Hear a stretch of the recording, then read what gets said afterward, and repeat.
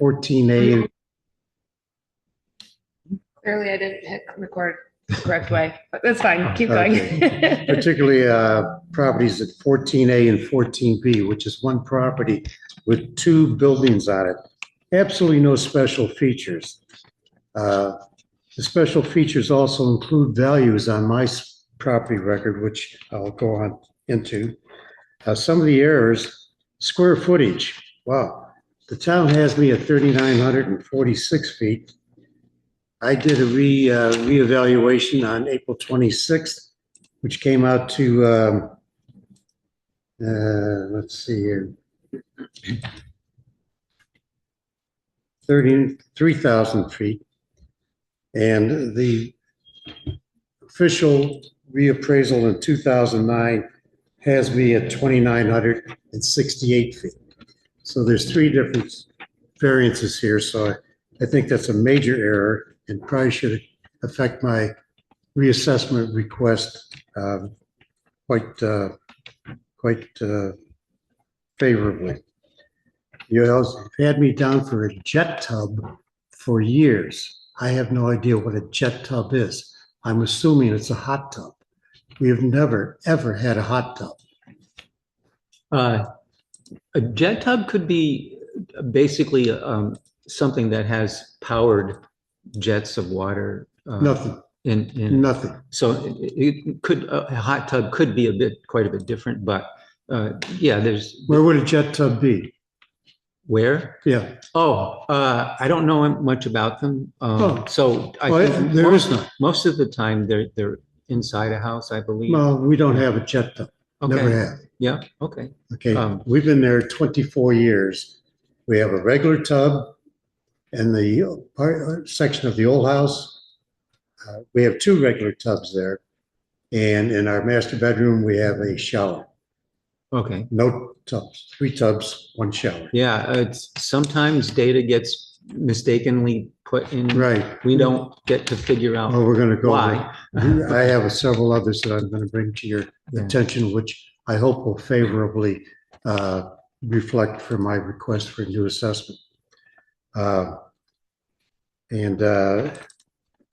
big thing is, to recap on the hill itself, there are 20 properties from one Castle Hill to number 84, 0.2 of a mile. 8 are second homes. Some are Airbnbs of those second homes.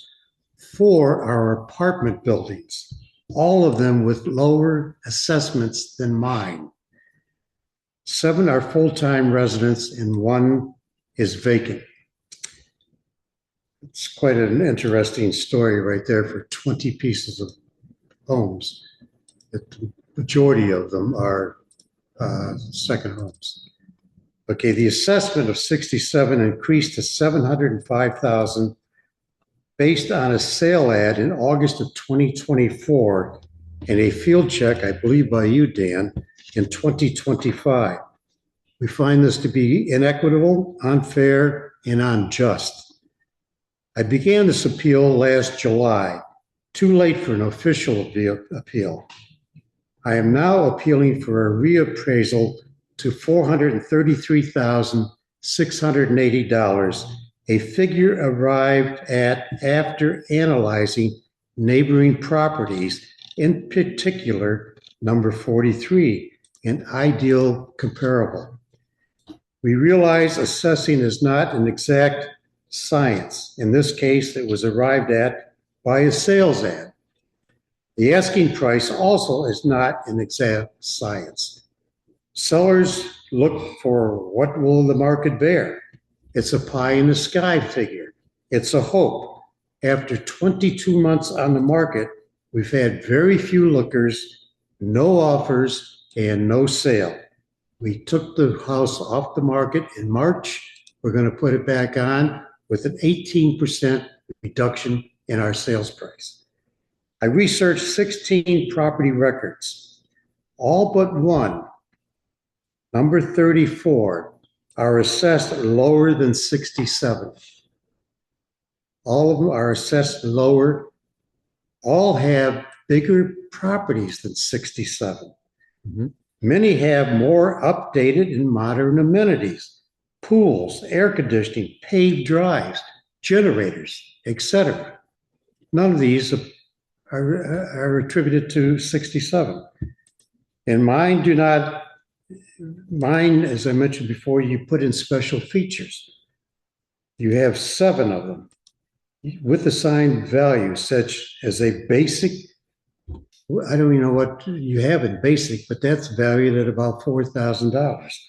A hearth. We have a stove, a propane stove on brick. Is that considered a hearth? Yeah. Yeah. A jet tub that we've already discussed. Yeah. A kitchen island. It's a piece of furniture in the kitchen. I don't know what that is. Is it attached to the floor? No. But it's like a table then, Yeah. with drawers and cabinets in it, maybe. A couple drawers. Yeah. An attic. You've got me assessed at a lot for an attic. What's that all about? Is there any finished area in the attic? No, can't get into it. You have to push these little scuttles, I guess they call them, to push it up, and then you have to pull yourself up. It's got So just there's an no, attic. It's a there's no 186-year-old house. There's no stairway No. that goes up to the attic. No. Okay, so that's important. Yeah. Horrible. And then you have me assessed for electric service. What in God's name am I being assessed for electric service for? Well, I'll explain a little bit about, not too much detail, but this type of reappraisal that's done for the town is what's called a cost-based appraisal for valuing the way that the system values the properties. It's not the same as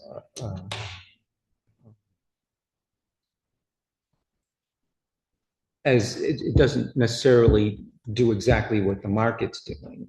Well, I don't understand the thing you're saying, Dan. So I have electric service. it's based on tables that cover all of the different parts of the house. Cable? The tables that are used to generate the valuation. So every part of the house gets a certain valuation. And so having electricity is one of them. That's why it's in there. It's part of the house. If you didn't have electric in the house, it would be worth less. Oh my God, is that right? Well, yes, the way that properties are appraised in this town follow the rules of Vermont. So it's a system that other towns use as well, and it's done by the rules of the state of Vermont. But I don't want to. Don't take up a lot of my time on that. I don't have any other further information about that. But your value on my electric service is $1,728. Yeah, I couldn't even. What does that mean? I can't give you any. You can't, no answer on that? No. It's good that you're mentioning these things, and the assessor will be looking at all. Okay, because on all these other special features, no one's being assessed for electric service. Not one other. And 16 property record cards I have. Okay, yeah. Okay. Well, did you put that in your notes? Oh, yeah. Okay, good. I did. Yeah. Not specifically. I just said all the other ones, all they have is cement floors. A couple of them have been special valued with cement floors or a garage door. Mm-hmm. Well, anything that you didn't mention in what you're giving us, you can add further information that you can email to Sarah. Well, I think it's pretty well put out in what I. In case there was something else you think of. Well, I've been thinking about this since July 29th, 2025. So okay. I think I've gotten it down. I've done so many drafts on this little presentation, And that's all in this big file over here with all the other information. Well, one thing I did want to ask, Yep. it's a long shot, but would you be open to having me visit the house to view the house interior? Absolutely not. Why would you do that? Okay, I just wanted to find Yeah. out because it is something that we can do. You have. If necessary, You basically visited the house when you went to Zillow, because every part of that house is on Zillow. Okay, And that's what whoever did the assessment, you did, I think it was you that did the actual site visit. And that was a picture that you took from Boyd Hill across the street to my home. That was Okay. your site visit. well, Okay. I would have done a walk around of the house. Well, Yeah. I don't know, we weren't there, but I guess. Yeah, that's the normal procedure is Okay, a complete walk around, take pictures and make notes. So, well, I guess you've given us, well, what's in here is what you have to put forth for the assessor to read. And what I 67 Castle, this is my final statement, is it's the oldest house on probably close to the town. There's a couple that are older, Mhm. but this is 196 years old right now. It's Okay, it's the oldest house with the least amount of property and assessed as the second highest. is that in your notes? It's the final one. And then my final remark is, please reassess to 433,000, comparable to number 43, where we believe it should realistically and fairly be. And I think Okay. if you look at this really, What I want to let you know is that you will be getting a notice of any change in your valuation from the hearing. okay, And even if there's no change, you would still get a notice saying there was no change. And that notice will also tell you about if you want to have further resolution, there will be another step that you can take that would be meeting before a board of okay, town employees okay. to deal with things that didn't get resolved. How soon would that take effect? We don't know yet. A month or two, No, or I don't know yet. Yeah. within a month or two? Oh, I would guess that, but I don't want to make any Okay, commitment. but not a It's- year. It's an open-ended thing so Yeah. far, so. Okay, Yeah, no, it won't be a long time. So we have a week from today, pretty much, 7 days from today. So the decisions from Grievance will be mailed out Monday, the 6th. And then there's a 14-day window after that you're able to apply for a hearing with the BCA. And that would be through the town clerk. okay. But that, when you get your decision on Grievance, all of that will be listed on the bottom of that notice. Okay. It'll say what your next steps are. And what's the VCA? The BCA is the Board of Civil Authority, which is justices of the peace, the select board, and the town clerk, and some other town people that sit on that board. And that's just the next step of the appeal process. So in your history as working with the assessments, are there any senior or veteran exemptions or discounts? We wouldn't have anything to do with that. Okay. No, you'd have to find out from the town. And who in the town would have that information? I don't know. You don't know? It's not part of my. What do you do, Dan? I work for the assessor. Oh, so you just do the assessments? Well, I do the field work and I do the hearings, and the assessor does everything else. Oh, okay. Mhm. Okay. Well, thanks for your time. You're welcome. Thank you, Joe. You guys have a good day. And how many are you doing today? I think we have around 20. Okay. Yep. I hope I didn't set the bar too low for this. No. No, you didn't. Thanks, guys. Is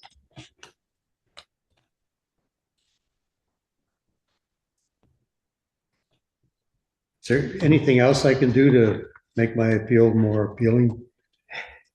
I think you hit all the main points. So Okay, yeah. excellent. You did Thanks. good. And happy 4th of July. Thank you. You too. 250. I know, Yeah, right? Wow. Take care. Okay. Hey, good morning. Can you guys hear me? Yes. Hey, this is Josh Lane. I just wanted to give you a heads up. I got to Jessica. The link that was sent out in the email was not a valid link. So I you know. might- We're sending out a new Okay. link. Yep. Okay. I Thank just wanted to you. make sure Thank the you. message got Yeah. to the room. You guys are good. Yeah. Thank you so much. Yeah. All right. Okay. So next. Are you John? I'm John. Okay. So you're here for Nathan Owen. Correct. All right. So come on up.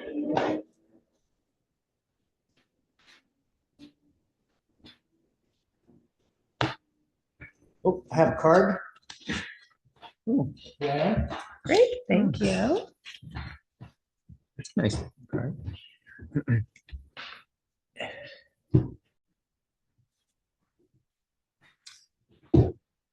Okay. Are we rolling? Yep.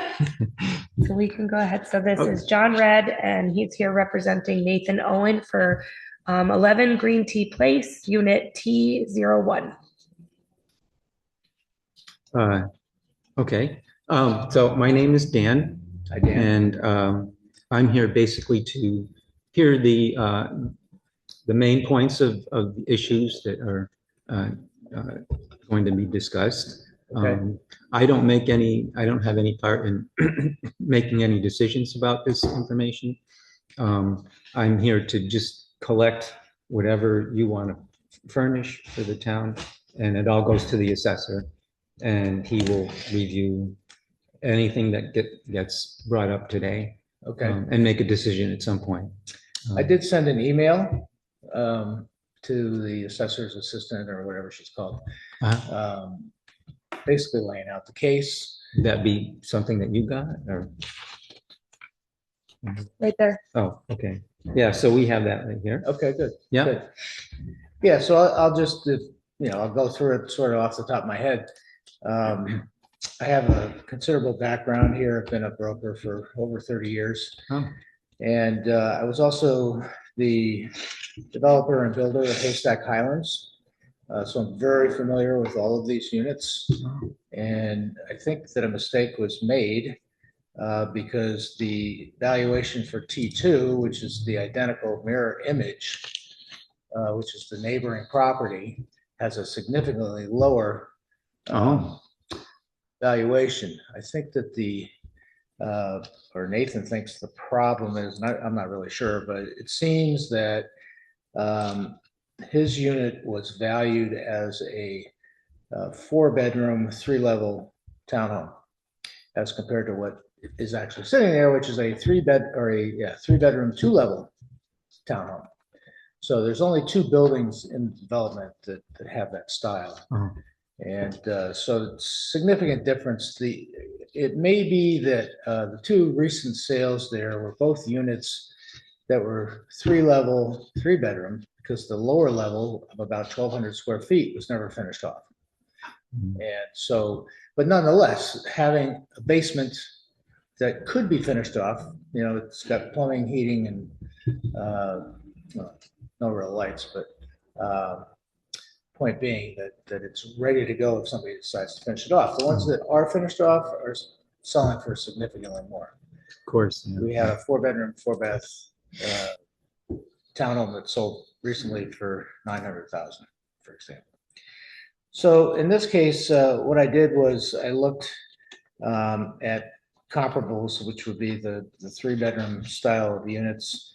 I did attach a sheet summarizing those listings, and the average per square foot price came out to $284. And when you use that number and multiply it times the square footage of Nathan's unit T1, comes out to about $637,300, which is a little bit less than the $665,390 that T2, the neighbor has been valued at. But I think that it makes sense, number one, to have the two units exactly the same. The finishes are basically the same. I mean, there's no real difference between them except for one faces north, one faces south. That's about it.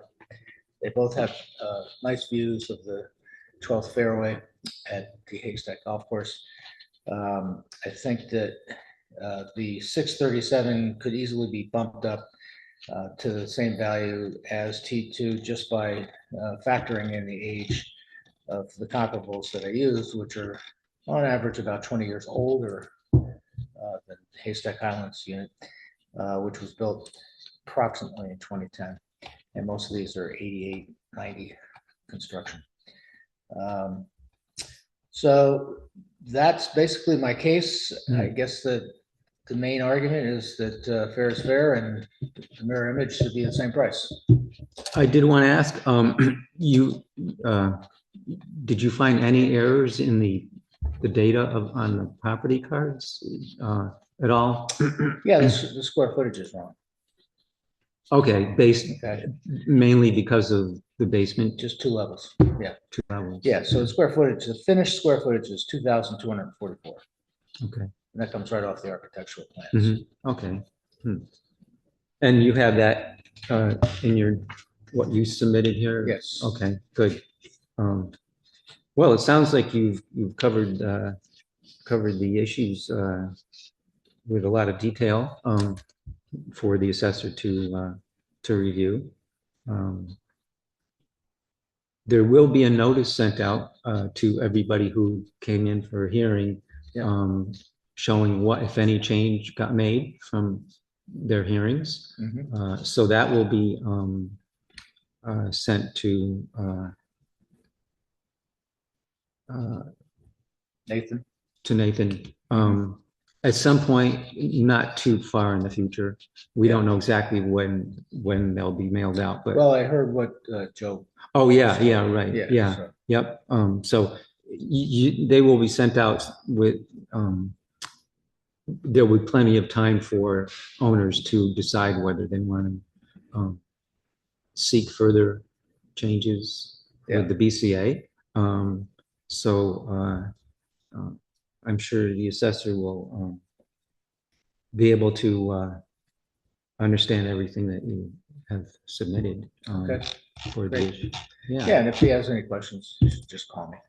Yeah, that's good that you're saying that. Yeah. Absolutely. Uh, But it's pretty straightforward, I think. mhm. So I think it was just a mistake made, easily fixed.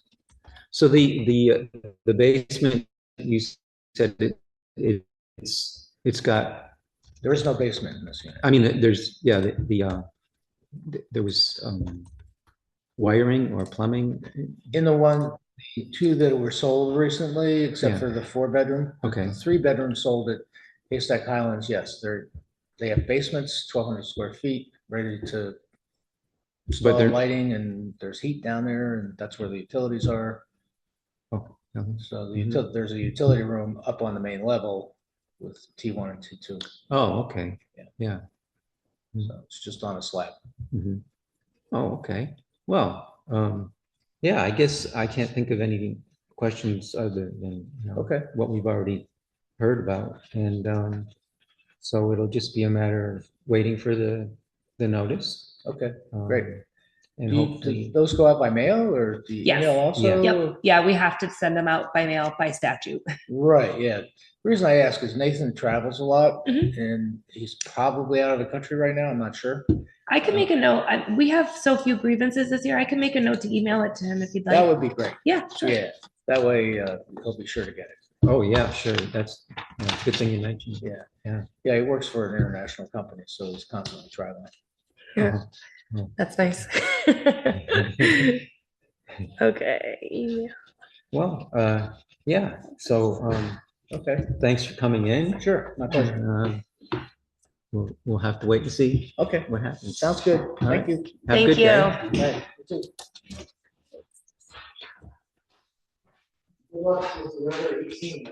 Thank you. We need it. Okay. So the next ones are 9:30 and 9:45, and that's mailing and the Inn at Quail Run. So we'll have to wait. Hey, I'm here if you have a moment to. So we have somebody scheduled for 9:30 and 9:45. So we'll have to wait to make sure that if she's going to be here for her appointment. Because you're Raquel? Yeah, so we have you in for 10 a.m. Okay. Yeah, I just have to get to work, so if I could get switched in a little earlier, that would be appreciated. So, I'll be 2 minutes. I already wrote like something to you guys and sent it in too. and so you have land on Stable Road, right? Correct. Yep. Okay. And so why don't you go ahead and start talking, and if we have to, we can figure it out. But I know that you have I feel like you have kind of a small because you're going off, you paid only $5,000 for the land, right? Correct. Yeah, it's a pretty like simple, straightforward, I guess, case. Can you guys hear me okay? Yep. Okay, great.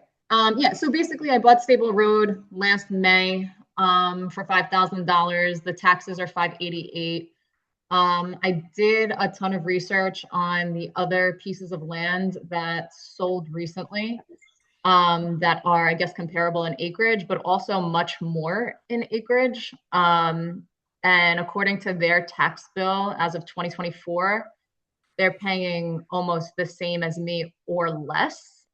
Those properties are 130 Vermont Route 100, 313 Vermont Route 100, and 130 has 4.4 acres with similar classification. And then basically after doing a lot of math, it feels like my property is kind of the outlier because most properties are being taxed like $1,350 or to $1,370 per $1,000 value, whereas my property is being taxed $117 per $1,000 value.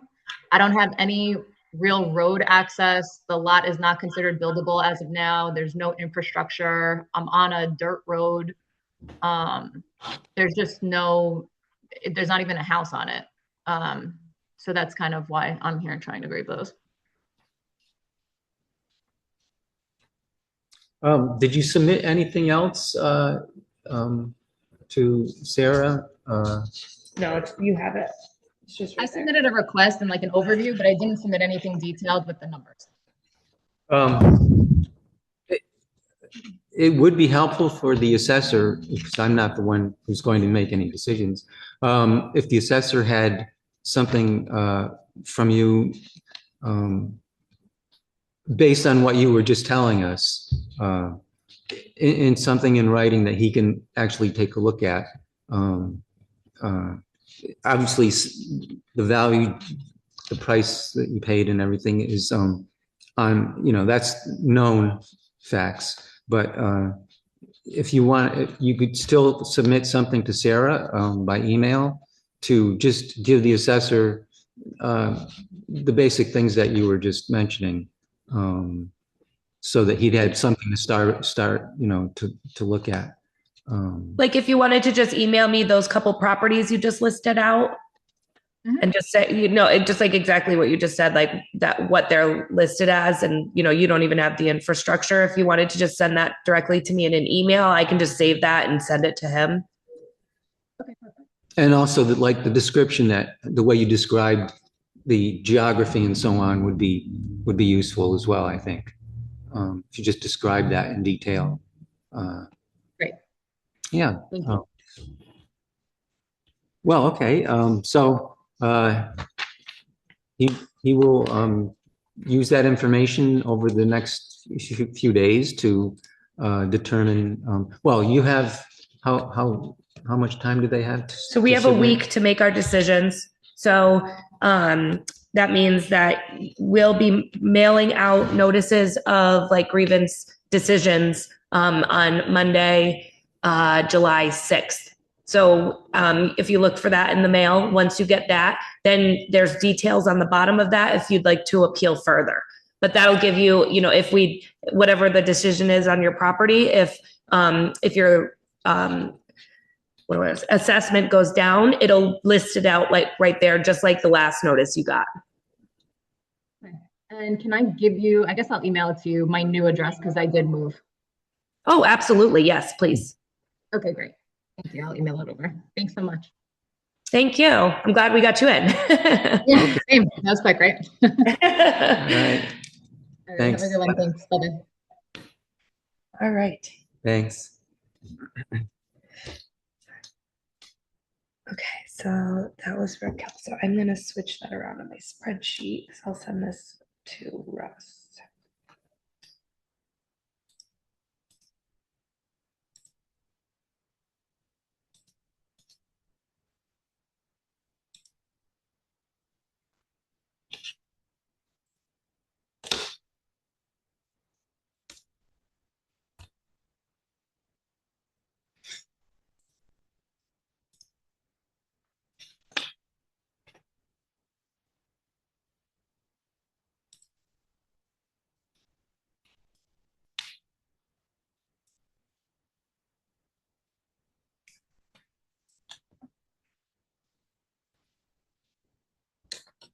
$5,000? How did that? I wonder if I can.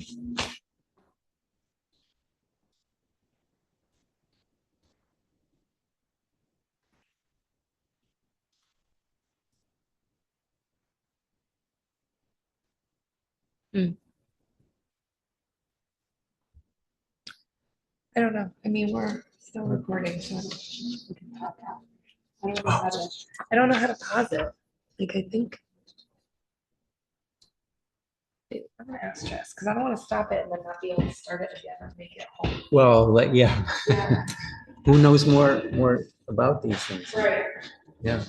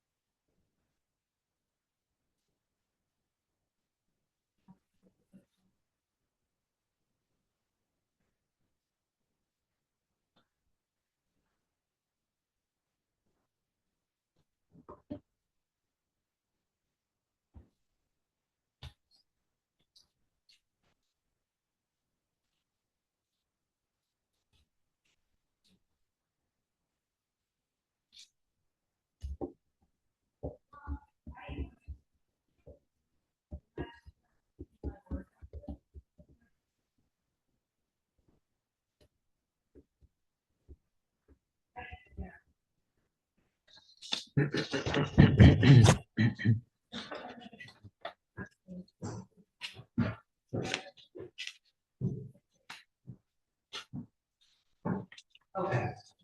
Good morning.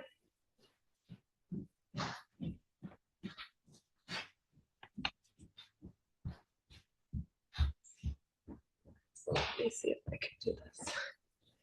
Oh, wrong one. I got through. I'm so sorry. Yeah. Oh, that's okay. That's okay. We had a technical issue this morning. The link that I had sent out and everybody's emails was not working. So, but I'm glad that we got where we are. Oh, good. Thank you so much. Thank you.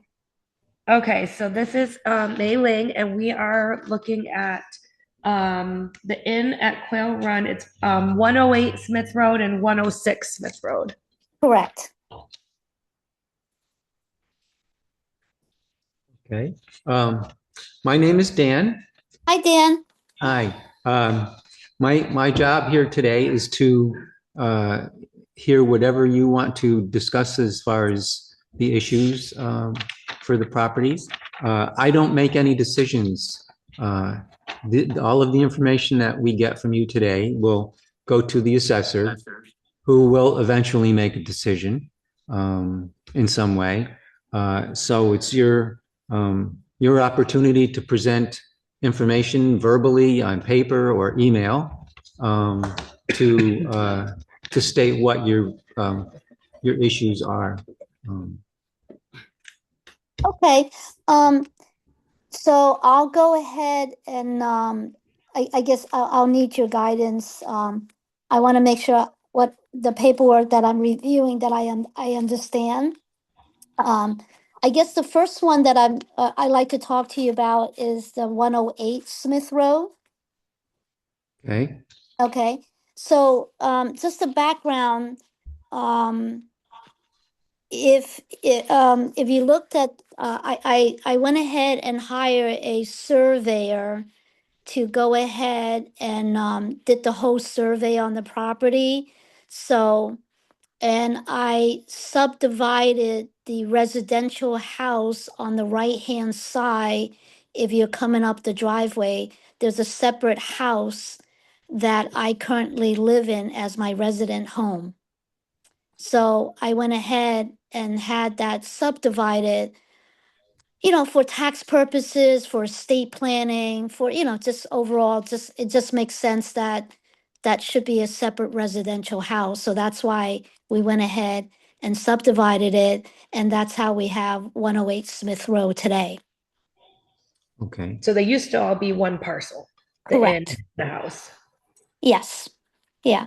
And the way the final survey is all done, as I can see that they have the land as 1.79, as the total land on that lot for number 108 Smith Row. Yeah, which is correct, which is fine. I'm fine Okay. with all that. My only concern that I have with regards to valuation, um, I guess right off the bat, it's still listed as commercial. So, that was one thing that I didn't know how to read the valuation. In other words, I'm looking at the chart. It says primary commercial 1.79 is the acreage. Then it goes to base, then it has a number 100, base rate of 60,000, adjusted rate 60,000, extended value 1074, and then a 7 and 100, and then it comes up with a value of 214,800. So I just want to, I didn't know how that got calculated to 214,800. And I'm assuming that that's based on some kind of value on a commercial rate. So that is where I feel that there's a discrepancy, and I don't know how to go about revisiting that. So when you say it's not commercial, then No, it's my primary resident that I'm living in. okay. Which is, yeah, we have that as your address. Yeah, I wouldn't really be able to give you any significant information about the valuation, but basically, you're feeling that it's not correct. In Yeah, other words, yeah. it's you feel the valuation is too high then, basically? Oh, absolutely. Yeah. Yeah. In other words, just from a simple real estate transaction wise, I just don't know. One, it does have an easement on the property because it's a shared driveway with 106. Overall, that value, I don't know how much of a value that has in terms of a negative. And then the only other, the one I just didn't know how to interpret is the rate of a commercial land versus the rate of a residential is where I just see a discrepancy there. I'm not sure how to figure out what the rate is residential versus commercial. Okay. Yeah, Uh, well, what I would suggest is the assessor may want to talk to you. right, right, Uh, so that might be something that, and obviously you'd like to do that, I'm sure. right, right, right, So what will happen is um, the assessor will look over the valuation and make sure that nothing was incorrect as far as the way he has already done it. And so he will either make a decision or uh, for a change, or even if no change is made, you'll be getting a notification in the near future when he's done reviewing what he uh, has to learn about the property. But he might want to talk to you before he makes a final decision. So, uh, do we have your phone number Mhm. for sure? I have phone Okay. numbers and emails. right, right. So he would probably want to talk to you. I'm guessing, but Right, right. Yeah. um, Yeah, I hope to hear from him. And will Sarah be able to help me understand how to look at this calculation? That would also help me to understand it better as well. In other words, if you look at the do you know which line that I'm talking about? How they came up with the yeah. 214,800 valuation. And there's got to be some kind of formula to come up with that. So I just Well, didn't know how to, yeah, yeah. I wouldn't want to say what there is or isn't as far as how the Okay, valuation does. It would okay, be best for you to wait and talk to the assessor. okay. Um, Yeah, no his, problem. Yeah.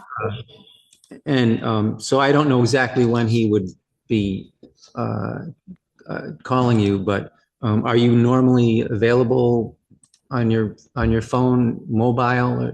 Yeah, yeah, Yeah. I am. And if for any reason, if I miss his call, I hope he leaves me a message and I'll call him back. Yeah, Oh, we certainly would. Yes. yeah, yeah, yeah. Yeah, it would be most effective for him to give you, an explanation. Okay, alrighty. Yeah, then Would I'll wait for his phone call.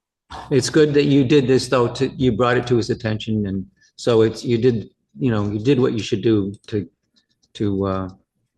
get something out of the hearing. Right, right, right. Yeah. Yeah. Okay. Okay. All right. Okay. Well, Sounds great. I'm so glad we were able to meet. Thank yeah, you. us too. Thanks. Have a good day. Thank you. Bye. Bye-bye. Bye-bye.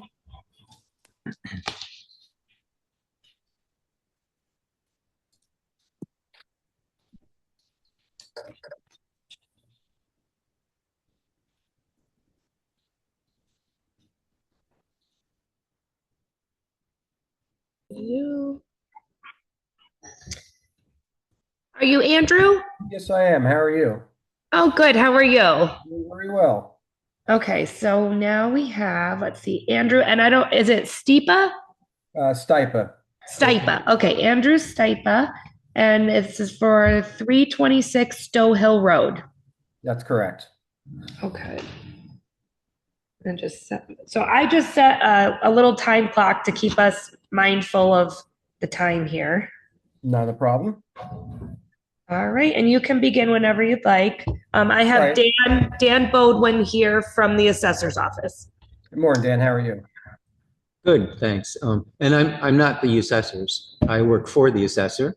And basically what I do is listen and discuss whatever details you want to bring up. And any information we collect from the hearing, verbal or on paper, will all go to the assessor for him to make a decision at some point. So Okay. yeah, go ahead with your details. Sure. All right. So yeah, appreciate you putting me on the schedule. I understand, I think we've had the house now for 15, 18 years, something like that. And, I understand the value has appreciated greatly in Wilmington over the years, which I think we'd all agree is a good thing. Really, what I want to do is try and understand how the town came up with the fair market value of my property that's over 800,000, to make sure the assumptions reflect the unique property, which is 10 bedrooms, 7 bathrooms, 2 kitchens, 2 living rooms, and really amazed at the house. It was originally built in the early 1800s, but it's listed as 1920 with an effective year built as in 2020. And I see it's classified as a 2-family residence. We use this as a second home. One section is exclusively for our use. Nobody else, is in there while they attached, but separate wing is rented periodically through Airbnb and VRBO. It's not operated at all as a bed and breakfast or a commercial inn. When I reviewed the assessment history, I noticed that the land value remained unchanged while the building value increased from 420 to 812, which is an increase of about 57%. My understanding is that the increase resulted from the 2024 reappraisal and that no physical inspection of the property was performed. So I have a few questions, and if you want to take one at a time, or I can just kind of tell you what they are, then we can discuss afterwards. Yeah, and I should emphasize I'm not really an expert on all of the details that go into the reappraisal values, but if you will be able to at some point create an email perhaps of what you're just wanting to bring up today for the issues, for that to be passed on to the assessor. Okay. I will take notes whenever possible, but yeah, that would be very useful for him to see it, in a text, Certainly. as an email. All right. And you can submit that email to Sarah, and she will pass it on to the assessor. Okay. Yeah. So what did you want to say then? Go So I ahead. guess I'm trying to figure out, if you can walk me through, or he can I'll send my email, comparable sales that support the property's 57% increase in market value, despite, no physical inspection of the property. Whether those sales involve properties that were similar characteristics, such as a former inn, 2 large family residences, or homes with a similar size and lot. Yeah, I noticed that the property records reflect the effective year of 2020. You have that was built in 1920. This property, I'm sure they're aware of it, but it has an old boiler, steel jacks to keep the floors from sagging, no air conditioning, older windows, thin walls. Just trying to see if I can get an explanation on what improvements or information to support the effective age. Mm-hmm. Mm-hmm. It's listed as a short-term rental. Want to understand whether that notation is simply descriptive or whether that property's short-term rental capability influenced the valuation of the property. My current concern is it's not that the property has some rental potential, rather understanding whether the assessment reflects the value of the real estate itself based on the comparable comps. Uh-huh. I assume, the valuation of the property is highest and best use, or the value as an income property or as a 2-family residential property. Yeah, I really couldn't enlighten you on that part. But again, it would be good for that to be presented to the assessor as a document of written information. But basically, it hasn't had any major updates, apparently. I mean, the only thing is, so since we've owned it, the only thing we did was remodeled the kitchen that was on the Airbnb side, and took out a staircase, and all the bedrooms are exactly the same, other than lipstick, painting, and molding, but you still have the same carpet, exactly the same bathroom, same tiles, same sinks, same floors. So really, other than the kitchen, that's all that's been done. Okay. Mhm.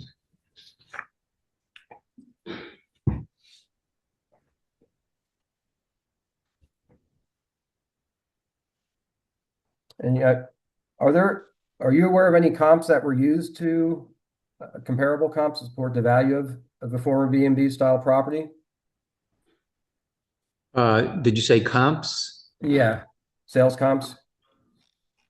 Um, well, that would be something you could get information on any property in town if you know what properties. But we don't actually have a list per se to. I mean, I have a few, which, I mean, I think probably the closest one to me would be 400 Stowe Hill Road, which sold in 25 for $1,250,000. It's 4,200 square feet, but that was completely remodeled. Like I said, ours, we have sagging floors, no air conditioning. That has, I think, all the bells and whistles. That's probably the highest price house. And you have 75 Rate Hill Drive, sold for 620. 20 Ray Hill sold for 735. I think my property with 10 bedrooms, 2 kitchens, 2 living rooms, is a lot more obsolete, functionally obsolete compared to these properties. You can access information about any of the properties in town, and I guess how would they look up to get property cards or to look at a property card? So on our website, under the grand list department, there's Town View Online, which is our mapping. Oh, yeah. And if you click on any property on that mapping, there's a link to the property card. And that would give you details of the house that's on it, details of the land, and the valuation. Okay. And I assume that the listers used some of those properties to come up the price on the valuation of my property? Well, there actually aren't any listers anymore, just to clarify that. Okay. Other towns in Vermont have also switched over to hiring contracted assessors, a single person to be the assessor. So the assessor would, the last reappraisal that was done was in 2020. And the reappraisal uses all of the properties in town and no properties that are not in the town to analyze the market values for that particular reappraisal year. And so it's done as a valuation called the cost approach, where the town uses software that has tables that are built into or added to the software for that particular year, reflecting what the market values are based on the cost of materials and other factors. So that's how they were created in 2020.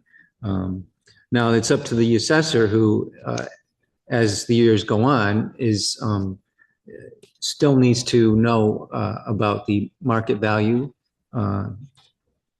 as the years go by. And so I couldn't really explain exactly what the assessor used for this valuation, but it would be done in the normal manner that the state requires.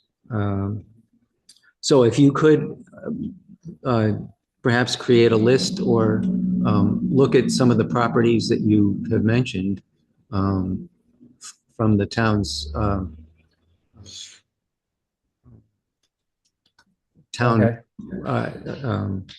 information parcel by parcel, that might help you. And so what will happen is the assessor will make some kind of decision either to change or make no change with the valuation. You'll be getting another notice, which will look pretty much like the first one, and it will show if there was any change or not.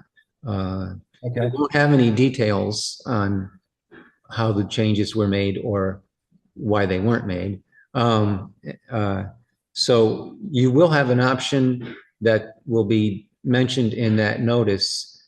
If you don't get resolution from the hearing that you were hoping for, there is another step that you can take to ask for a hearing with the what the town has called the Board of Civil Authority. It's a group of town officials who can make changes after this part of the process has been done. So that'll be in the notice that you're going to get. So make sure and take note of that in case you want to have further resolution of the valuation. But if you do send something describing the issues, that would be really helpful. And you can send that to Sarah, and she will pass it on to the assessor. Okay, so just to understand correctly, you're using the cost approach, so it's based on the square footage and the replacement costs. Is how they're coming. So it's not the yes, right. It's not how desirable a property is.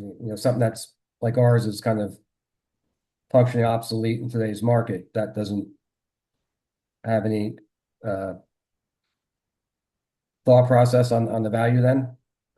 Well, it does if the assessor knows about it, but often interior information, which is, kind of what you're bringing forth about the buildings. If there's no interior information that shows the actual condition, then he has to use whatever he can to. So and that's my next question. If there's no information on the interior condition, how is it a physical?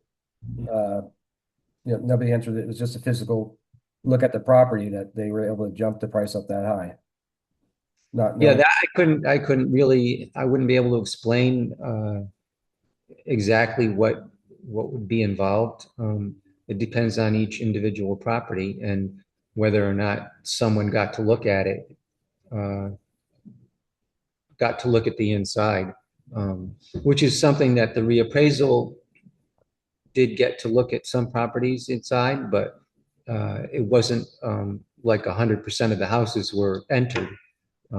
Yeah, according to this document I received from the township, they did not go inside. It was just I guess looking from the outside.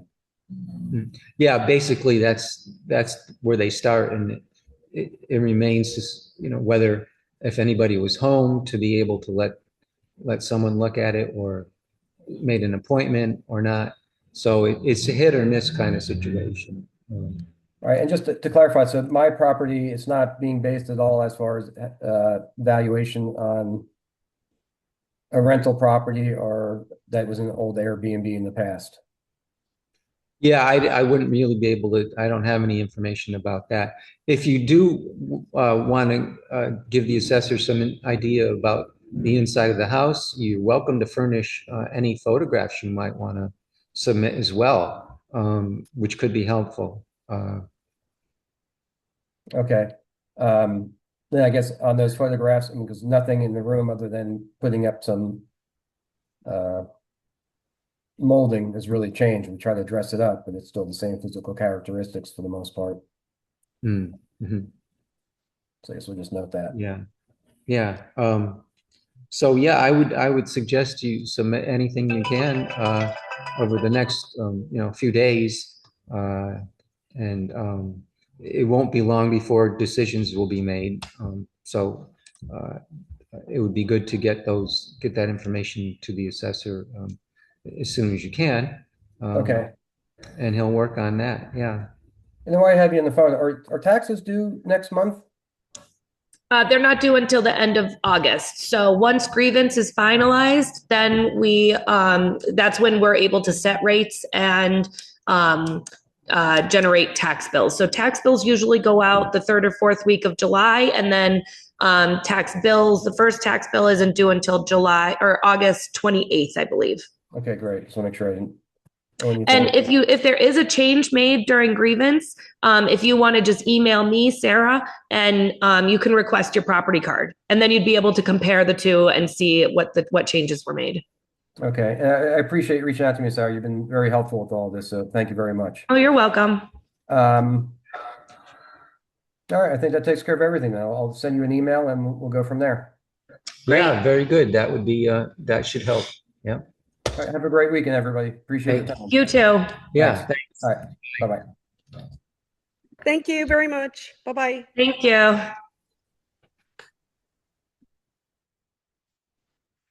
I'm just gonna pause it.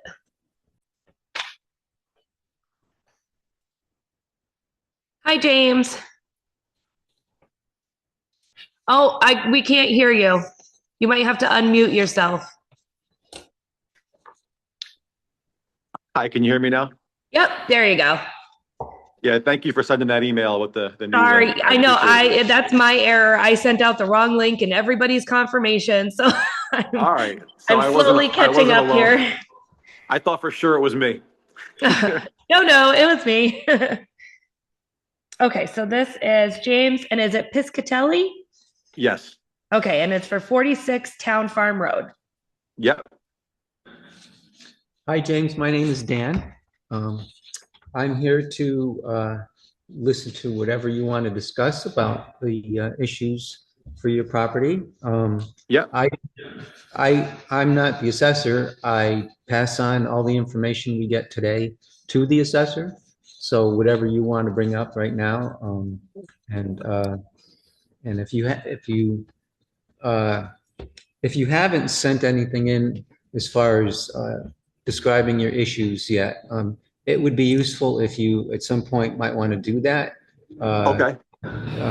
Mainly the things that you want to discuss today, and Okay. to have it in a document that the assessor can look at. Yeah. Okay. Yeah, I did send an email to Sarah kind of outlining the issue. Oh, yeah. All right. I have that in front of me. Sorry. Oh, it's okay. Yeah. Go ahead. Yeah, this was kind of a unique situation because I've never seen anything like this before, where they just did like a reassessment based on a real estate listing that was submitted with the MLS, and nothing even came out of it. Nothing transpired. So I've never heard of a municipality using a sale listing as a way to increase the value of property. I didn't even think that was something they could do. And again, this was a listing that has expired. The property did not sell, did not get any offers. So clearly the price that we asked for was not the market price.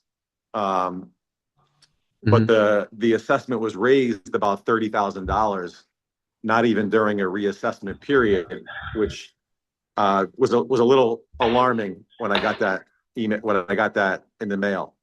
Yeah, I'm sure. Yeah.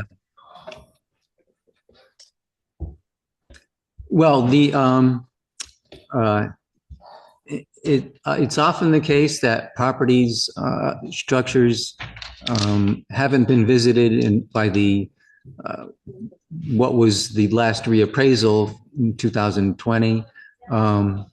If no entry was gained to learn about the inside of a property, which, the condition of the interior could be very important. The assessor's job is to update whenever possible properties that were lacking information about the interior, which is something that something that's relevant to when a house is being put on the market. And so, Okay. So he did make changes, and it would be very useful if you can help clarify the details that you feel might be. Yeah, the main thing really is just that nothing on the inside of the property has really changed. Since I've owned it, it's the same size. I mean, we painted it, we cleaned it up a little bit, but it's not like a still the same amount of bathrooms. We didn't add any bathrooms. We didn't add any space.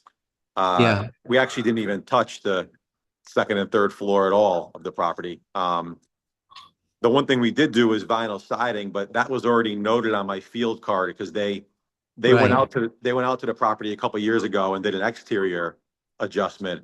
And that was probably the biggest thing I've done since owning it was the siding, but that was already taken into consideration because it noted that it was vinyl siding on the field card. Yeah. So just, on the interior, like I said, nothing significant changed on the inside. It's still 2.5 bathrooms, same amount of bedrooms. There was like wood paneling that we painted white, but I mean, that's just more of a cosmetic preference situation. So I was it just didn't seem to make sense that there would be such a significant increase in value just based on some pictures of a listing.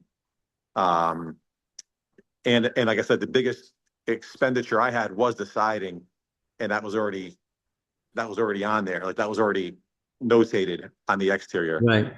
Right. Well, the assessor has to deal with the market changes and also Okay. Based on whatever information can be found. But the history of the house being not having been updated very, very much at all is significant. And I guess if you do have that in your letter here, so he will look this over and might make a change. I couldn't speak for him, but what will happen is you will be getting another notice. It'll look a lot like the first one to show what, if any, change was made. And even if no change was made, you would still get a notice to tell you that. That would come shortly in the near future. We have to go through all the hearings first, and so we don't have an exact date of when they'll be mailed out, but it probably wouldn't be too long in the future. So keep an eye out for that. And that notice will also explain that you can seek another step for a value resolution with the Board of Civil Authority, which is available to anyone who has had a hearing like this and didn't get the resolution that they were looking for. So that notice will tell you how to go about using that further step for now. So if you want to submit any other information, photographs or document text, you're welcome to do that over the next few days. So who would I send that to? That would be to Sarah, and she will pass it on to the assessor quite promptly. Mm-hmm. And if you get the grievance hearing, the grievance decision letter, and there has been a change made, you can just send me an email and ask for your updated property card, and then you'd be able to compare the two to see what was changed. Say that again. I'm sorry, Sarah. You're saying once. Yep.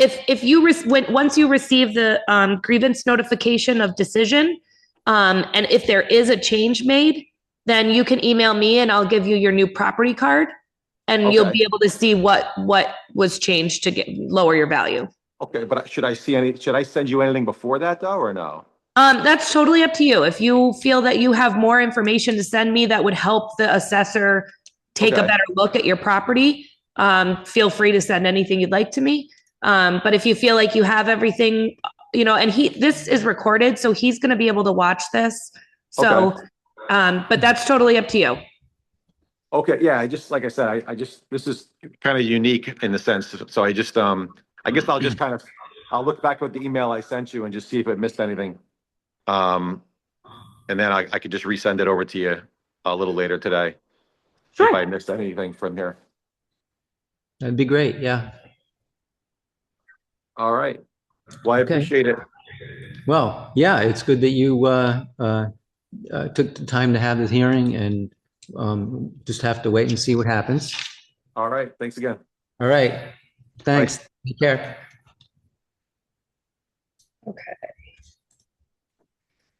Okay, so next would be Marty Pape. Oh, yeah. And there's another person logged in.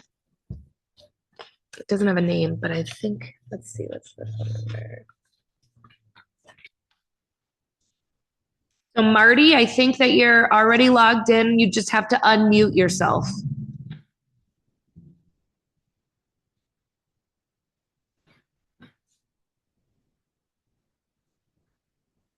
Let's see. So, Okay, I'm good now. there you go. There you go. Yep. Okay, great. Okay, so 1046. All right, so this next one, so we have Martin Pape, and he is here for 65 Two Brook Drive. Yes. Hi, Martin. Good morning. My name is Dan. Hi. I'm here to collect whatever information you want to discuss about your property. I don't make any decisions on these things. I'm here just to get this information passed on to the assessor, and he will look over whatever we discussed today and anything that you've submitted as well. Okay, understood. So yeah, go ahead and So I purchased the property in 21 of 2021. I cleared the land, got the permit, built the house. So I guess it was I'm getting a divorce, and it started 2 years ago. So a year ago, she had a arbitrary realtor, and I had an arbitrary realtor go appraise the property with the structure on it, and it came in at a little below 200,000. So in the last 2 years since that's gone on, the only thing that I've done to change was to put the stone facade on the front and side the house, because after 3 years of having the zip system, it has to be closed up before it starts to rot, and so the inside of the house is not done. There's no floors, there's no ceiling, there's no kitchen. I'm looking at studs, and when I got the appraisal for $400 and some odd $1,000, or somewhere around that ballpark, I said, yeah, I think that's a fair appraisal when the house is completed.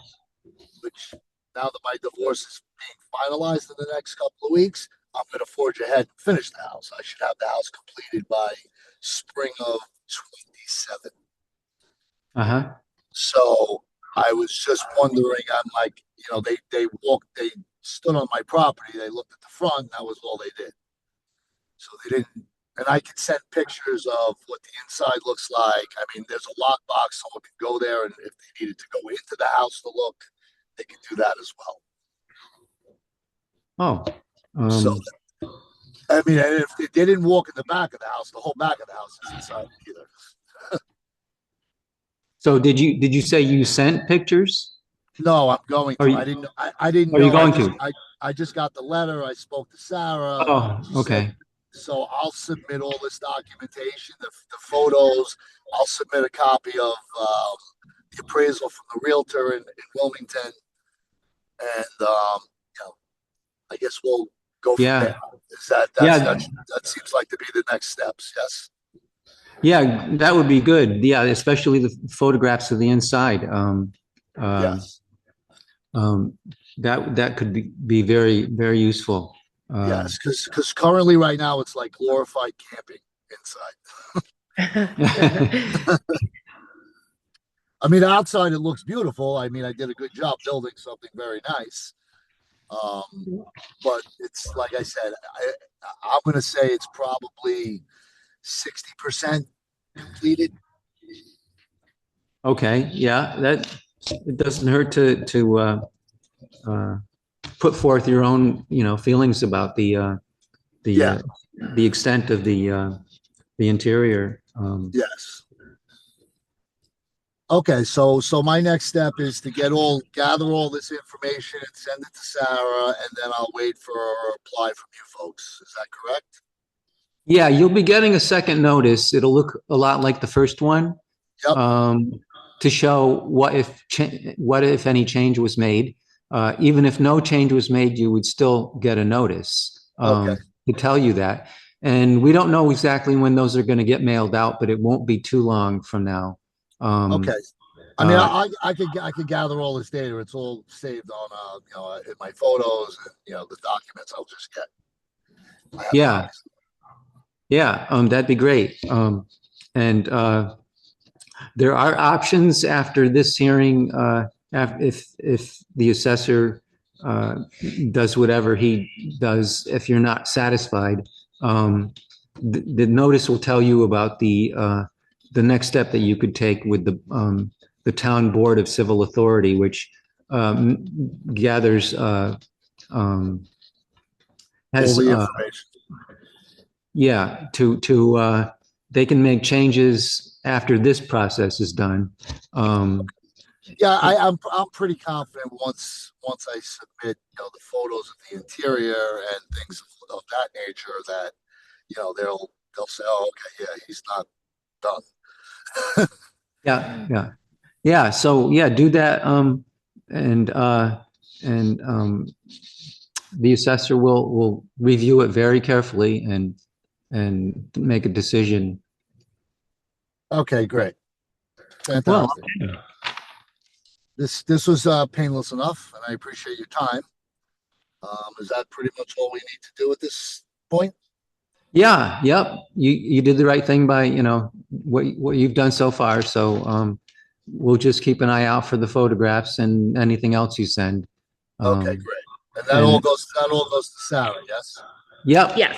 Yep. Okay, great. All right, you should expect that by tomorrow. Well, tomorrow's Saturday. You'll see it probably Monday morning when you get to the office.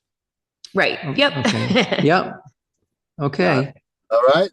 All right. Well, I appreciate your time, and yeah. hope you folks have a great weekend. Okay. Yeah. You too. Thanks, Marty. It's good talking to you. Thank you. Right, bye.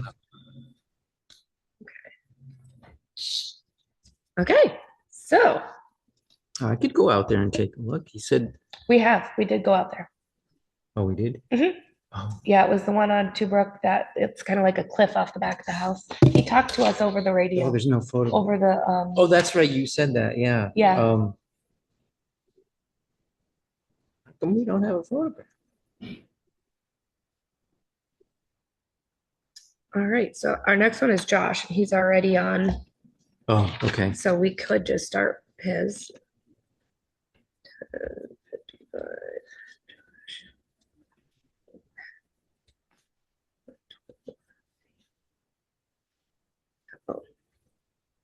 Okay. Okay. Okay. Good morning, guys. Good morning. Okay, so Hi. Next up we have Joshua Lane, and it is for 121 Fanny Hill Road.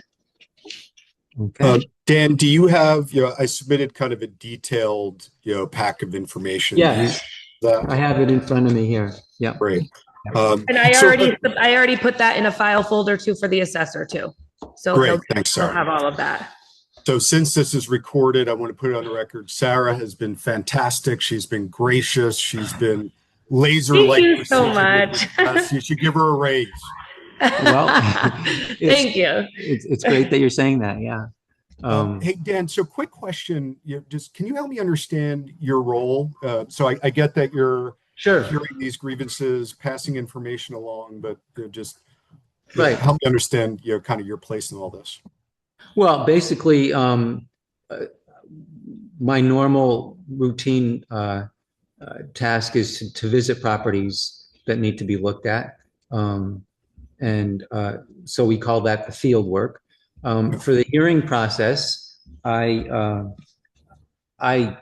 listen to whatever you want to present over verbally, and also whatever you may have submitted in the form of papers, documents, or photographs. And then that gets passed on to the assessor. So I don't have any part to play in decision Yeah. making.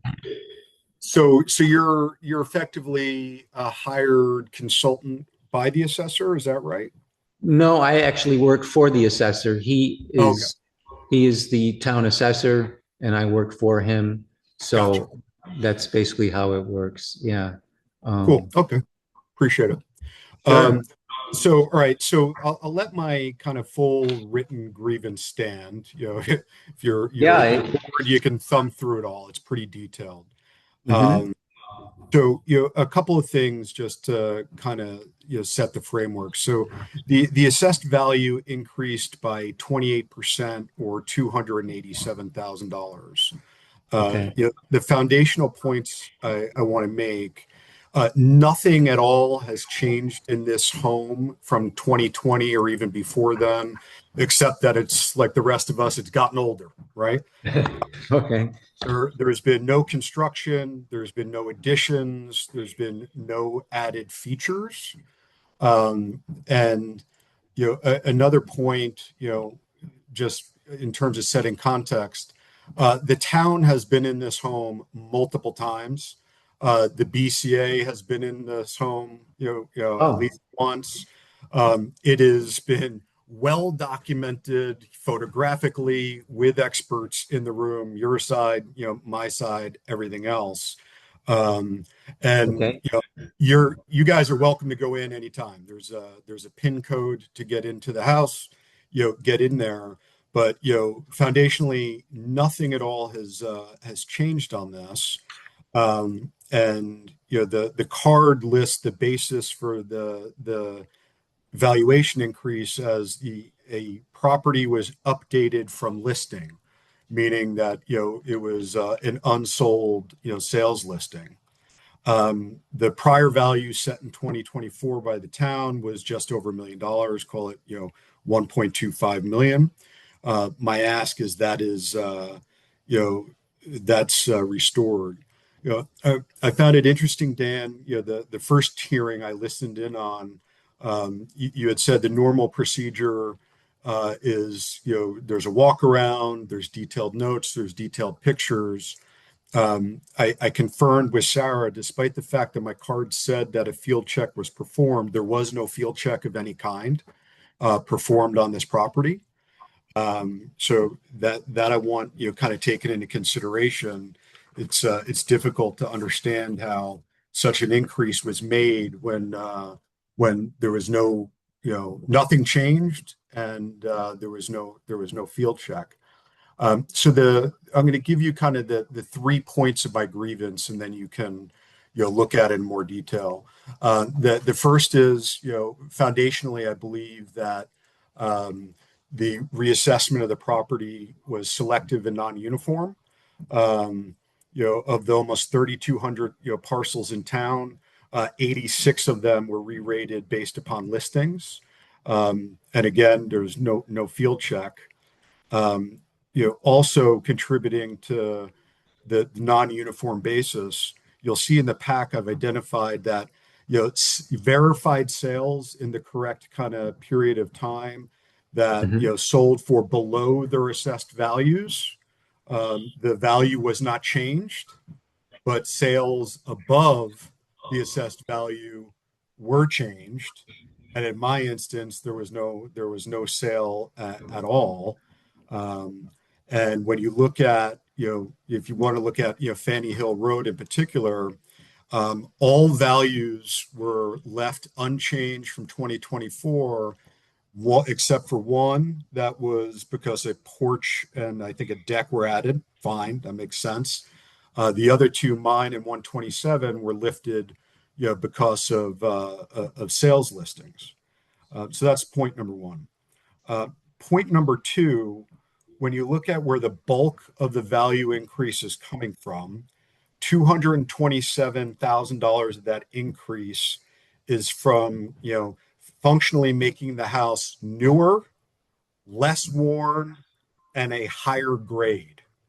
And those things do not improve, with age. They improve from some sort of construction, some sort of remediation, but you'll see those items were changed. And I suspect with no rational basis other than an unsold, sales listing. The town, through Sarah gave kind of 9 changes for 2026, changing the bedroom count, the room count, how our walkout basement was classified, a hot tub, a wet bar, a kitchen island, the land rating, the grade, and the depreciation. None of that's new. There's in the town's files, there's photographic, proof that all those things existed in the town's sales comparable appraisals. It had a lot of those items listed. So there's no new discovery in any of that. And when you look at how the town has sorted those pieces of information, the bedroom count, the room count, the basement classification on the card are entered as corrections that have no value differentiator, but the other items, grade, the effective year, the depreciation, all known beforehand, are changed and those affect value. So if this is an instance where the town is using a listing to update its poor records, one, all of those things have been well documented and nothing has changed. And two, you can't classify things that don't trigger a value increase as corrections and everything else as a value driver, right? So the third part I'll point out is as it relates to the land re-rating. And frankly, this has been adjudicated at so many levels before. I was kind of shocked that this is coming up again. Functionally, Fanny Hill operates on a land schedule. There was a period of time before 2020 when it was the Wild West, and there were value justifications all over the place. But foundationally, pretty much every plot of land on Fanny Hill Road, has a value attributed to it of $250,000 and a VG classification. There are some kind of asterisks to that when there's one that has a 2-acre plot, things like that. So mine was arbitrarily raised in this cycle, to $300,000 and an excellent rating. Again, nothing has changed on the land. There's been no improvement, no nothing. It is the smallest plot on the street. And, of note, you'll see, I provided an exhibit with kind of land table. But what's also interesting, 127, which has, which is also reassessed in this period of time off of a sales listing, much higher sale price, but I think that's irrelevant. Theirs, was maintained at VG 250,000. So effectively, the smallest plot on the street, mine, now differs by $50,000 than every other plot of land, and I believe that's arbitrary and there's no basis for it, right? So those are the foundational points of my grievance. I'll let you read the rest. Well, I think we'll probably be likely that he will want to perhaps talk to you on the phone. Sure. Would that be okay? And of course, we must have your phone number. Oh, yes, I have all his information. So I think that Sarah's got all my yeah, I think that seems like the most likely thing that will come about, that he would get to talk to you and go through the issues as you've explained them. That'd be good. Hey, what's his name? Just so I know who's calling. Russ Bodwin. Oh, sure. Okay. Yeah, that'd be great. And like I Is there a said, you guys particular, there, you can get in there whenever the heck you want. yeah, I'll show are you. you pretty much available on mobile phone or? Yeah, for sure. Yeah, okay.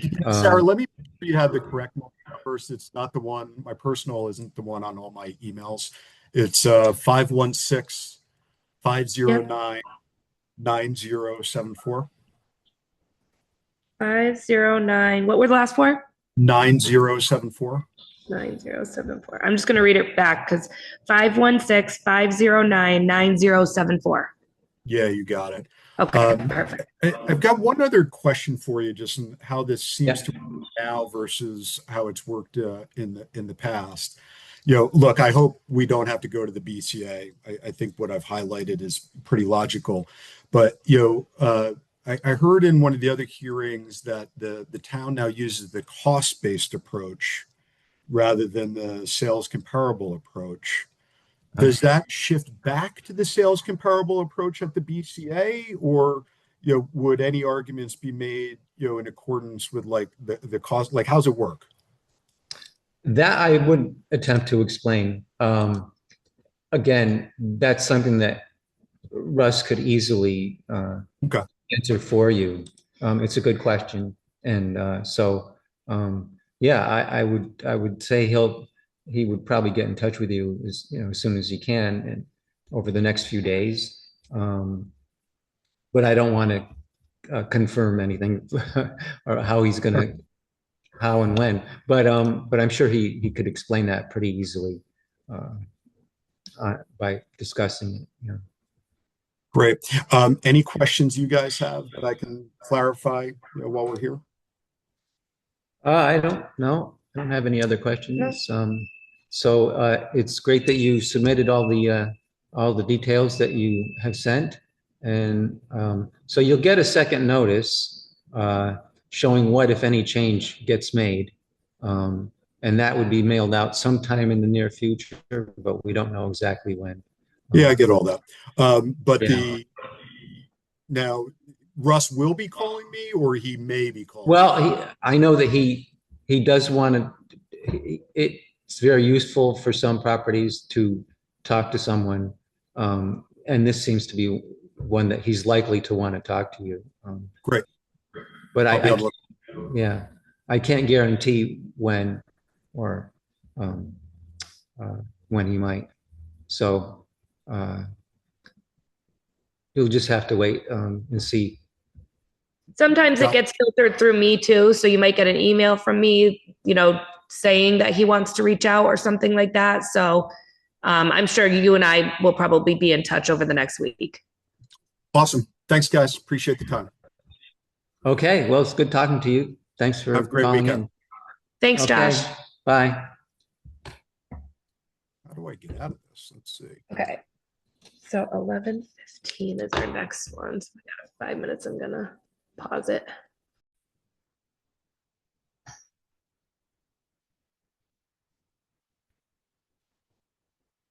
Hi, Anne. You can go ahead and unmute yourself. Oh, hi. Hi, thank you. Just actually, I was just going to come on at noon. If you could give me 2 more minutes, I'll be right on. Sure, no problem. Thank you so much.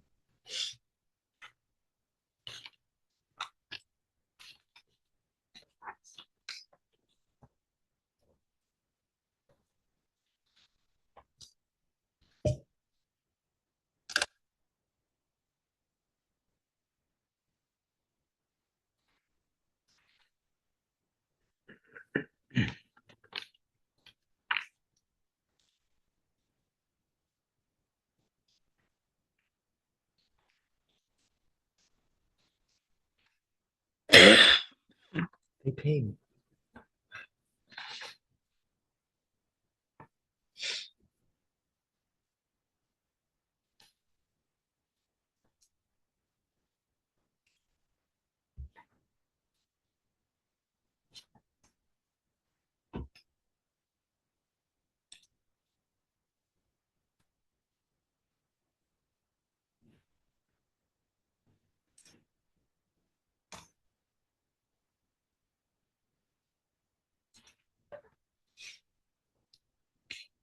So do I have to hit this switch button? No, I turned it back on, so it's Oh. fine. It's all Oh, good. okay.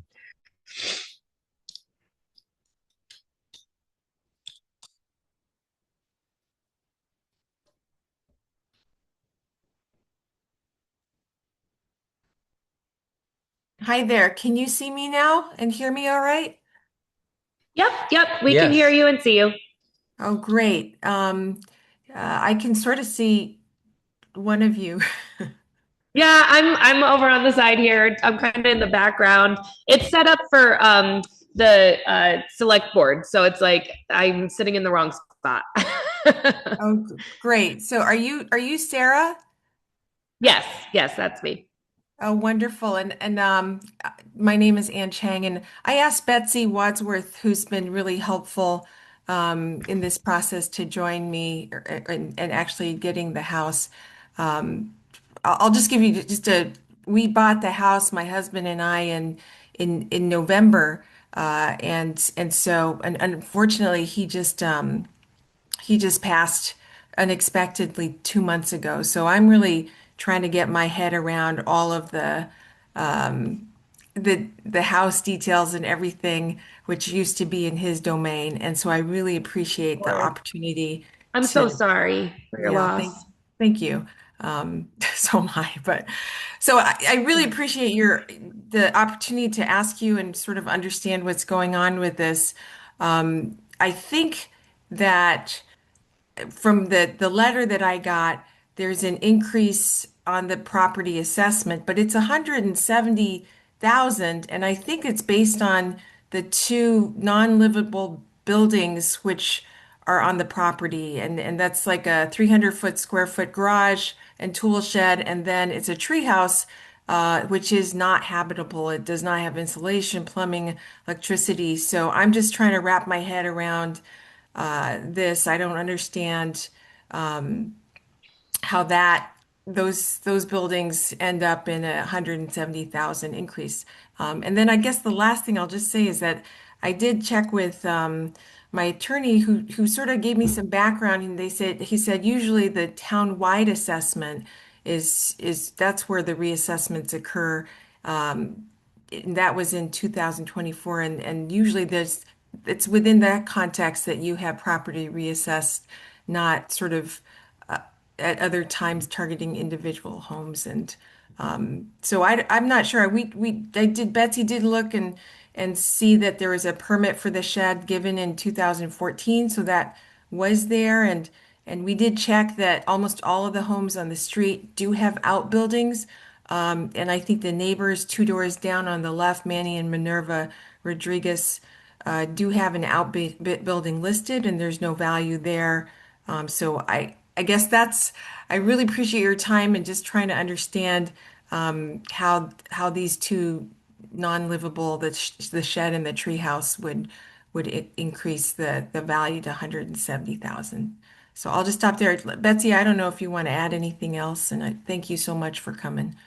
It's not No, my and my domain. Oh, So hi guys. And I'm just, hi. here to listen and understand. As you know, both probably know, I'm a real estate broker in our valley, Yep. and I'm too trying to understand this with Anne and trying to help her navigate this after the loss of her husband. And he was the one handling all the house things. And again, she's asked me for advice, and I am surprised by this because we know the townwide assessment was done in 2024, and we know that a value of a tool shed, garbage shed, and a tree house are not $170,000. So, anyway. Yeah, I understand. My name is Dan, by the way, hi, Dan. and I'm here mainly to listen to the discussions of your values and uh, property. I don't make any decisions. I'm here to collect whatever information you folks provide and pass that on to the assessor, who will be the one to review the details. It looks like we have some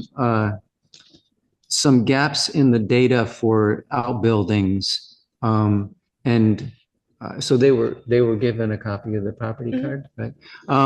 Right now, I believe the only outbuilding that is showing up on the property card is the treehouse,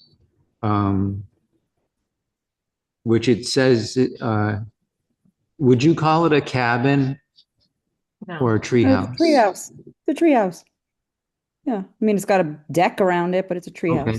Yeah. Nobody can, I mean, cabin to me means that you can live in it. There's no way, there's no insulation.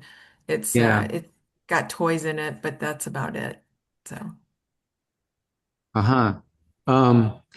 It says that the item I'm talking about says that the dimensions are 10 by 24. That doesn't sound like, do you It's have not that. do you know the dimensions offhand of what you're calling the treehouse? I don't have it. It's you go in, it's Okay. one room and then there's a little loft part, so Yeah. so it's a little bit taller that way so that kids can climb up this ladder and be on that. But it's one room. Again, it's got a lot of windows and it's on a platform so they can climb up to it. Yeah. So it's probably not 10 by 24 feet, right? No. I don't Probably know. much smaller than that. Yeah. This sounds to me, and I'm not sure how the assessor will be dealing with this, but it sounds to me like it might benefit from myself doing a field visit inspection.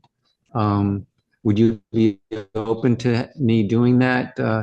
It doesn't have to be for the whole house, but at least for the outbuildings. And you say is there a detached garage? This is No, the it's a treehouse. shed. So I just pulled up the listing. I just Yeah. pulled up the listing on Realtor.com just so he can get see the okay. pictures of what we're talking about.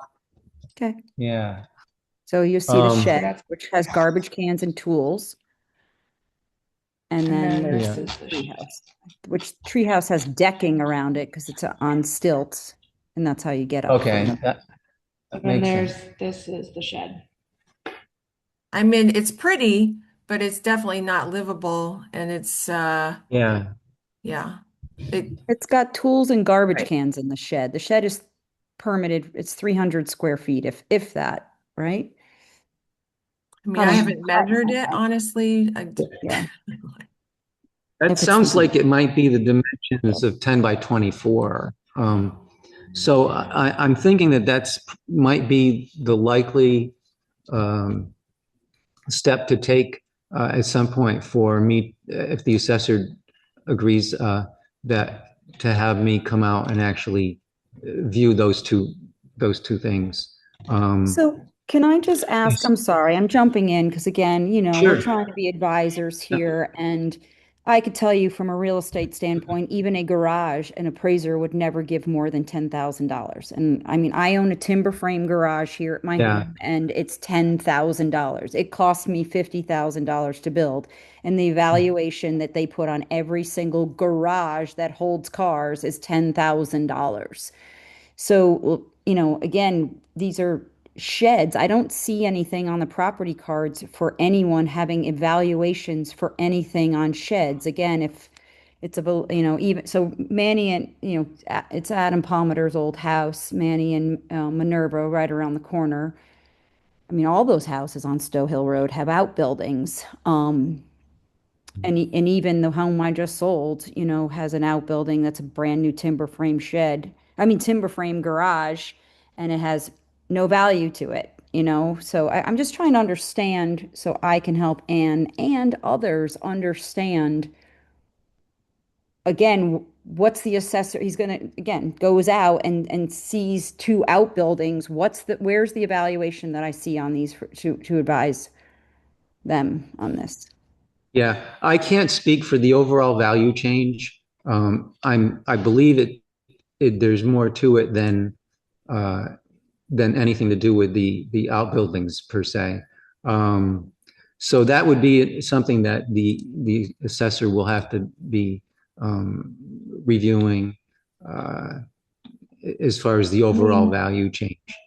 So if it's being triggered So by the sale, wouldn't that have to be going through a town-wide assessment as well because we just had one?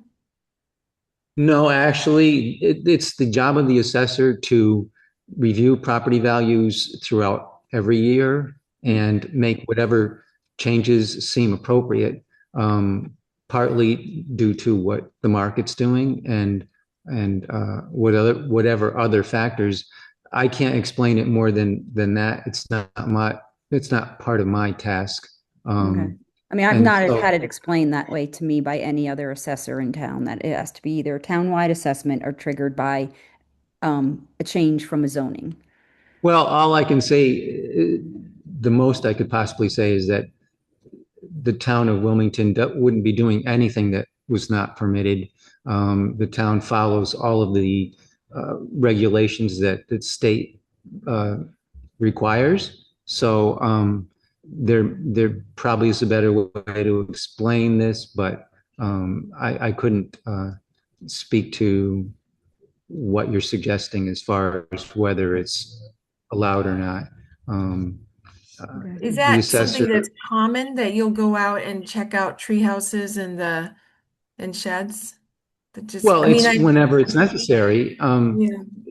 Yes, if it looks like the only way to solve some some mysteries is by actually going and looking at the objects.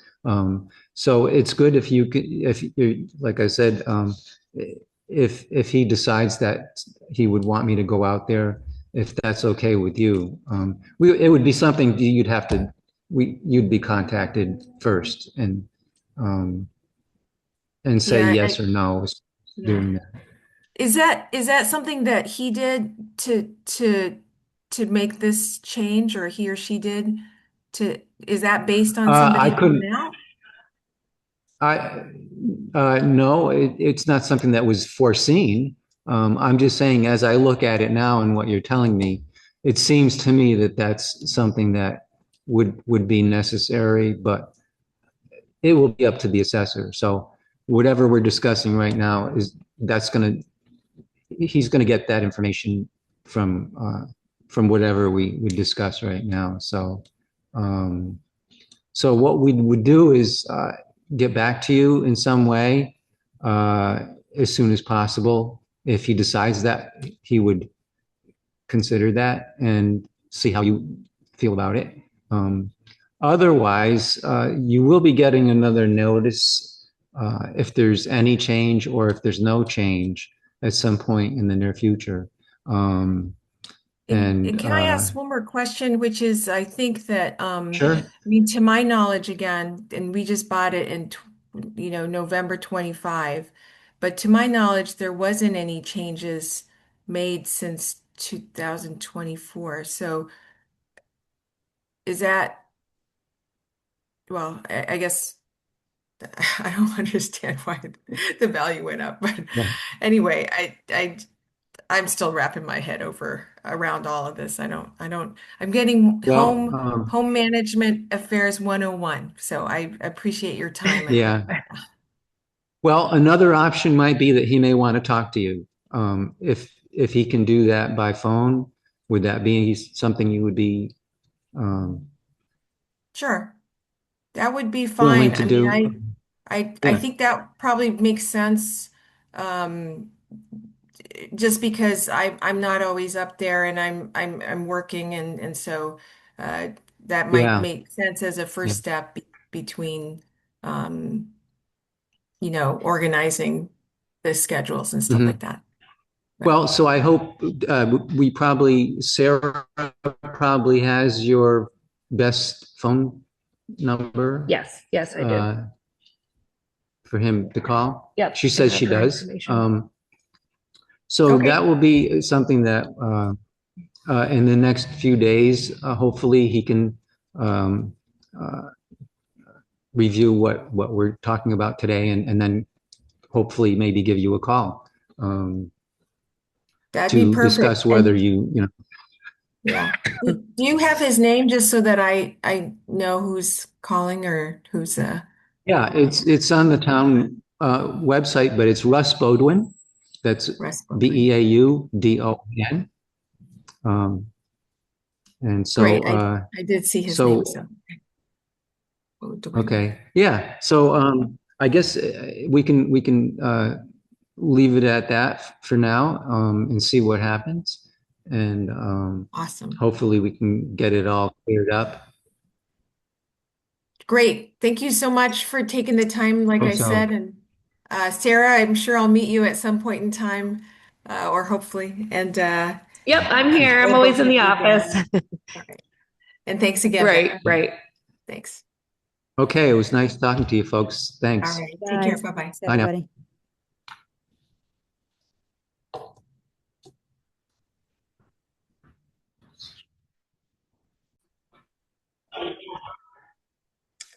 Okay.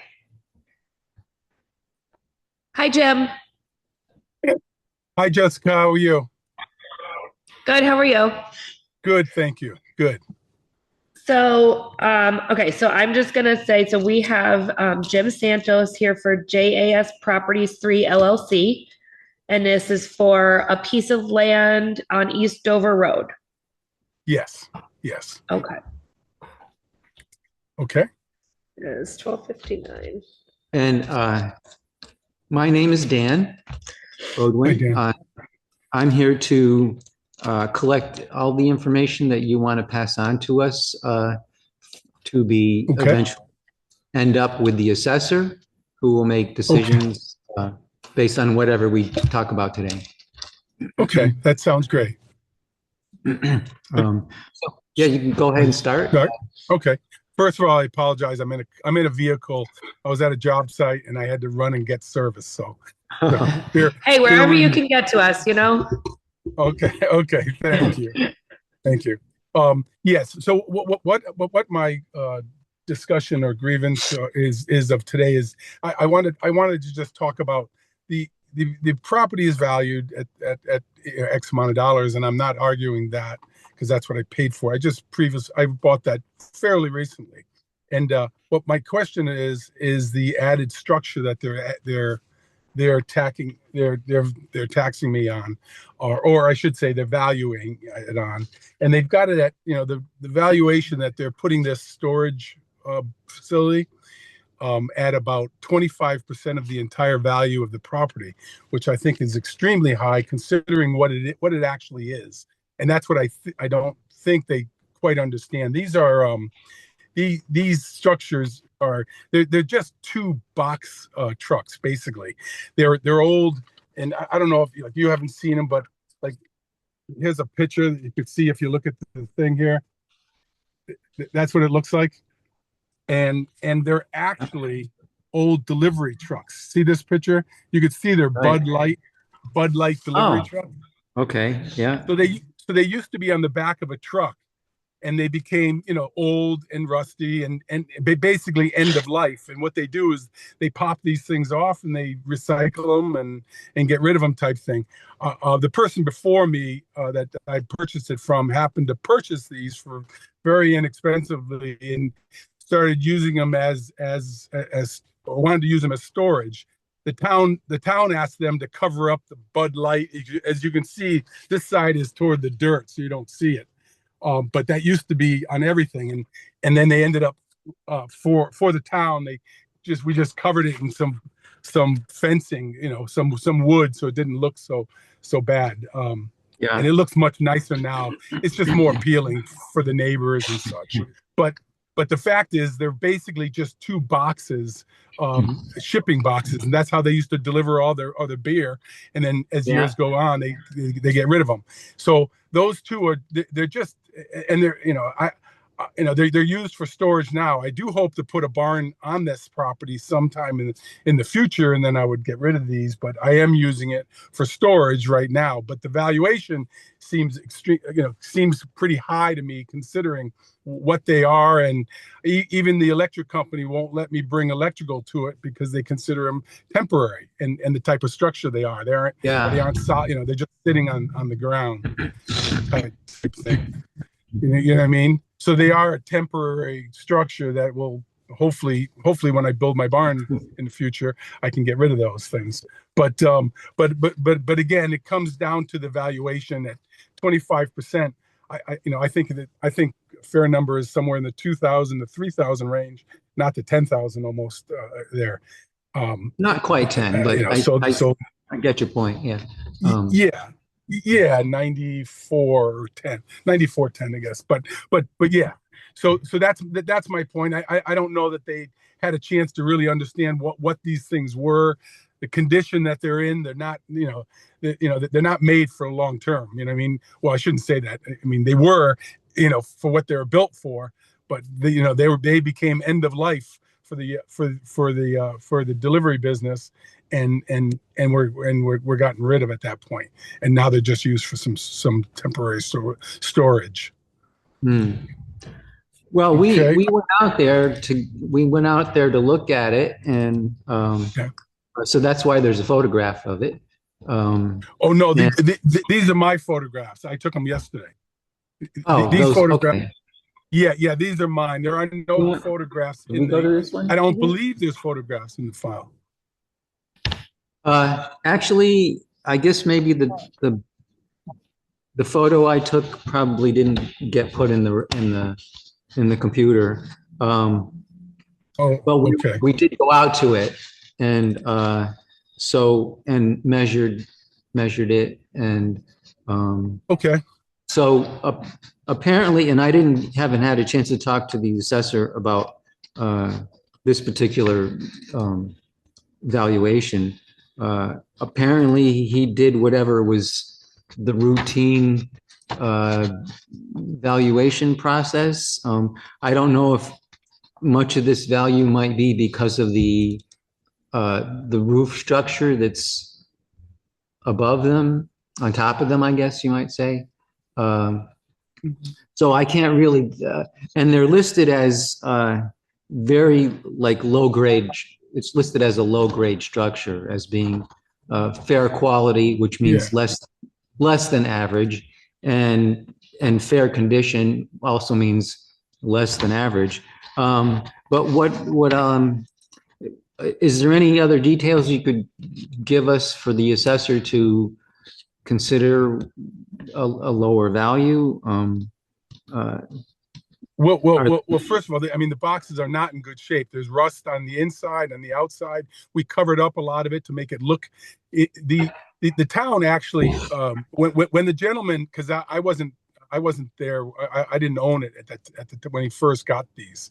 But when he first put them in place, the town asked them to remove them because they were in such disrepair. So that's when he covered them with wood. If you looked at it when you went there, you'll see the side facing the public has wood on it, and they're basically almost a wooden fence that he attached to it, and then he put that structure on top to try to make it more aesthetically pleasing to it, because it doesn't. You know what I mean? That was at request of the town, or they asked him to get rid of it, and he also knew they're temporary because there's no base, there's no foundation to it or anything to that effect. What was done was to try to make it a little more aesthetically pleasing, but because the condition, it looked, quite frankly, at the time, my house is right behind it. I didn't like it either. I had a discussion with the gentleman and complained as well, because he actually had it right next to the driveway more, and then he moved it over to this corner. Since that time, I ended up buying the whole parcel from him, but so now it is mine. But when he first put these two containers in, they were very, very ugly, and it showed you the real condition of these boxes, which now it's kind of not to be like lipstick on a pig, really. So they aren't permanent by any means. They're going to be gone. Well, I should mention they are. Actually, the factor of something being called temporary, sheds and other things that are put on the ground, even if there's no foundation, if they're just sitting on dirt, if there's something there, and the town is obliged to assess things with some value, unless unless they're totally unusable, Yeah. then No, no, it could be listed as zero value. But yeah. as they are now, they're sitting there and they're not going anywhere. No, So yeah, at the moment no, they're I not. understand. Yeah. Yeah, no, Yeah. I understand that. And I'm not trying to say that they're not worth anything. I am storing a few things in there, some building materials that I'm going to be using. So it's not that. I just think 25% of the value of, I mean, a parcel like that is worth a decent money. And I mean, and a 25% valuation of a structure like that is, I just thought was high. I think it should be, personally, I think it's worth probably, if I was going to buy it, you know what I mean? And he added it to the price. I would tack on another couple $1,000s. I'd be reasonable with that. So I'm not trying to say it's not worth anything. I just think 10,000, almost $10,000. Well, is I too much. would ask, is it more or less water? In other words, if rain coming down, can it get inside? If it was rain,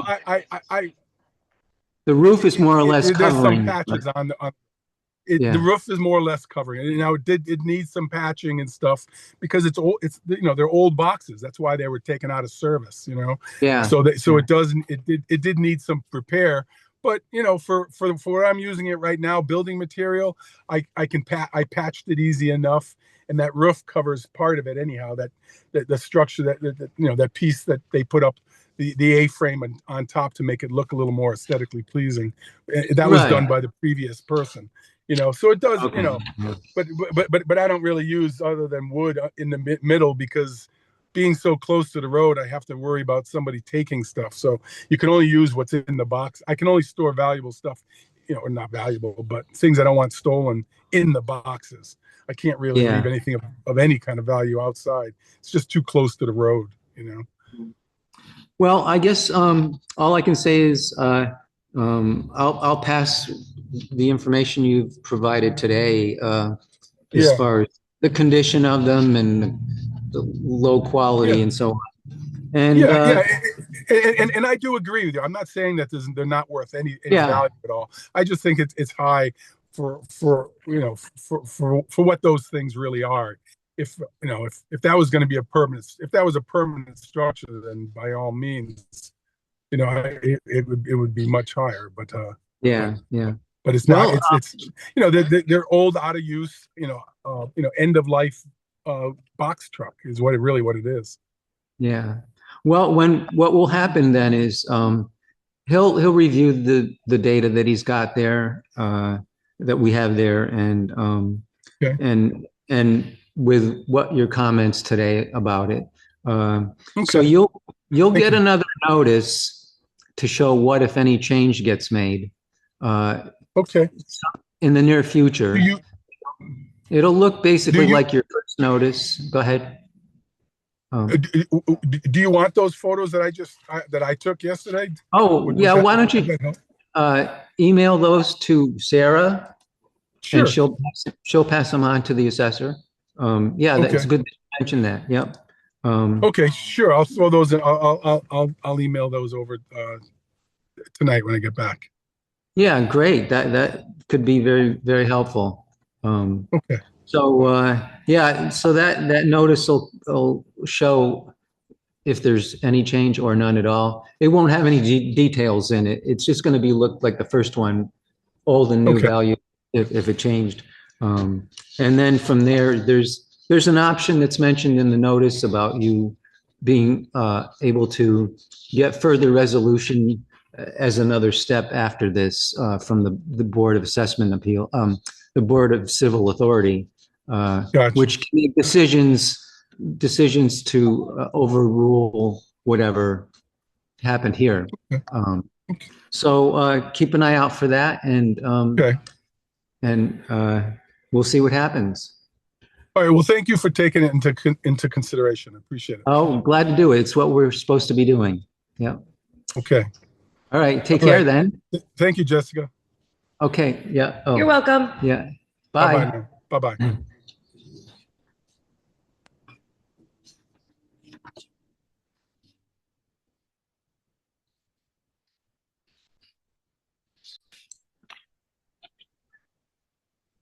Hi, good afternoon.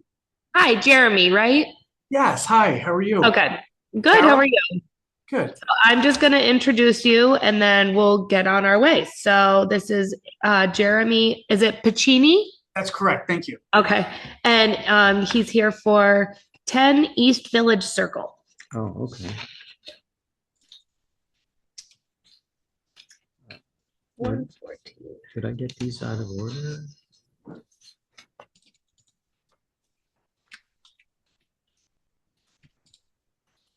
Why am I seeing that one? Property card?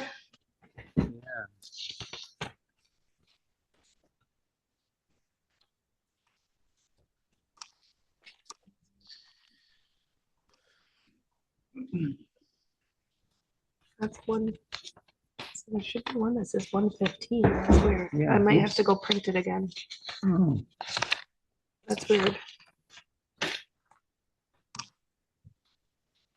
yeah. Oh, okay. I might have to, I'll just go print it. Oh, okay. So we misplaced your property card, so I'm just gonna have to print a new one, but that's fine. But we can start. Okay, great, thank you. And who's in the room? Sorry, I can't see who's there. Oh, I know, I'm off this side over here. Hey, how you doing? So I'm Sarah. I'm the one that you were talking with through email. Hey, Sarah. Thanks for accommodating me. And this is Dan Bodwin. Hey, Dan. Hi. So I more or less represent the assessor for this these hearings. And so everything that we discuss or that you provide for documentation, if you haven't already given to Sarah, anything that comes up with this discussion will go to the assessor for him to review the information and possibly make changes. So you're welcome to start with whatever your issues are. Great, thanks, Dan. Dan, are you counsel? Pardon me? Are you legal counsel to the assessor or no? No, I just work for the assessor for doing the appraisals. I don't make the decisions though. I'm just collecting your information. Very good. I could wait till Sarah gets back. I don't think I need the entire slot. Oh, tell me when she's back and I'll. That was quick. Okay, there you go. Oh, okay. Thanks. So thank you. Sarah, is it now a good time to begin? Yep, go right ahead. Well, thank you very much. So I haven't been able to get an assessment or a broker opinion of value, but I'm going to try to do that after the call, and I'll send you an email with some of these notes. But at a high level, we have disputes with the seller of the home. We purchased it a year ago for $640,000. There were a few items in the seller disclosures that were incomplete or fraudulent and incorrect.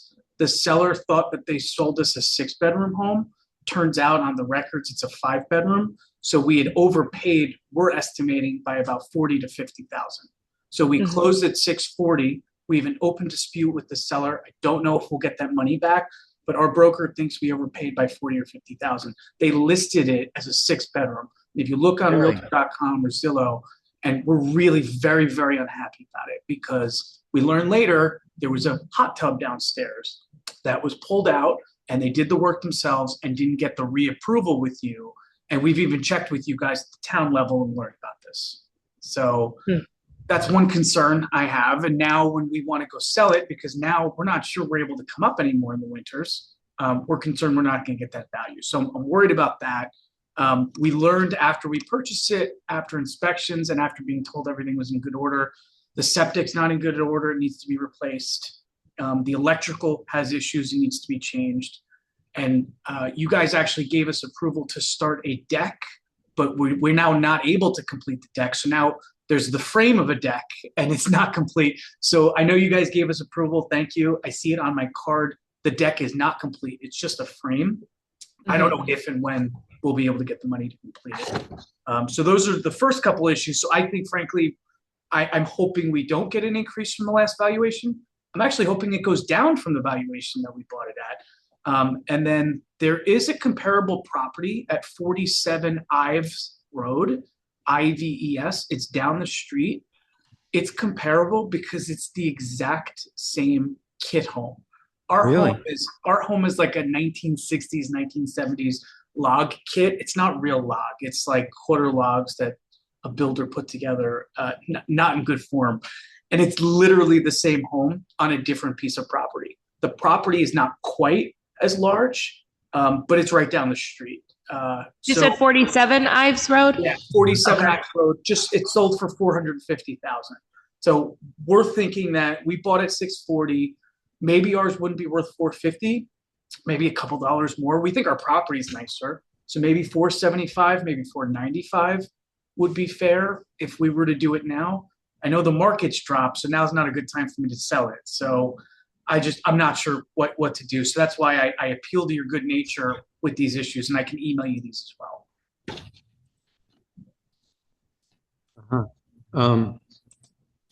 Have you sent any information in an email to Sarah yet, or not?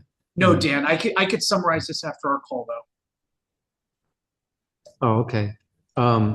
So, and you said something about a broker or Yeah, but I'm waiting on Betsy Wadsworth, who I'm sure you know, to get back to me as to what she thinks the value is in light of all these issues. I hope she provides me with something, and if she does, I'll provide it with you guys.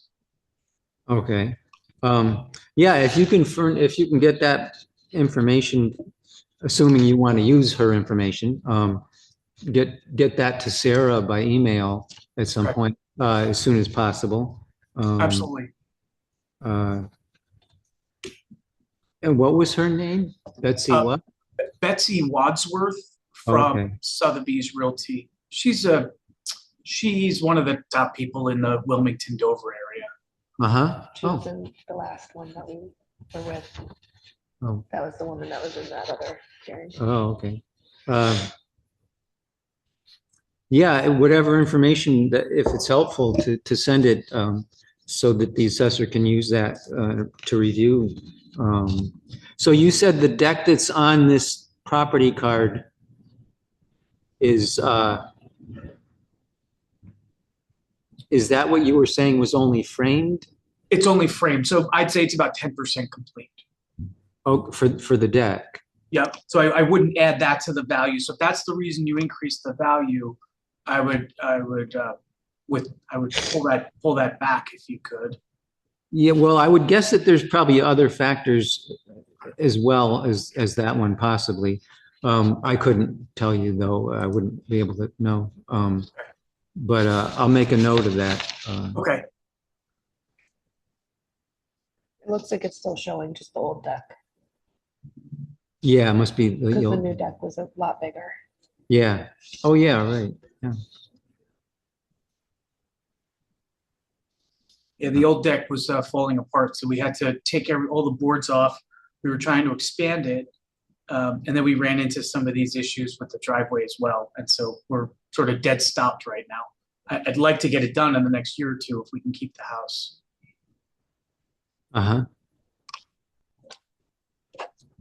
So that's it. I mean, those are the high level details. I didn't find any other comps. I'm going to ask my broker to give me some more details, but do you have any questions for me about the house or the property that I can help answer? Yeah, well, one thing I do want to mention,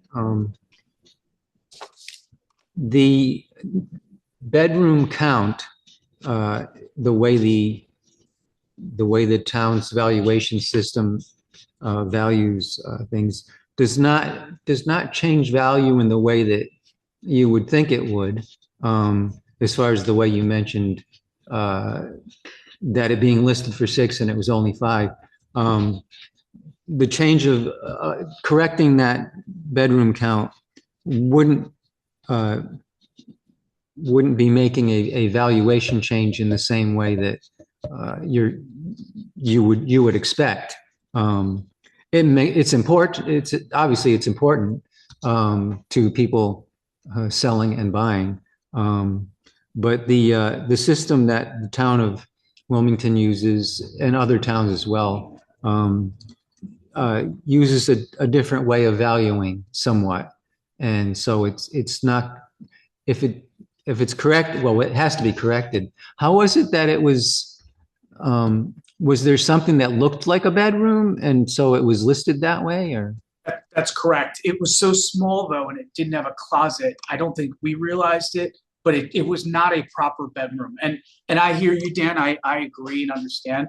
I'm just guessing that like in other parts of the country, like in New Jersey, New York, Vermont's the same, where the assessor would see a recent sale last year of 640, they would assume the value should go up to 640 without knowing or dispute that the bedroom count was wrong and it should have been sold for less. And that's why we have this open dispute with the seller. Yeah, yeah. Obviously, it made a difference with the asking and the asking price and what you paid. So I just wanted to explain that much. Okay. But, if there's any other factors that you can think of to describe the house, especially interior factors, if any, by all means, put them together to send to Sarah, and they will get to the assessor.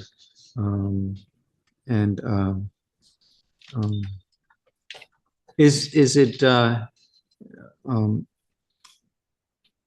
it a second home for you, or how? Yeah, it is. It's a second home, mostly in the winter, but occasionally in the spring and fall as well.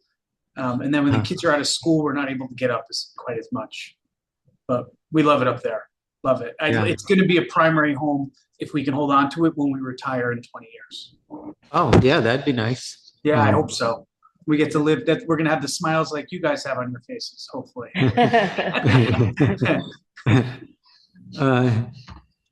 And so I'm looking at some of the detail. So is it electric baseboard heat? Is that correct? Yes, it is. Okay. So that's something we were recommended by Lane Plumbing to change that whole system out. It's a little cost intensive, so that might be a future project. Yeah, and I should mention changing to a typical heating system.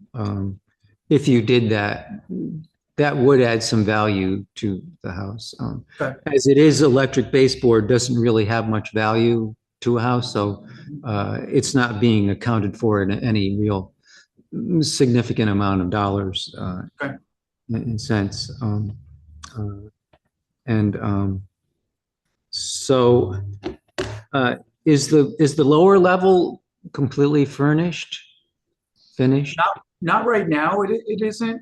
Just because we just bought the house and it's not completed. We had in mind all these projects and we ran into some issues, like I mentioned, that are going to cost more than we thought. So not right now, but hopefully eventually. Are there pictures of it online or not? The listing pictures are online. Yes. And do those show the lower level much? Yes. So yeah, I think that shows almost every room. Okay, because that would be something else that the assessor would be interested in as far as finished living square footage. Is there part of the area that's not like livable, like a utility room or something like that? There's a small utility room, but the lower level, it is on a slab, so there's no basement, Dan, if that's what you're thinking. So there's nothing outside of the square footage. So when I send you the listing, that's literally every potential square foot in the house you can stand foot in. So we don't consider the lower level living. We don't live in the lower level. We live in the upper. If you just considered the upper, it would only be 1,150 square feet. The lower level is the same footprint for another 1,150 square feet. Yeah. Okay. I just wanted to make sure that was correct for the square footage. I think it is. I think it is. Okay. Well, I don't think there's anything else that we could consider. So is there 2 sheds as well? Yes. Yes. Okay. The shed is correct. Well, the old shed is falling down. So that's going to be knocked down this year. It's not quite knocked down yet, because I haven't had the time. I replaced that with a new shed. So there should be 1 shed on your list because the other one I haven't knocked down yet. Is it actually unusable? It's in pretty poor condition. The floor has fallen out, so now it's dirt on the floor. So Okay. I need to demolish it, but that added to the project list. Well, so so that is getting some value, the one that's in poor condition. And if and when you do remove it, you'll want to let Sarah know. Okay. So that will be taken off of the record. So which one, it shows two here, one's 8 by 10 and one is 10 by 14. Which one is the one that's not good? The smaller one? The smaller one. Okay. Okay. It's original. And so, sheds don't last very long. It should have been torn down by now. Yeah. Well, the sooner you take it down, the better. Okay. So that will be something that it looks pretty clear cut as far as perhaps changing the quality of that shed as being poor. Okay. It actually is usable if you wanted to. I mean, does the roof stop water? I'm not sure. That's a good question. I've never been in there in the rain. Yeah, that's okay. I'm sure there'll be I'm married, so I'm sure there'll be an opportunity where my wife sends me there one night and I have to sleep in it. Dan. Yeah. Oh no. For now, I'm relegated to the couch when I'm in trouble. So, but if next time I go, I'll sleep in the shed and find out. Or spray it with some water and see what happens. Okay, well that seems to make things pretty clear. Okay. So get whatever you can to Sarah that will help, and you'll get another notice sometime in the near future, and that will show what, if any, changes is being made to the valuation, and it'll also tell you that you can go to another layer of grievance with the town BCA if you don't get the resolution with this hearing. Okay. I've worked with you guys and with Dover. I have land in Dover. I've worked with you guys for years. I'm sure we'll work it out and that won't be necessary. I'm not trying to waste your time, but you guys giving me this time is so valuable. So I appreciate it. Thank you. Oh, that's what we're here for. You're welcome. So we'll just wait and see what happens. Okay. Thank you, Dan and Sarah. And if you want to just send me kind of a summary, especially outlining the things that you're running into problems with in the house, like the electrical and stuff like that, that'll definitely be taken into an account. All right, will do. Thank you, Sarah. And thank you. You're welcome. Have a great weekend. You too. Thank you. Take care. Bye.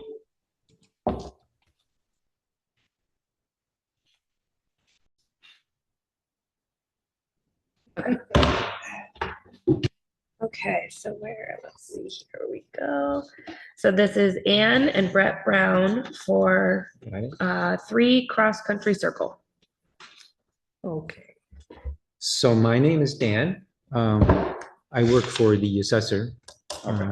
And so mainly I sit in for these hearings Lucky you. Yeah, I feel that way. I get to meet people.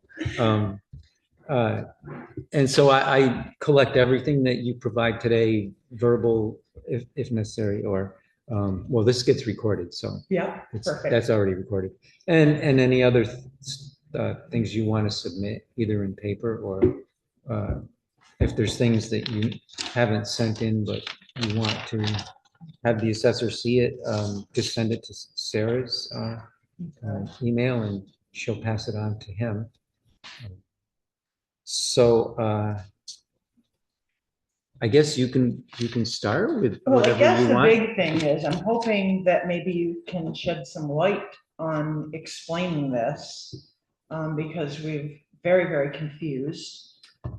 Okay. History is there was 55.4 acres or something like that total that we just subdivided that this year to to give our daughter and her husband the west side of Route 100 property, which is 36 point something acres, a house and a sugar house on it.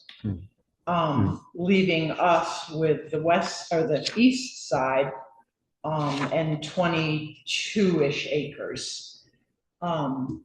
Now, I know that Sarah already explained to me that somehow in the last assessment, 3 buildings, which are my barns for Brookside Stables, got left out. So I do understand that in asking these questions. We got this letter stating last year's value, the current value, and the difference. So the first question that I have is last year's value, our full 55.4 acres was the total of both sides of the road.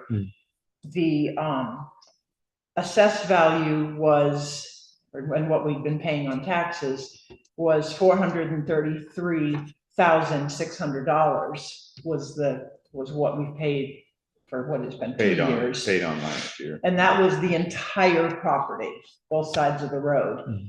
In the letter, it states that the previous last year's total was $452,100.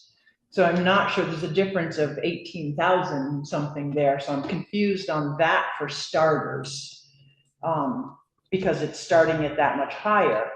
But the big thing that we're really questioning is now that that is split in 2 pieces, my daughter and son-in-law, who will be here for your next meeting, the house, last year's value also started at the same price that the entire property was. So we're like, how do we take off all of that acreage, the house and the sugar house, off our property and still have the taxes be higher? Yes, the barns got added back in, totally understand that. But the difference in the money is like the barns can't possibly be worth what that difference makes up. Yeah. And I won't get into my daughter's stuff, but how does the property start when you, in that sense, when you take the whole east side of the road with the trailer park and the stable on it and 22 acres out of it, you know, so that's where our biggest, our biggest concerns have been. We understand a smaller piece might be more valuable because it's maybe easier to sell or maybe whatever, but that seems like an extreme. I mean, basically the value of these properties has more than doubled. And that just seems so excessive and so unaffordable. And the side that we cap, of course, is all floodplain. Yeah, and I'd like to know, is that taken into consideration with this appraisal? Because there might be, what, 10 square feet that's not floodplain on that side of the road now. A lot of it we're losing into the river every year. Yeah, every year. So of course, with the state laws and stuff, you can't do anything to protect it. So so we're losing 2 to 3 feet on the lower end every year. Pretty much every year. There's restrictions on one of the buildings, the riding arena. When we built that, the town restricted it. Because it's in the floodplain. We can't store stuff in it other just for riding stuff. So it's basically just a riding arena. Yeah. So it's not, it may not have the value that another building that size would have because. Yeah, so I'd like to know, is that taking into account when giving this building a value?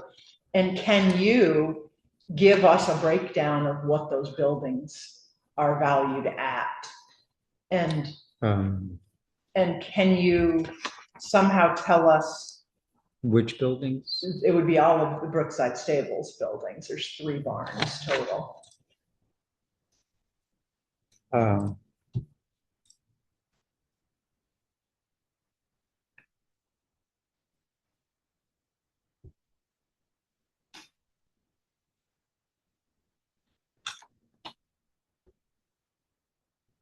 3 barns? That's the house. We need that one. The other card. Oh, yeah, no wonder I was at a loss here. Okay. Well, did you get a copy of the property card? Oh, I'm sorry, what was that? Yeah. The property cards I printed you when you came in.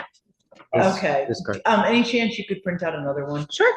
Thank Oh, you. sure. Sorry to be a Yeah. pain in the butt. No, Yeah. that's fine. Because that in particular shows the valuation of the 3 outbuildings. Okay. So,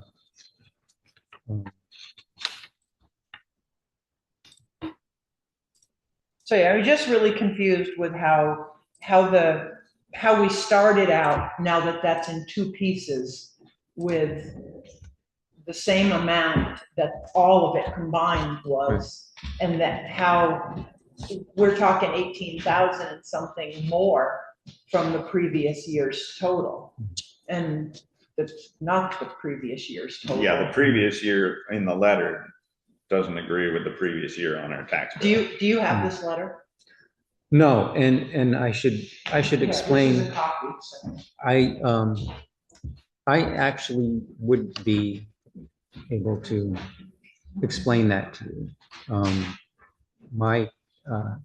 My task here is to pass on to the assessor whatever you bring in to offer information to him, and or also ask for explanations. Have you written up any of the information that you were explaining or the questions in any way? Because that would be very useful. But I don't know if it's in a way that would make sense to hand to somebody, because I was just making notes. Yeah, well, on what I wanted to. You wouldn't have to do it today, but in the next few days, if you wrote that up, that would be very useful. Okay. Just as a clear explanation of what you want to understand, and send that to Sarah. Okay. And he will get that. So yeah, I'm here mainly to just collect whatever you, the owners, provide for information. Okay. And it's a complex. Yeah, Your I particular was just hoping situation. you'd be able to answer. Yeah, it's these have been weighing on us since receiving the letter. Oh, I'm sure. I don't understand Yeah. how when you divide a property, how both sides then end up starting out with the, well, let's say close to the amount, because that one's Yeah. not. But it's like, it seems like the value of now my daughter and son-in-law's place should have come off of the starting Yeah. point there, and the same with them. The trailer park value should have come off the house value. So saying it's the starting value just seems very wrong. I can understand it. It does look mysterious. I'm sure there's a logic to it. Unfortunately, I'm not the one who's in the capacity of explaining it. So we'll write up our questions and send them to Sarah. Questions and give him, and you can have this. And any other details that you think might be useful for him to see. What he does then is reviews everything that's been done for the changes as they exist at the moment. And then, so he would make some sort of decision in some way, probably, or possibly. Or at least some explanations. Yeah, you'll get another notice in the near future. It's not going to explain the changes if there are any, and even if there's no change, you would still get a notice, and it's going to look a lot like the first one. It's just going to show true values, whatever it was and whatever it was changed to, or if no change occurred. So when you get that, there's another option for you beyond this step of the hearings here. These are called the informal hearings. And so there's another body of town officials that's called the BCA. You probably have heard of that, maybe? I think so, but I don't the know Board of that. Civil Authority. They would be your recourse to attempt to get a change that you didn't get. resolution on. And they have a wider range of ability to make changes. The assessor abides by certain rules for the assessors, and there's limits to what you can do. So that'll be something that you'll want to be anxious to get. A question you probably can't answer either, but Try me. I'll try. I mean, I feel like all of this came about when we subdivided.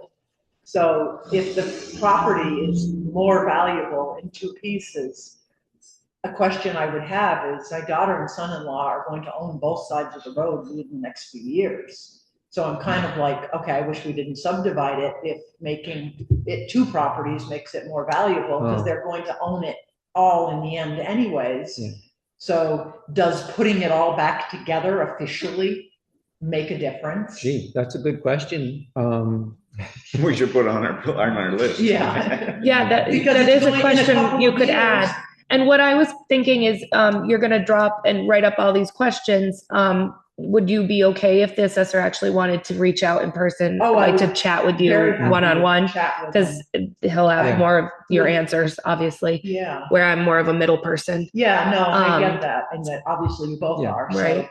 And I think sometimes, like with what you're saying with the subdivision, what happened is because it was put in our face, it gives us a chance to look at it very, under a microscope kind of. And that's where we found there were buildings weren't assessed yet. And so things like that. So it brought you, into the spotlight. No, and I get that and don't begrudge you finding the barns, obviously. I mean, if we'd realized that I'm not the kind of person that wouldn't say, hey, there's a problem here. Yeah, right.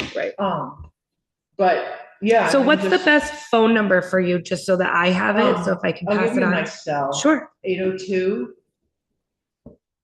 802-451-6065.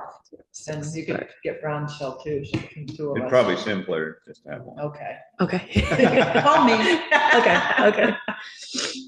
But yeah, okay. So I'll just write out the questions, send them to you. Yeah. And then, do you know if the fact that the land is in floodplain, if there's any deduction to that included in what I don't really know offhand. It's just that's not my purview yet. I'm learning, but so I don't really know how that gets assessed, if it is different, but that's certainly something to definitely put in there and something he'll definitely probably take into an account. Yeah. Because I know initially when we took on the 8 acres that's this end of the property, we were actually given it because it was total floodplain. Probably the worst of the they couldn't sell it. And they couldn't sell it for anything because it's great for pasture for me, but that's it. Except that it's falling into the river. That every year we lose more of it. Yeah. When I was a kid, that was a gigantic field down there, and the brook is like moved from, I don't know, it's a lot. It's a whole lot. Right. Okay, so we'll make that list. Definitely. Yep. And then just email it to me. Yeah. All right. Thank you. You're welcome. You're welcome. I hope things get cleared up.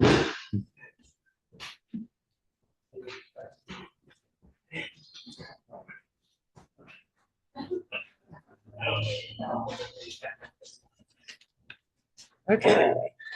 So it's 2:52. What's that? It's not the time I'm supposed to be here. No.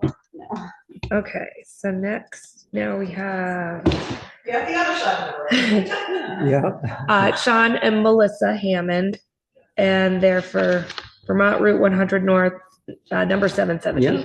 Okay. House. So this is the other half of their property. Yeah, you that got benefited separated off. somewhat by hearing their. Right. So it's just a continuation of that. The pre-assessed value of the combined land was a little over 400 and some odd thousand. And 433.6 was the. So you break off these two pieces of property, and now they've doubled in value. Ours. We removed like a third, but we stayed basically the same value as the entire property. Yeah, so it doesn't make any sense for a property to be split in half and then double in value.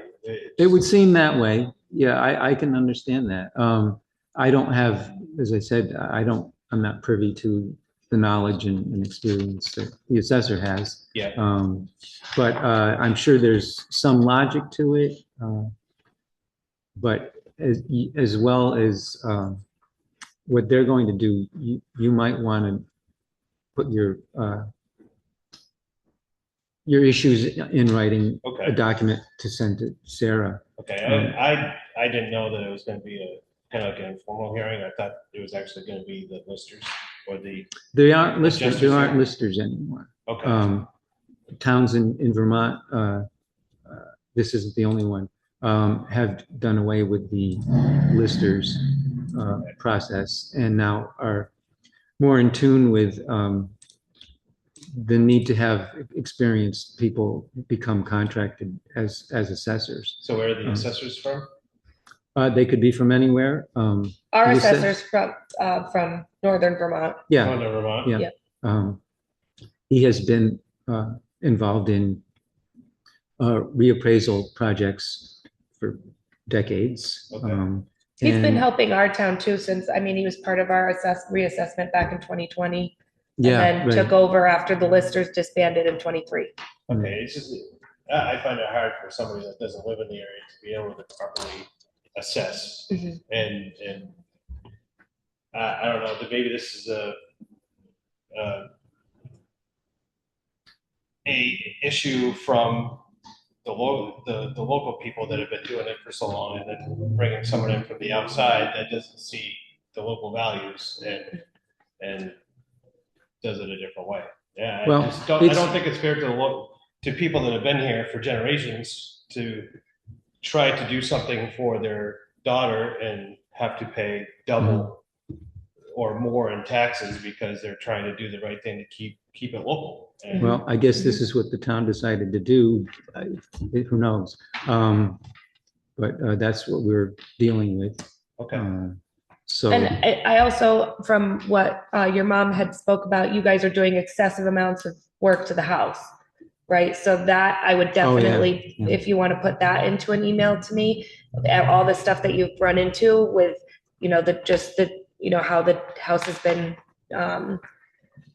failing here, for a year or two.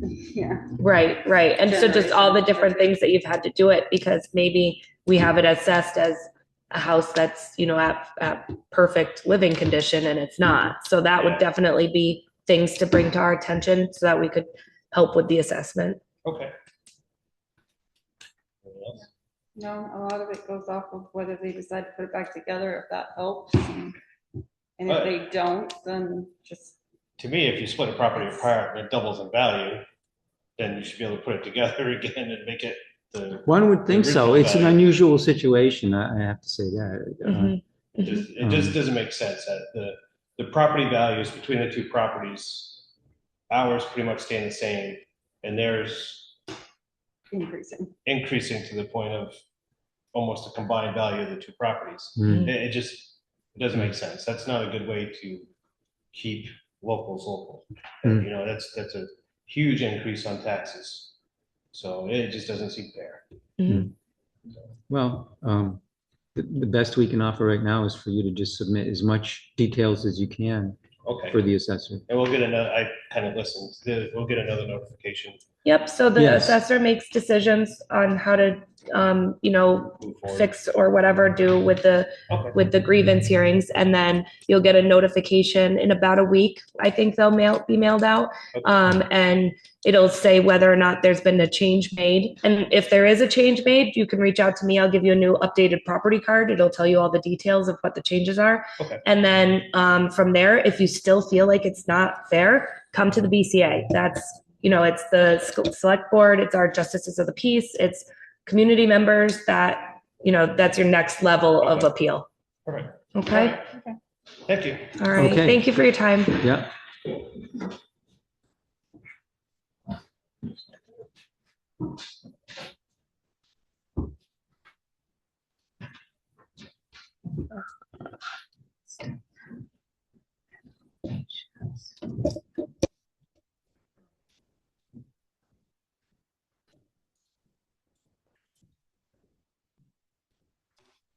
Okay. I'm gonna pause this. Okay. So let's see.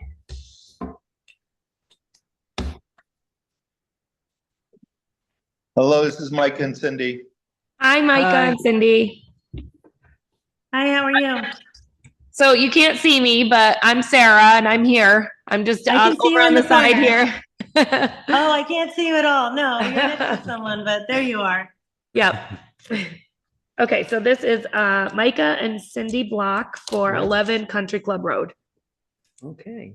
So I guess you remember seeing me along with Yep, Sarah. I do. Not that long ago. So I guess basically I'm here to get whatever information you want to pass on to the assessor. Yeah. That'd be great.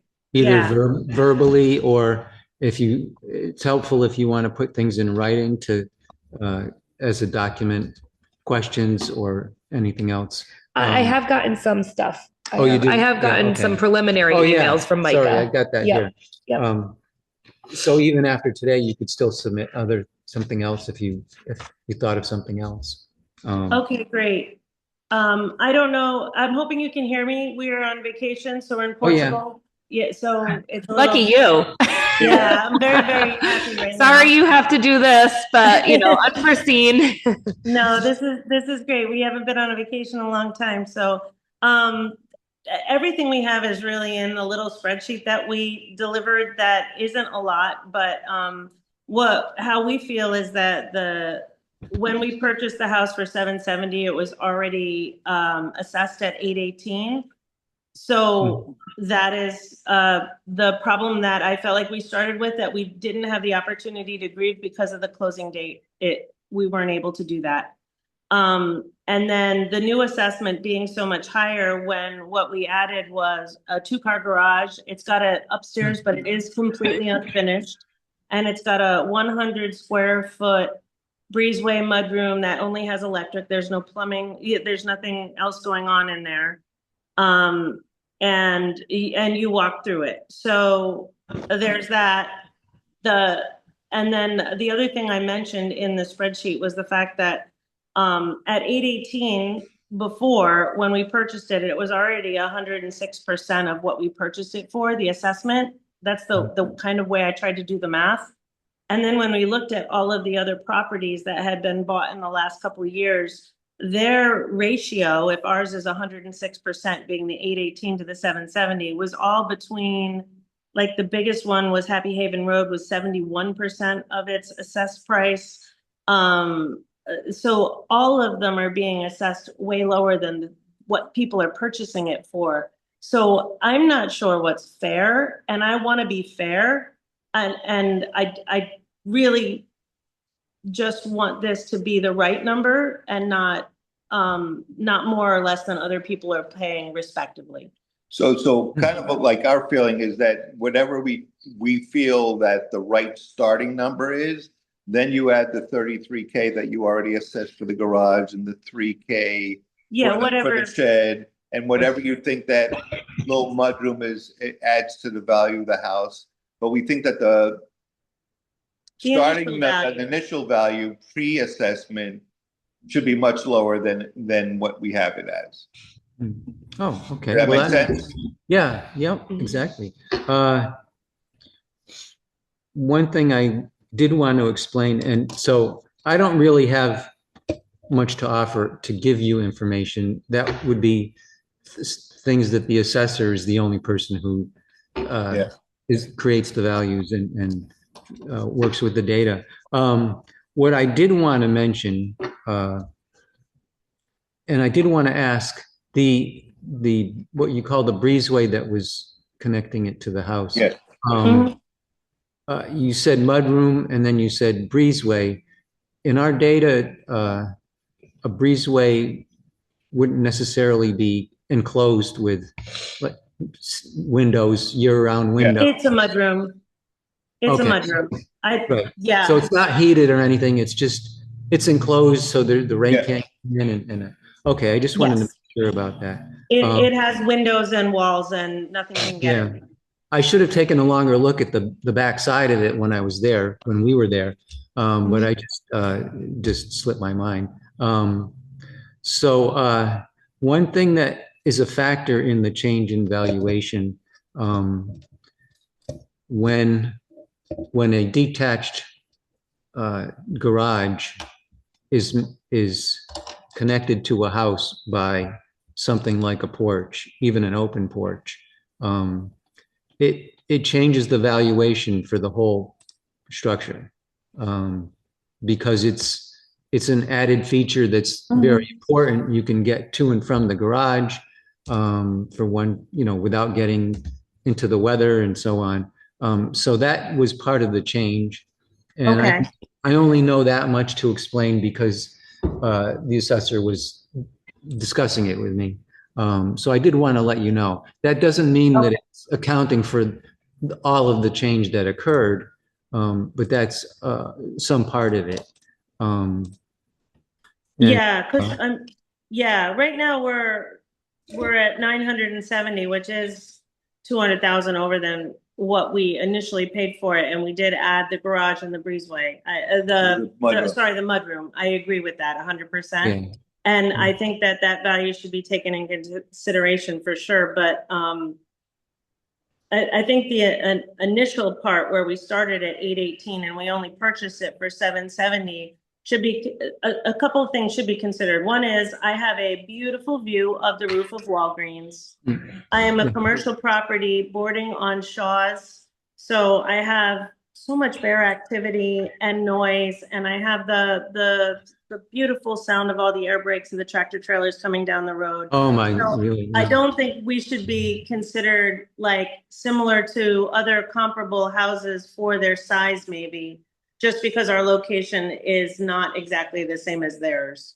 Well, actually, there's a reason why it didn't sell for. There's a reason why they dropped the price so low that we were able to buy it, right? Well, actually, now that you mention the sound factor, that is a factor that can affect the land value. I don't know offhand if it's in effect on yours, but I would assume that the whole of Route 9, even though you're not right on Route 9, that whole part of the town is probably getting land values with a factor of traffic noise. That's very relevant. But I don't know if it's applying to yours. It's possible that maybe because you're somewhat separated, but I think it would be the fact that you're up high. It must be pretty significant. So I'll make a note. I'll make a note in here about that.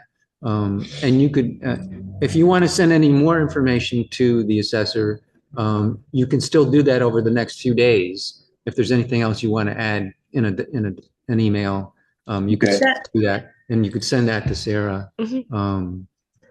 That's great. No, this is all we needed to be heard. We really appreciate your time that you're taking, and we're actually really happy to live in Wilmington. This is not, we're just trying to be fair, not anything less. Of course.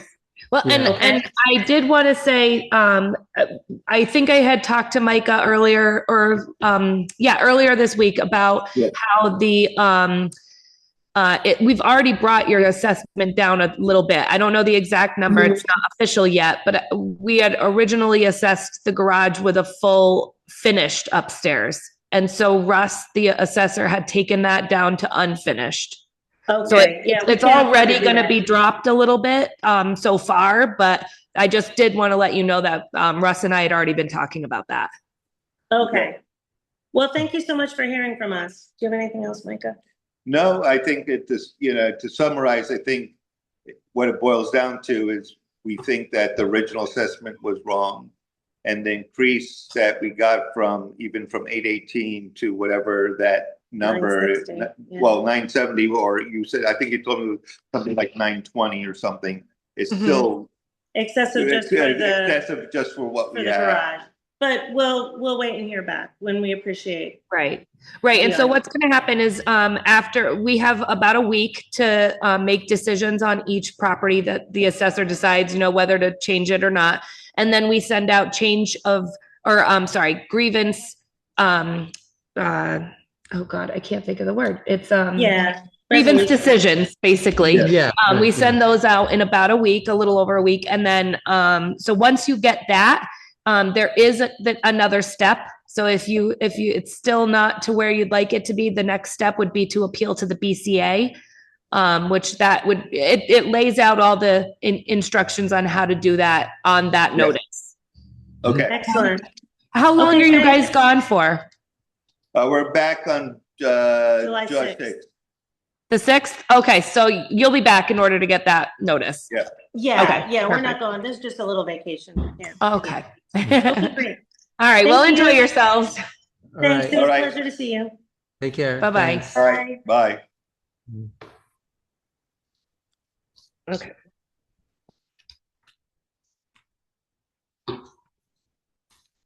I sold that to them. You did? It's a beautiful house. With very few people who consider it. Yeah, I remember when we went through the reappraisal in 24, I think it was Jeff that owned it before, Jeff Silverstein. So I had sold it to, I sold.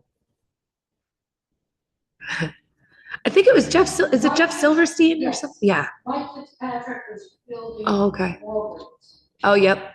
They wanted him to rip the house Ah, down. He called me and he says, am I nuts not to let them? I said, no, don't let them rip that house down. He said, it's gonna look at the roof. I know. yeah. He said, but you owe it to Wilmington because of that building.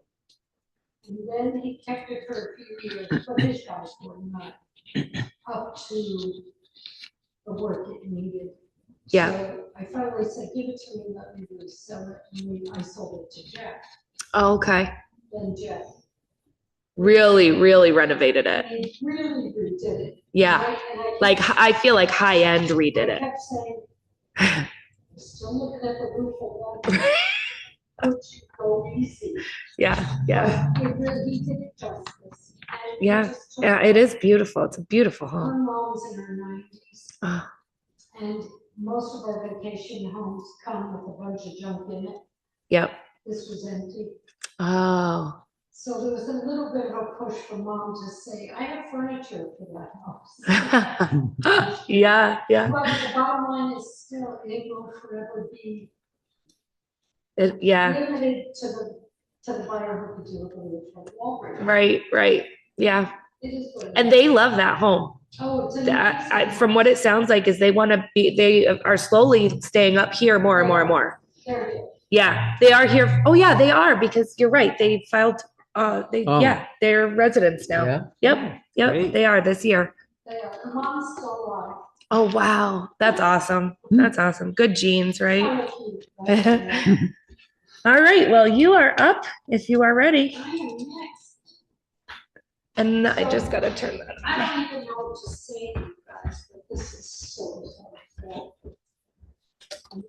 You have to forgive this. I wrote this in the car with red pen, and then I had to go over it Okay. with black pen. So Okay. it was horrible.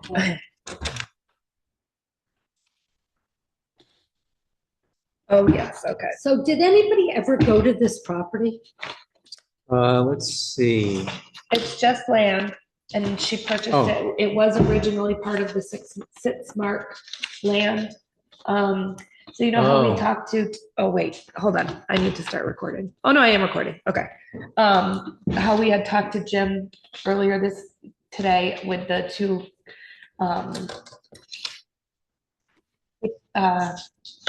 containers that have the roof over it. Yeah, yeah. He's over like on the other side of Eastover Road, but it's Oh. that same area. Oh, okay. But she's on the 100 side.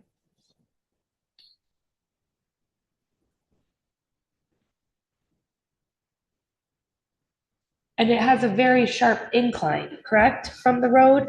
You can just do it on his, because we're gonna just Okay. upload this and put it in a Well, I file, just so. figured I would, it truly It makes no sense in so many ways. We bought this because we own this. Right. Oh, Right. This is floodplain.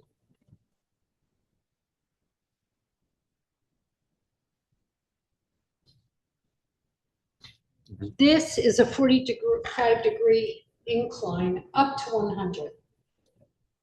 I really don't know that they. from where up to From the 100? ground up. It's uphill. Oh, you Oh, mean so from the river up to No, 100? from our field. from your Okay. field? Up to Okay. one, because you would think, oh, it's commercial property, it's right at 100. Yeah. Maybe if you're a mountain goat. And then it's floodplain, so I don't think they'd let us do anything, but we're ag, it's ag. Right, It's, right. we're growing things on this, that's all. Oh. Right. And then the river's on this side. So if it wasn't for the fact that we own this, it would have been landlocked. Mm. Right, because you can't really access it from 100. Where I get, and I don't know if this, I don't know if you went to every piece of property. I just kept thinking to myself, this truly makes no sense. So this is, I bought it for $42,000 in February of 25. So it's a new purchase. So I paid $42,000 for it. And it was assessed instantly to $71,150. So then I said, where can I find other floodplain to compare it with? Crisscross has some, Wheelers have some. Yep. But they're all tied to houses and bigger parcels. So I struck out. It's hard to get like an assessment of a single parcel. I don't think there is. I'm the only one that buys floodplain. Trust me. And I'm a real estate agent. So what does that say? But it's great for growing vegetables. That's why mainly why you bought it? That's it. Yeah. It's ag. It's floodplain. Mm-hmm. I don't know that they would let me do anything else.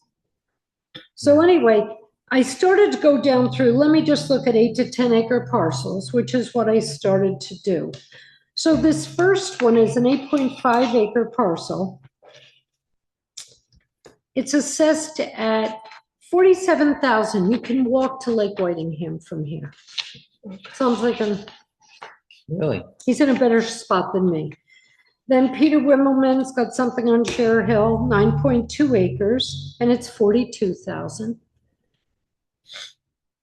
On Ware Road, which is a beautiful road, and they have a lot of very expensive parcels. 9.4 acres came in at $84,000. And I've put the per acre cost next to it. Top of Hill, which is $1 million homes. Oh, yeah. That came in at $56,000 for 9.3 acres. So again, that's $6,000 and change an acre, and I'm $7,238. There just seems to be a disconnect. If it was commercial property that was viable and usable, I'd agree with you. It probably would be worth more. It's not what I bought. So then we have Higley Hill, 9.6 acres for $96,000. Tenray Hill, 9.6 acres, $78,000. I do not compare with Ray Hill. 10 acres on Haynes Road, which is again, $800,000 homes average, I think. That's $75,000. I'm 71. That makes no sense. There's nothing that I can't compare. And then there's two others, but the bottom one is the one that's really funny. 10.4 acres. I am 9.83, I think, acres. That's all $1 million homes. 76.2. I'm 71,150. I just don't have, there's nothing the same. And I guess. Well, this will be good for the assessor to get I mean, I hope it's enough. I really didn't know where to go. Yeah, I'm sure it,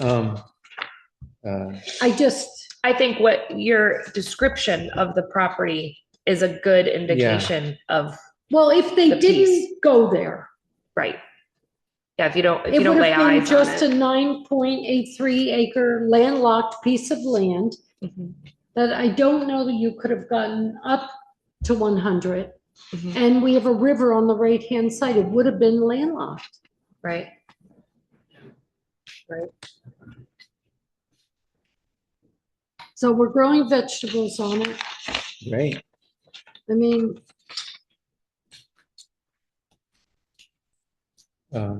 so yeah,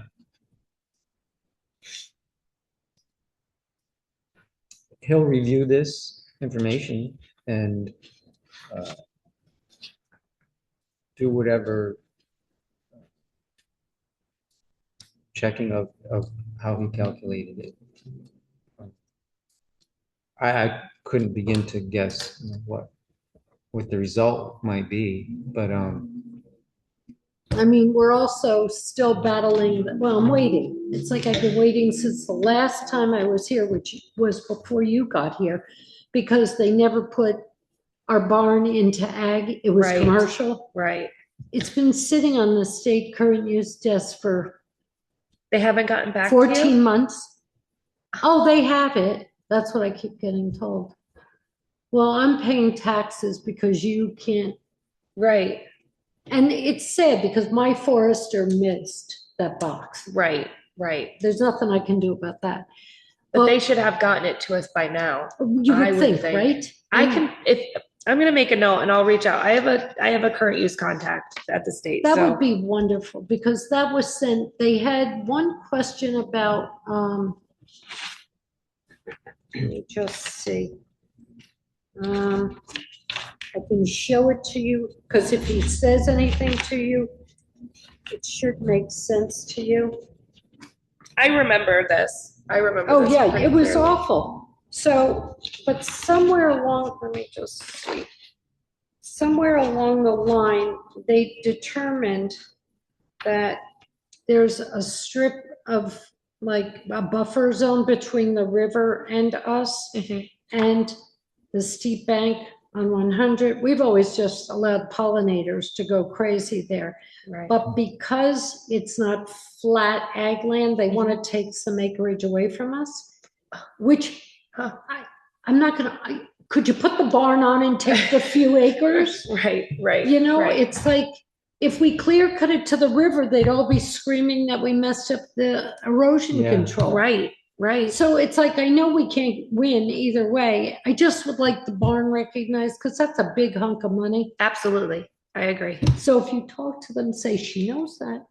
She's okay with you doing whatever. Well, and the thing is with current use is that we will update regardless of like when the grand list hits. Current use is a constantly revolving monster. So if I get an update from current use tomorrow or Monday, I would change it Monday and you would Yes. get a new bill. But then what do I do about the past money we've paid, even on this one? Is there a form you told me I could fill out? For the barn?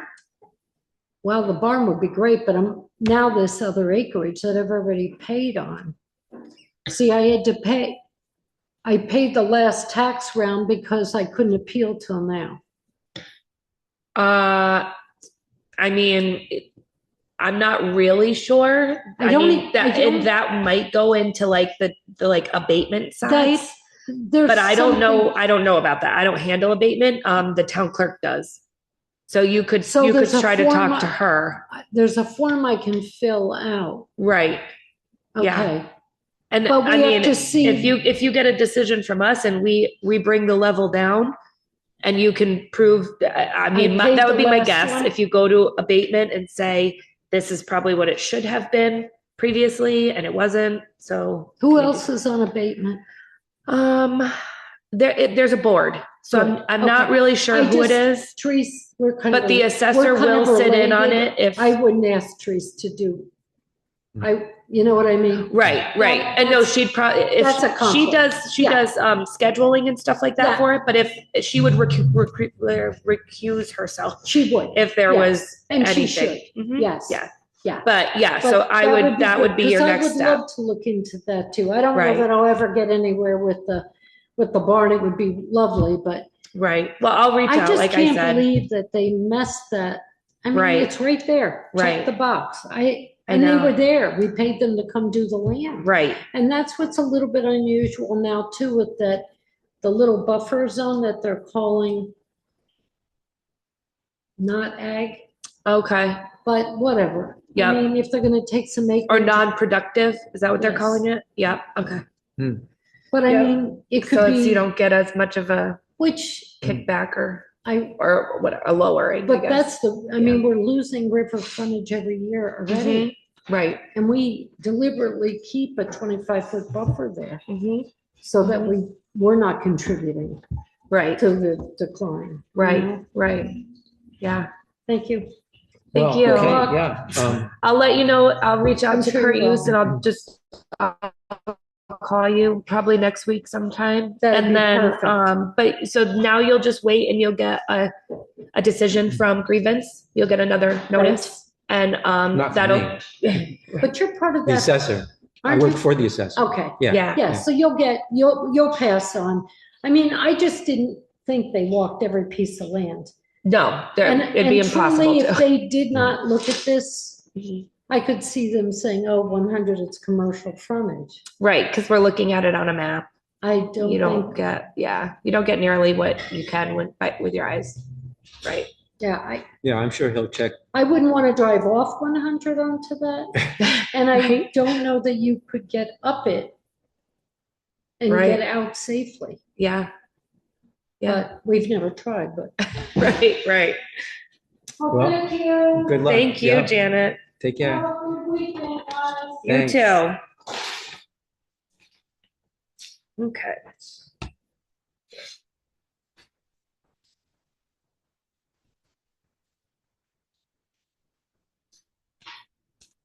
Okay, so next we have, where are we at? We're at 3:30. So Steve and Deidre, and I don't want to mess up this last name. Is it Centrio? It's Centrillo, hard L. Centrillo, okay.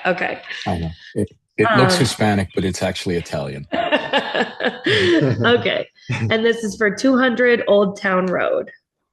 Correct. I sent you a PowerPoint because you said you wouldn't be able to look at it on my screen. So Yes. do you have that open? I do. I'm going to pull it up right now, but I do have it. Great. I appreciate that. Great. Thank you. Today.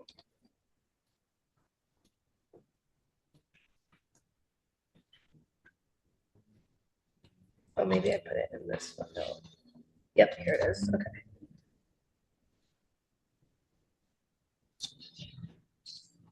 Where did I put it? I just gotta search. There we go. Here it is. Open. So I'm just gonna put this in front of you. This is what he's gonna use. Oh, great. And if you just use the So, arrow, open up, those are the pages he's gonna have up on the screen. Oh, okay. All right, So, Steve, whenever you're ready. Thank you very much. Thank you very much for your time today. It's great to get to be 68 years old and have a brand new experience. I've never done anything like this myself. So if I make a misstep or if I say something inappropriate, I hope you'll forgive me that. No worries here. I will. Great, thank you. So I'm meeting with you today to ask you to reconsider the assessment on my home at 200 Old Town Road. If you go to page 2 in the document, I think I'm going to present 4 thoughts for you to consider. First will be a direct neighbor comparison with 215 Old Town Road, which is directly across the street from my house. It was sold last year for $410,000. I think you'll see that my assessment is $791,310. I've also made no substantive improvements to the property since I finally finished it in 2009. And yet my valuation rose $253,000, and I'm curious as to how that can go up so highly from the previous assessment to now. The third point I'm going to ask you to consider is comparable market sales, which I found a number of comparable homes, relatively speaking. Obviously, it's hard to find an exact match, but relatively speaking, I found 6 recent arm's length sales in Wilmington and Dover that range at the highest 685,000, and I don't think any support 791 in the valuation of my property. And I do wonder, and this is where maybe I will overstep, and I apologize. It seems like the 2024 assessment was based on a blip in the market that was driven by demand from COVID sales. Certainly the sale of the property at 215 kind of supports that. So if you'll indulge me and go to slide 3, this is just my property card summary. I'm sure you're doing these all day long. So as a reference point, in 2019, my house was valued at 440. In 2020, it was valued at 517, and it jumped 52% in 2024, which just feels unusual to me. So you'll notice there's a question mark on bedrooms and rooms. I don't know how rooms are calculated. Our cabin is an open floor plan.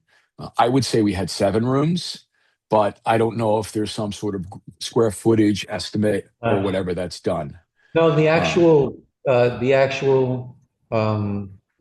shape of the square footage or usage doesn't affect the valuation. Okay. Well, that's good to know. Thank you so much. Yeah. That's great. I'm going to ask you to go to slide 4, if you would, which is the home that's directly across the street from me, 210 Old Town Road. You'll notice that I'm assessed at 791, and they sold in October for 401. I do not have any view of the mountain. I'm actually, as it says, I'm a below grade property, and they're an above grade property with a remarkable view of the mountain and the ski trails.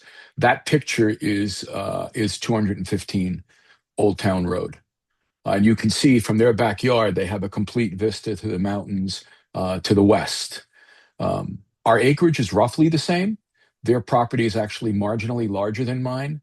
I will say their property is completely flat. Mine's one of those odd elevation changes with a creek and a bog in between them. So I really only have 1 acre of buildable land that we cleared. The square footage of my house is definitely larger than theirs by a factor, I would say almost 50%. And I factored that in my thinking on what I believe is maybe a fairer assessment for my property. And you can see the gap between the 2 houses is almost $400,000, and there's certainly no view premium to justify that. If you would mind going to slide 5. I made this point earlier, but just to highlight it, the property value rose $215,000 from 2020.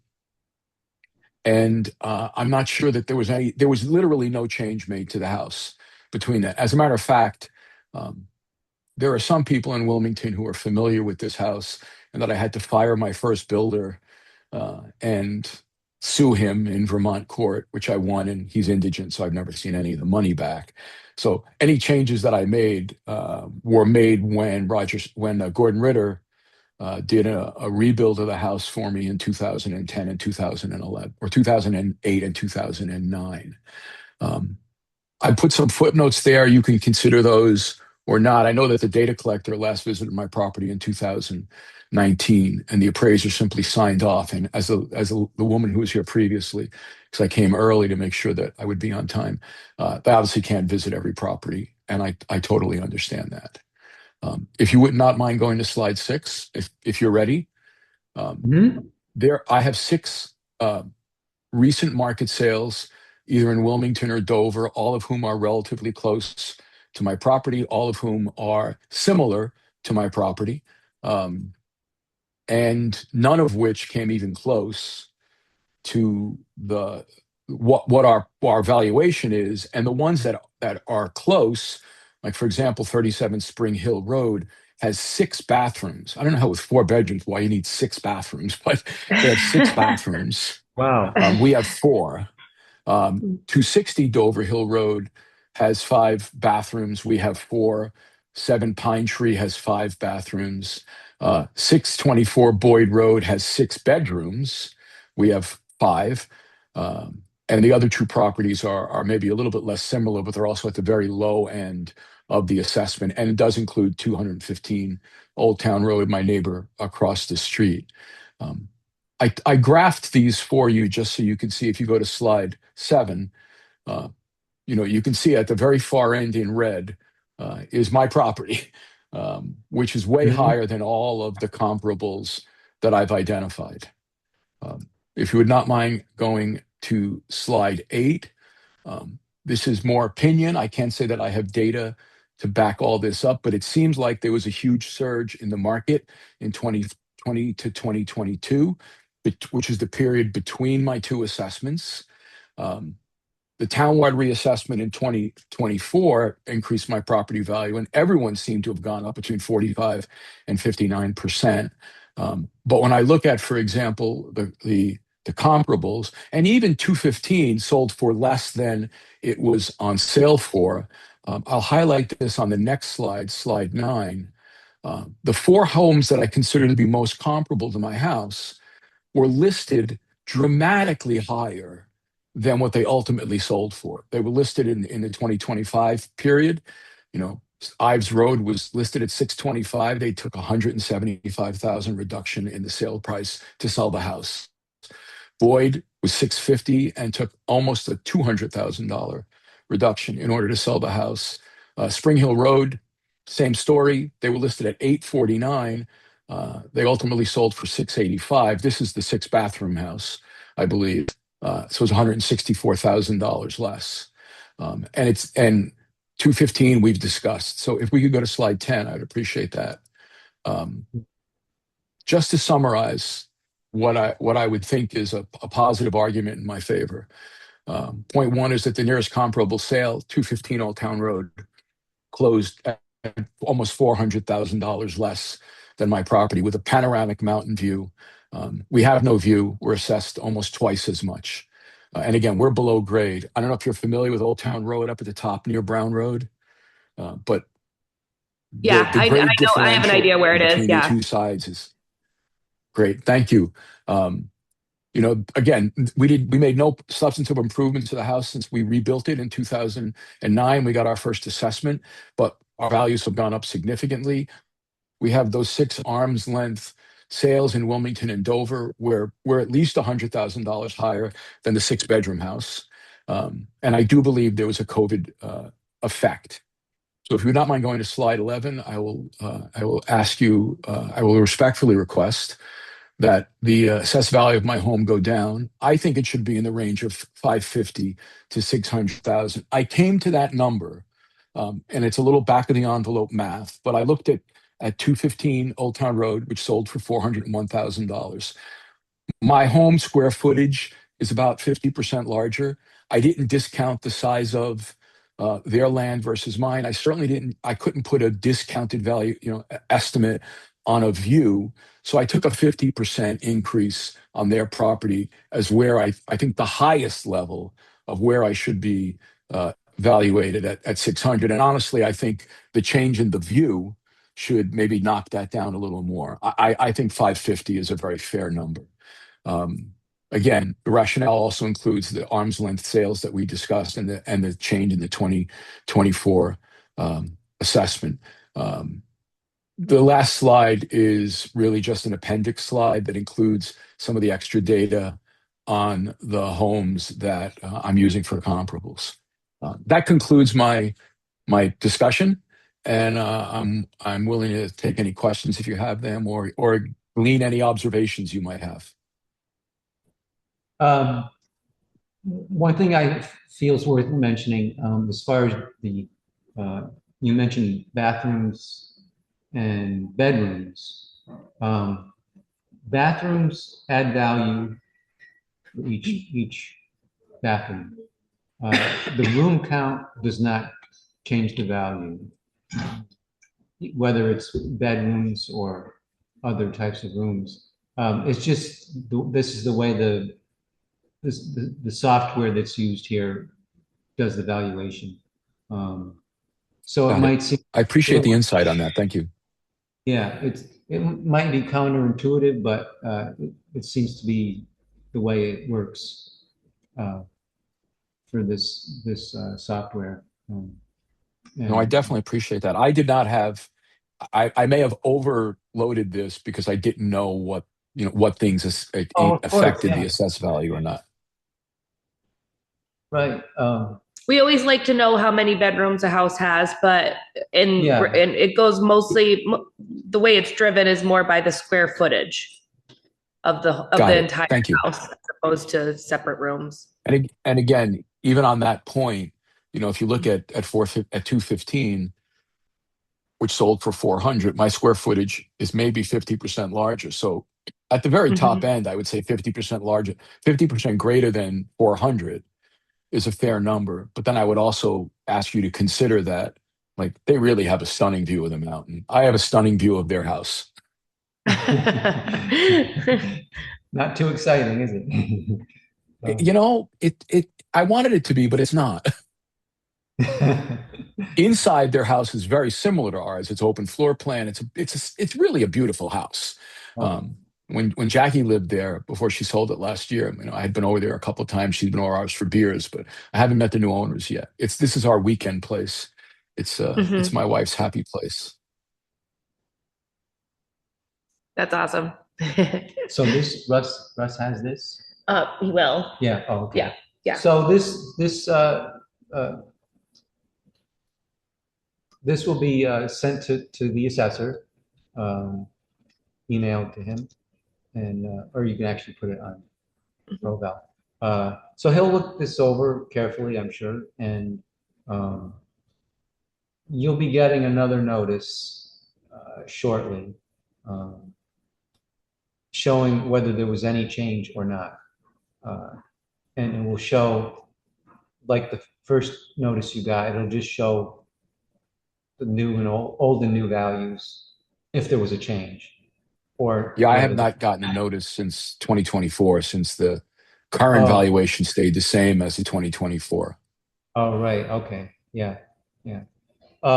So that notice will tell you that there's an option after doing this informal hearing to go before the BCA, the Board of Civil Authority, to try to get some other resolution from their participation. Okay, great. That would be your next step if you don't, when you get the new notice, if you still don't agree, whether there's a change or not a change, or if the change doesn't feel enough, you do have a next step. Great, thank you. Do you know when those might happen? Because I'm actually going to be at the cabin for all of next week where I don't get mail. So it'll be in about a week and a half. Oh, it'll great. be after I'll be back 6th. in Dobbs Ferry. I'll be back in Dobbs Ferry by then. Thank you. Does this conclude our meeting? I believe it does. Yeah, I don't have any other questions. So thank good you. luck. Thank you so much for your time and your consideration. I hope you all have a great weekend. Thank you. You too. Take care. Bye. Take care. Bye.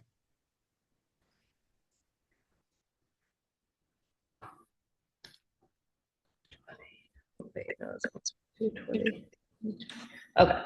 So yeah, it's a nice presentation. Yeah. Okay. So the next one, let's see, where we go.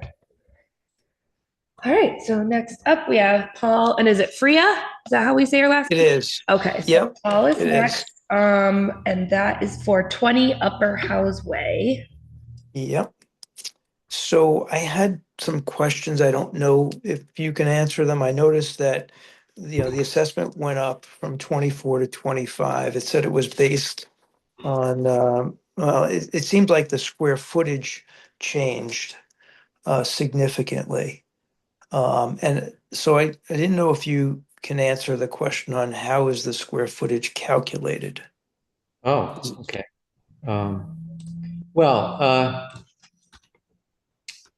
What's included in that? The square footage as it's listed on the property card represents all of the square footage that's uh, habitable, meaning it's got heat, lighting, and what you'd call your basic finished area. There is a factor that needs to be explained. The square footage is not measured on the inside of the house.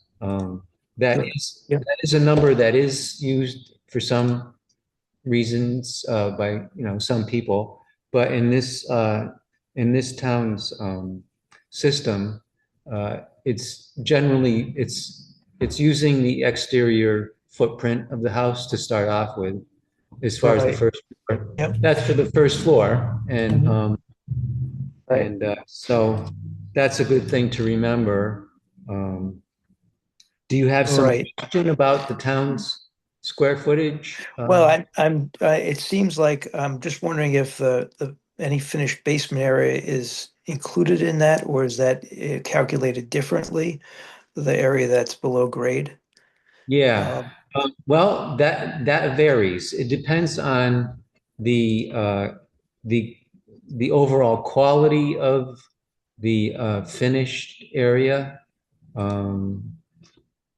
and so Because I was under the impression that if it's below grade, it's valued differently. It's not included in the overall living area of the house.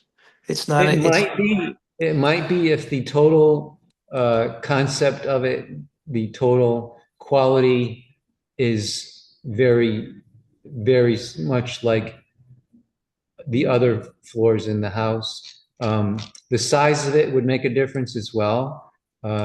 If it was just a small portion of the basement, and it was just heated with a space heater, for instance, that wouldn't be included in the overall interior.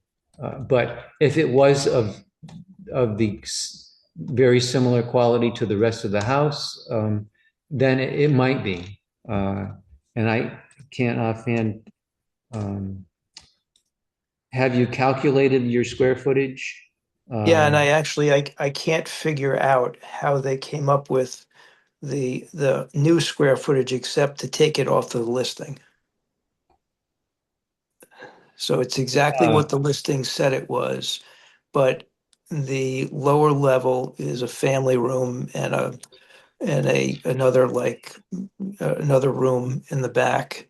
Okay. But everything is below grade except for the door to get into the lower level.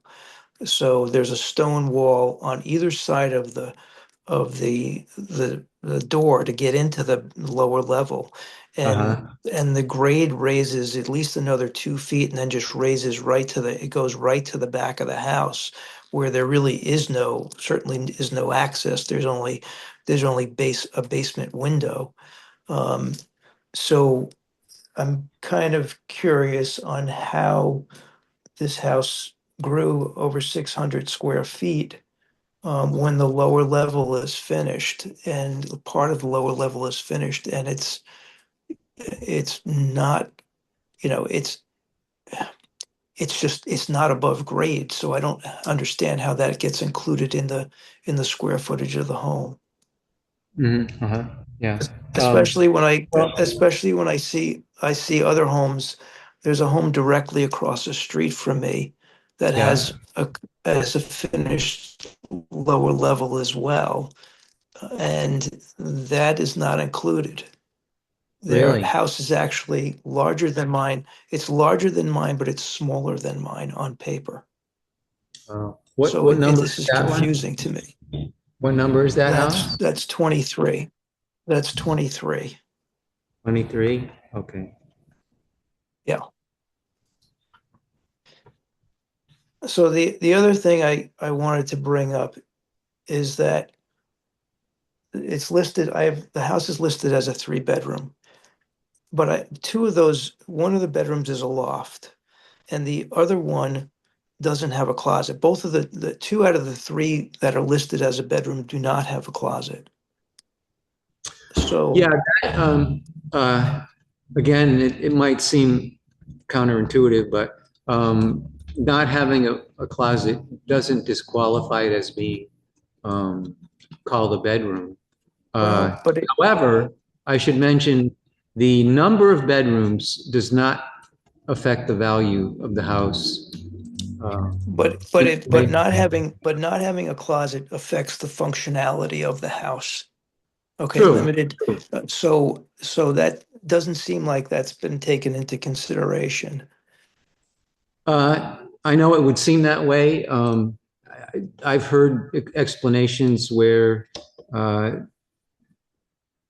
someone might install independent closet spaces, cabinets, or something like that. In other words, it could be given the similar use functionality by adding something to the inside.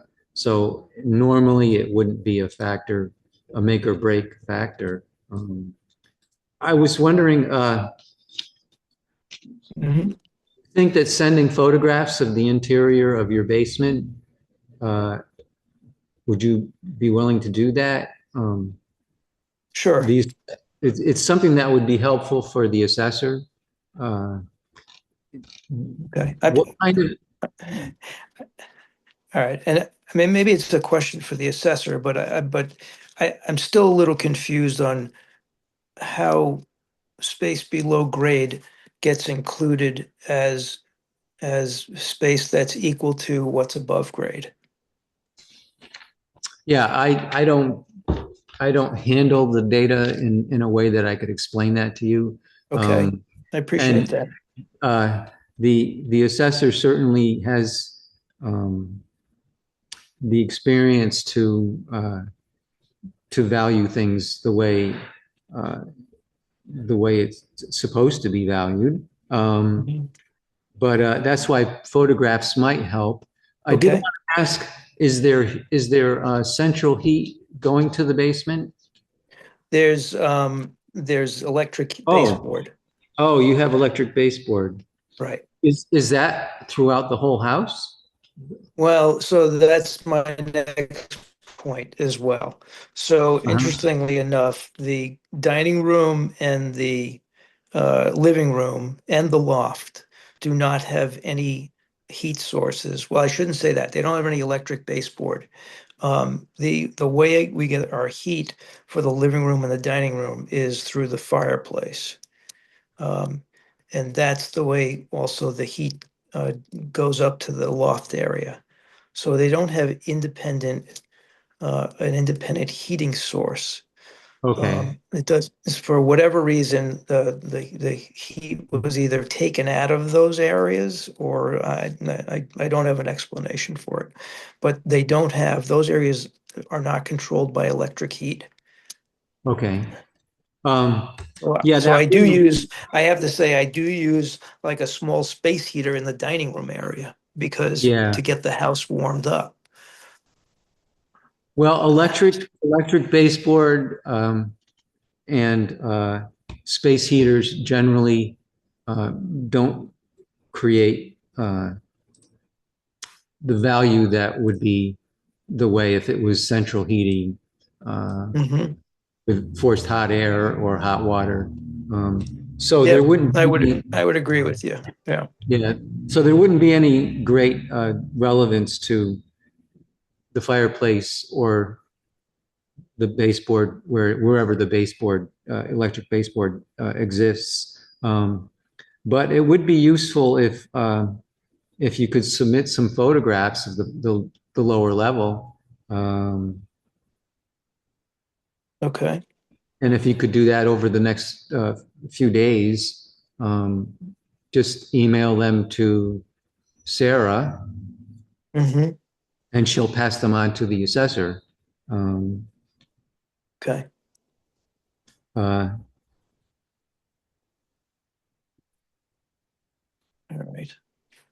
Would it, okay, so, I mean, would it help to, I mean, I'd love to get the question answered about the basement space and how that's factoring into the value of the house when it seems And I have to say, there's some inconsistencies. I've looked at some other sales in the area, and there seems to be an inconsistency on how this is being applied. So that's why it is a concern of mine as well. So Mhm. Yeah.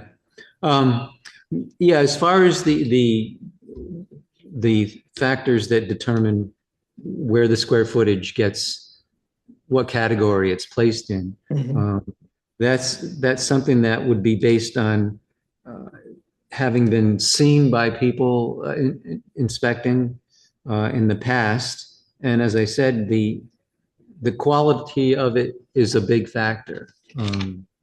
So that would be why it would be put in the category of the finished area that exists in the rest of the house. Okay. Otherwise, if it was lesser quality, it would be a less of a rate per square foot. And so okay, that's the best I could do at this point in time. Okay. All right. I appreciate that. I do. I can. I did want to suppose ask. maybe it's a. Yeah. The area that you called loft area. Yeah. Do you know the dimensions of that offhand? Roughly, it's probably it's probably about 13 by 13, maybe 14 by 14, somewhere in that vicinity. Okay. And I mean, and it's a partial cathedral in there. So again, I'm not sure how that's calculating into the square footage. A portion of what? A portion of the second floor is cathedral. Oh, okay. Yeah. That's another important factor. And okay. Well, I can supply that information as well. So yeah, that would be good if you could measure the cathedral dimensions and the loft dimensions, and then whatever the walled off portions that are the private portion of the second floor. Okay. Those three things would be all right. quite important. Okay. All right. Okay. And it's not unusual that in the interior of some homes have never been seen for a long period of time or ever. Okay. So and this house was built in 76, I see. It's probably I think so. It's probably been looked at, at some point over the years, but maybe not recently. Okay. And sometimes information gets lost along the way as well. So that would be, the layout of the second floor, it would be really useful. Okay. All right. I can do that. All right. So you'll be getting another notice Okay. in a little over a week, probably, showing what if any change got made in your valuation. All right. So in the meantime, I can send that information in, though. That'll be the sooner the better. In the next few days. Okay. Yeah. 3 days, and that'll send that to Sarah, and she'll pass it on to the assessor. So I would say it's helped a lot to know that you can account for those dimensions and so on. Okay. All right. I'll do that. All right. And anything you want to send as far as details about other sales that you were, looking at, or comps, that would be useful too. All right. All right. I could do that as well. Yep. Yeah. Okay. Well, all right. if you called in to do this, And so we'll handle your information as fast as possible. Okay. Appreciate your time. Okay, yeah, well, good luck with everything. Okay. All right. And, Thanks very much. have a good I'll weekend. get that Thanks. information to you guys. You too. Okay. All right. Bye-bye. Thank you. Yep. Bye. Bye-bye. Yep. Thank you.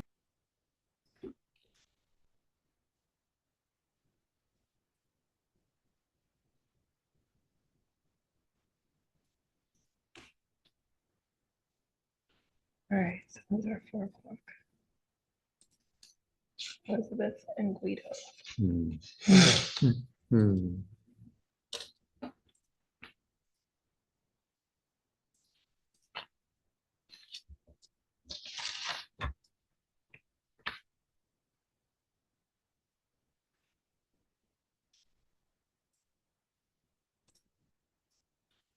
Is it, how do you pronounce that? Lila or Lila? Lila. Okay. Lila Lane.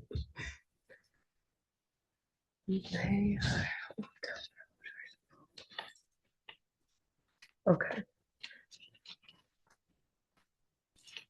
So you have access, when you get on our computer here, you know how it has this, like when you're in the files and it has Yeah. these over here, like these different files, folders.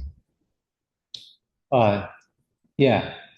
We can talk about it after, because our next person's here. Okay. And I'm still recording. Perfect. Okay. Hello. Okay. So, Hi. and so Guido? Yes. Yes. Okay. Waiting. So My we wife have, is going. is Elizabeth coming on too? I believe so. Oh, okay. Perfect. So we can wait. Thank you.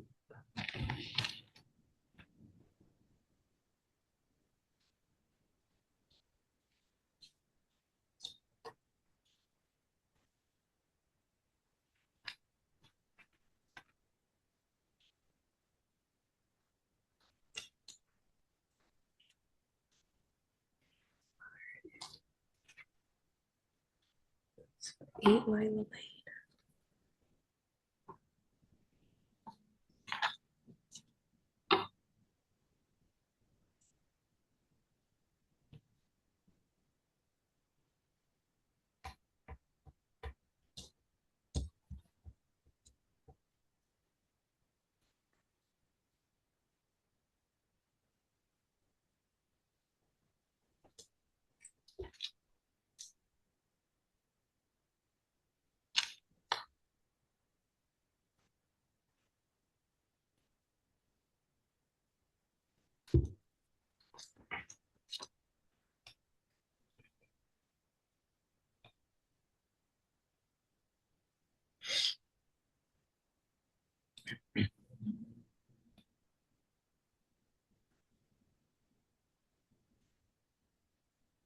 Okay. So Elizabeth is here.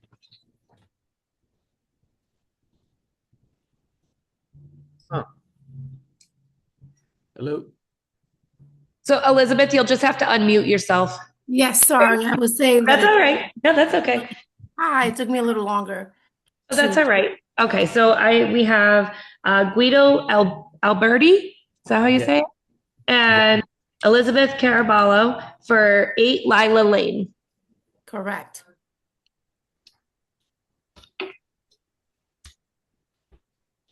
And my name is Dan. I work for the assessor, and today I'm collecting whatever information you are offering for him to review about your property.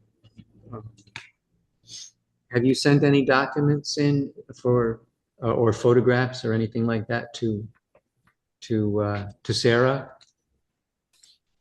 No, as I indicated to Sarah, I can't see her, but I know she's there. Yeah. We don't live near Vermont, and we did not have a chance to take pictures of anything. But at the end of the day, what we were really trying to understand is not so much debating the actual improvements that you are noting, but more like understanding what part of those improvements led to the increased assessment? And because it's a 42% increase in the assessment, and I'm just trying to understand if that is something it seems very high at first look. So wanted to understand more, which is why we thought we'd have the hearing today. Actually, I don't have any part in the process of the actual calculation of values. My job here mainly for today is just to collect your information that you want to submit and questions. You have a major question as to why there was such a large increase in your valuation. I wouldn't have any simple answers for that. What you feel that basically it's just higher than it should be, I guess. Right, because my understanding is that the reason that the value there was such an increase is because of the deck that has been placed on the second floor of the home, which was placed by the previous owners, and we purchased the home with the deck. I mean, it's a nice deck, but I don't know how that deck would increase the No, assessment by 42%. I mean, it's not. I mean, it's a good sized deck, but I'm trying to understand how that came to be, because the current total, the previous total was 215,300, and the current this year total, according to the one page notice my husband and I received, it says now 307,150 for a total of a difference of 91,850. And when I calculated that as a percentage of the original amount, it comes out to about 42%. So that's that's basically what I was questioning more than anything. Guido, I don't know if you have anything to add to that. No, no, other than the fact that I'm not sure when they installed the deck. My understanding was on 2023, so nothing else was changed after that. But we weren't the previous owner, so I'm not sure that Okay. that was noted. Neither, I think there were some other notes about Was there no deck in the past? Or was We don't know. You don't know? Okay, yeah. Just we wondering. don't know that, but that's the main concern, that Mhm. that the incremental assessment was due to the deck. And Yeah, I can't say with any certainty what involved the increase. It could be that there was information that was not correct or missing in the town's data, and because of the house being put on the market, there may have been things that were exposed that were not known or had not been picked up along the way. Is it possible to have that list? Obviously not now, but after the hearing, just to understand. Yeah. Yeah, I guess what we're trying to do is just trying to for us to understand. dispute, Yeah. your the assessment without understanding why. That's what we were trying to get to. Mhm. Yeah. So it may be a factor of just new information coming to light, and that would be, important data to not have in the town's records. Yeah, understand. Right. We absolutely understand that. And I mean, we just want to make sure that we understand how it could have gone to 42%. Like I said, we just became owners of this property in mid-December of 2025. So we've been around for nearly 6 months now. And so we were surprised to see this without, especially since we were under the understanding that the deck is the main reason, based on my conversations over the phone, that probably was the deck. And so we just wanted to understand Yeah. because 42% is not a number that you just don't, it's a number. It's a number that brings Yeah. calls your It's a attention, I big, should it's a say. big deck. And I guess underneath on the ground level, there's a patio, a brick patio No, area. so what happens is that there's a deck, and then I guess the roof of the deck allows for there to be a covered area on the first floor. And if you have a picture of the property, I don't know if you do, you could There see it. was, yeah. Yeah. But my understanding was that was there. And then one of the things that I learned when I called was that there was on the side so now that there's like a covered area where we can put stuff like supplies or bikes and stuff, but it's not finished in a way that But is there a brick patio on the ground underneath the deck? so underneath the deck Just the front part. just the front part has actually a flooring on it, but one of the things that was on the list was that there was some kind of concrete, storage area, but that area that I think you're referring to has rocks, like just rocks. It's not necessarily a finished, space the way that when I think of cemented area, I think of something more solid. And this is just a bunch of rocks that they put on the side of the house under the deck We to can't store store anything. bikes. Just loose gravel then is what you're Right, right, Yeah. right.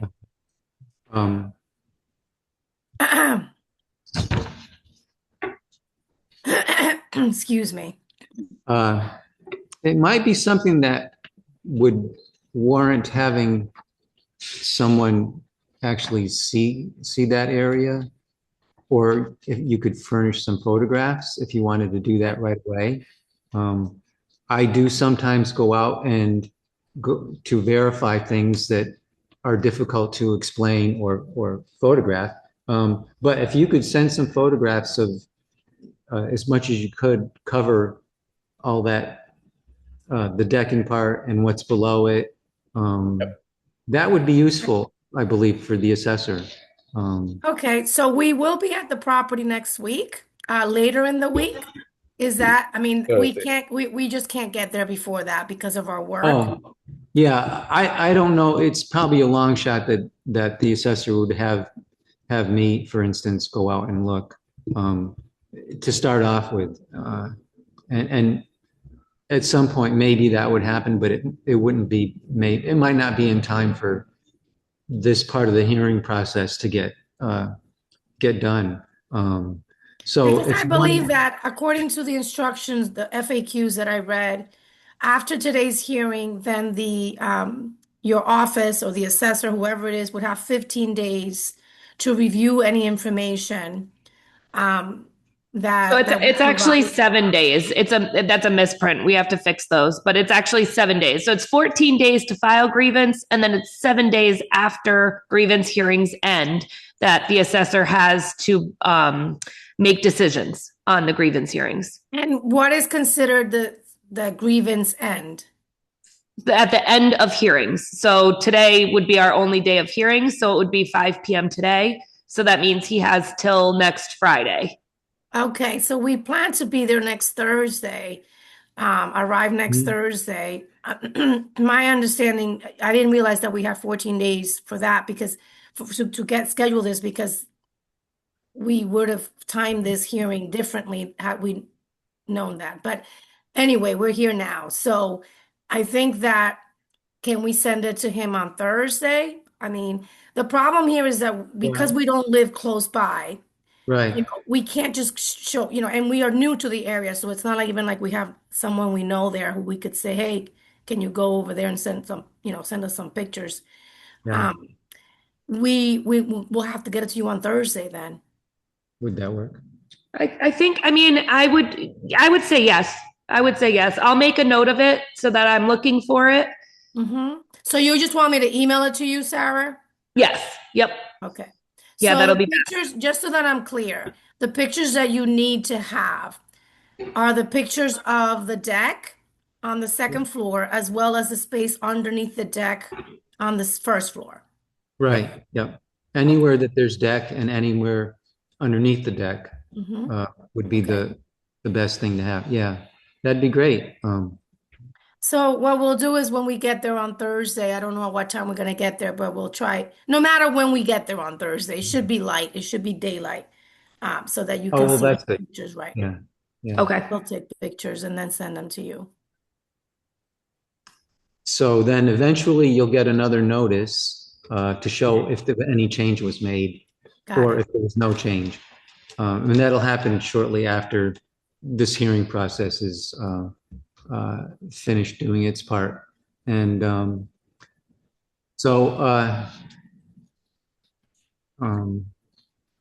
after you get that second notice, you will have an option to, if you aren't satisfied with whatever the change was or no change, you can go before the BCA Board of the Civil Authority here in town. They can make changes to the valuation after this hearing process has done its job. So that'll be an option available for you as well. Okay, thank you. So hopefully it can be cleared up and we'll see what happens. Sounds good. I appreciate your time. And Sarah, Okay. I will be sending those pictures over to you as soon as my husband and I take it. I don't know who's gonna get there first, if he's gonna get there first or I'm gonna get there first, but okay, that's fine. we'll Oh, try to do that, okay? yeah, great. Thanks. All right, thank you. Have a good weekend. Okay, Thank well, you too. I'm glad you got in touch with us. Thank you. Yes, Thank you very much. Thank Bye now. you. Bye-bye.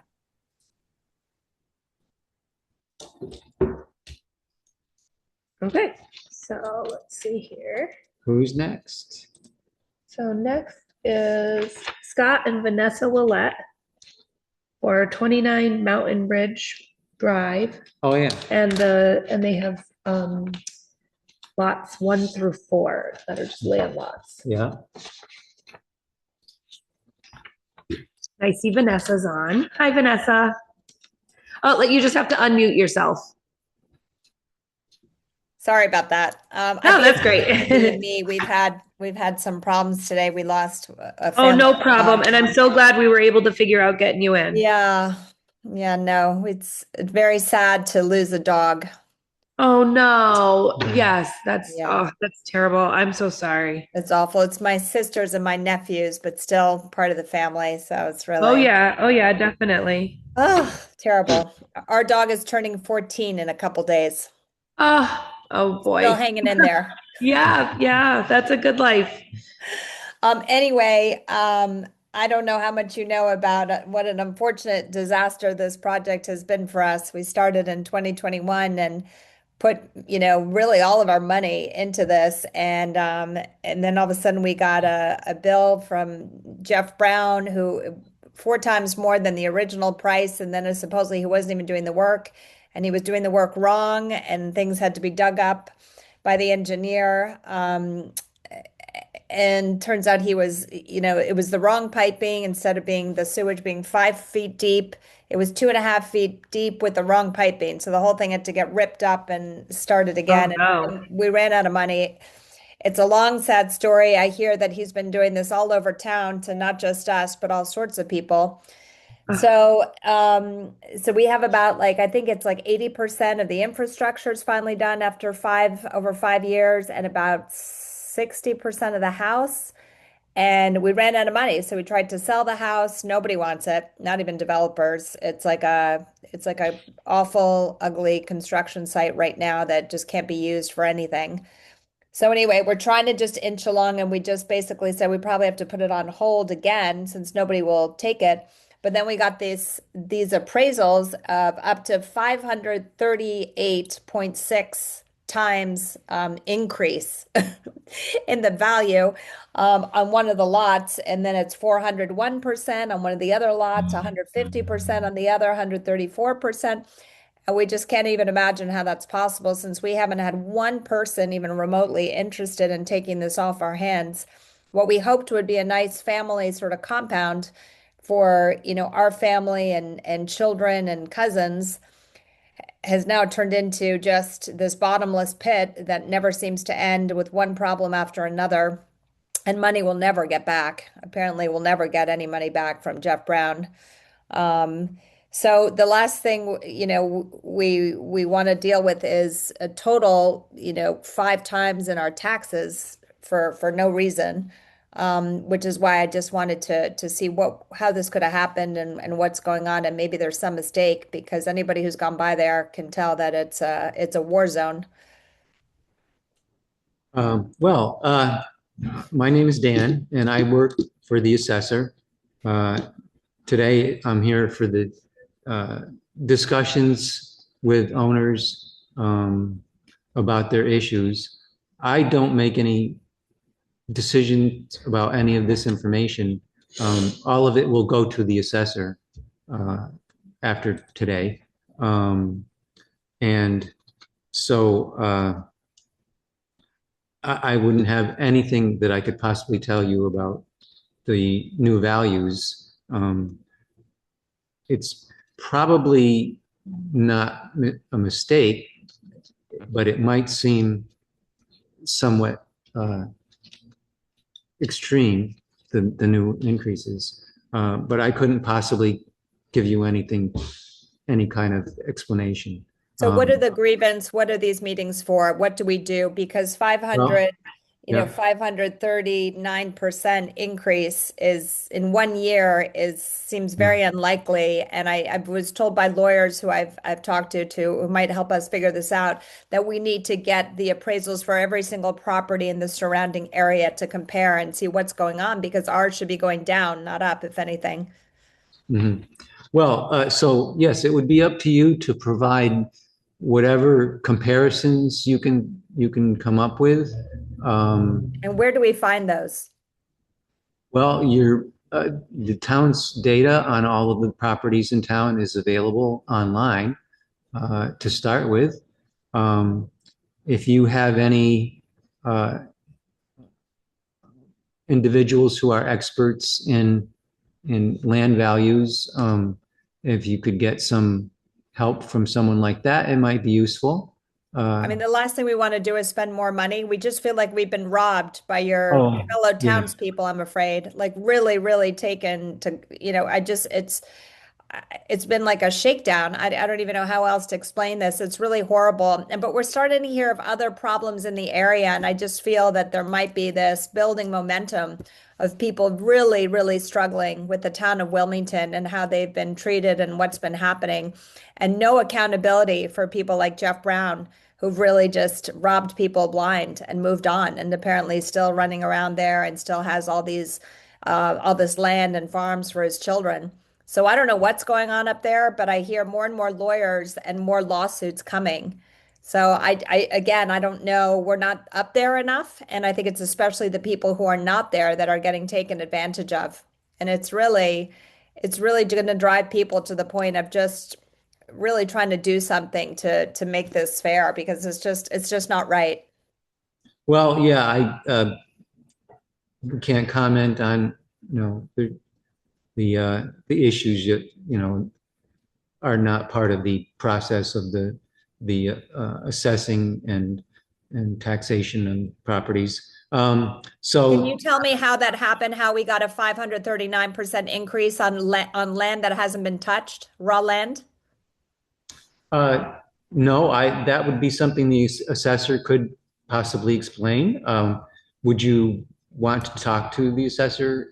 Absolutely, yes, absolutely. Well, if we need to have your best phone number.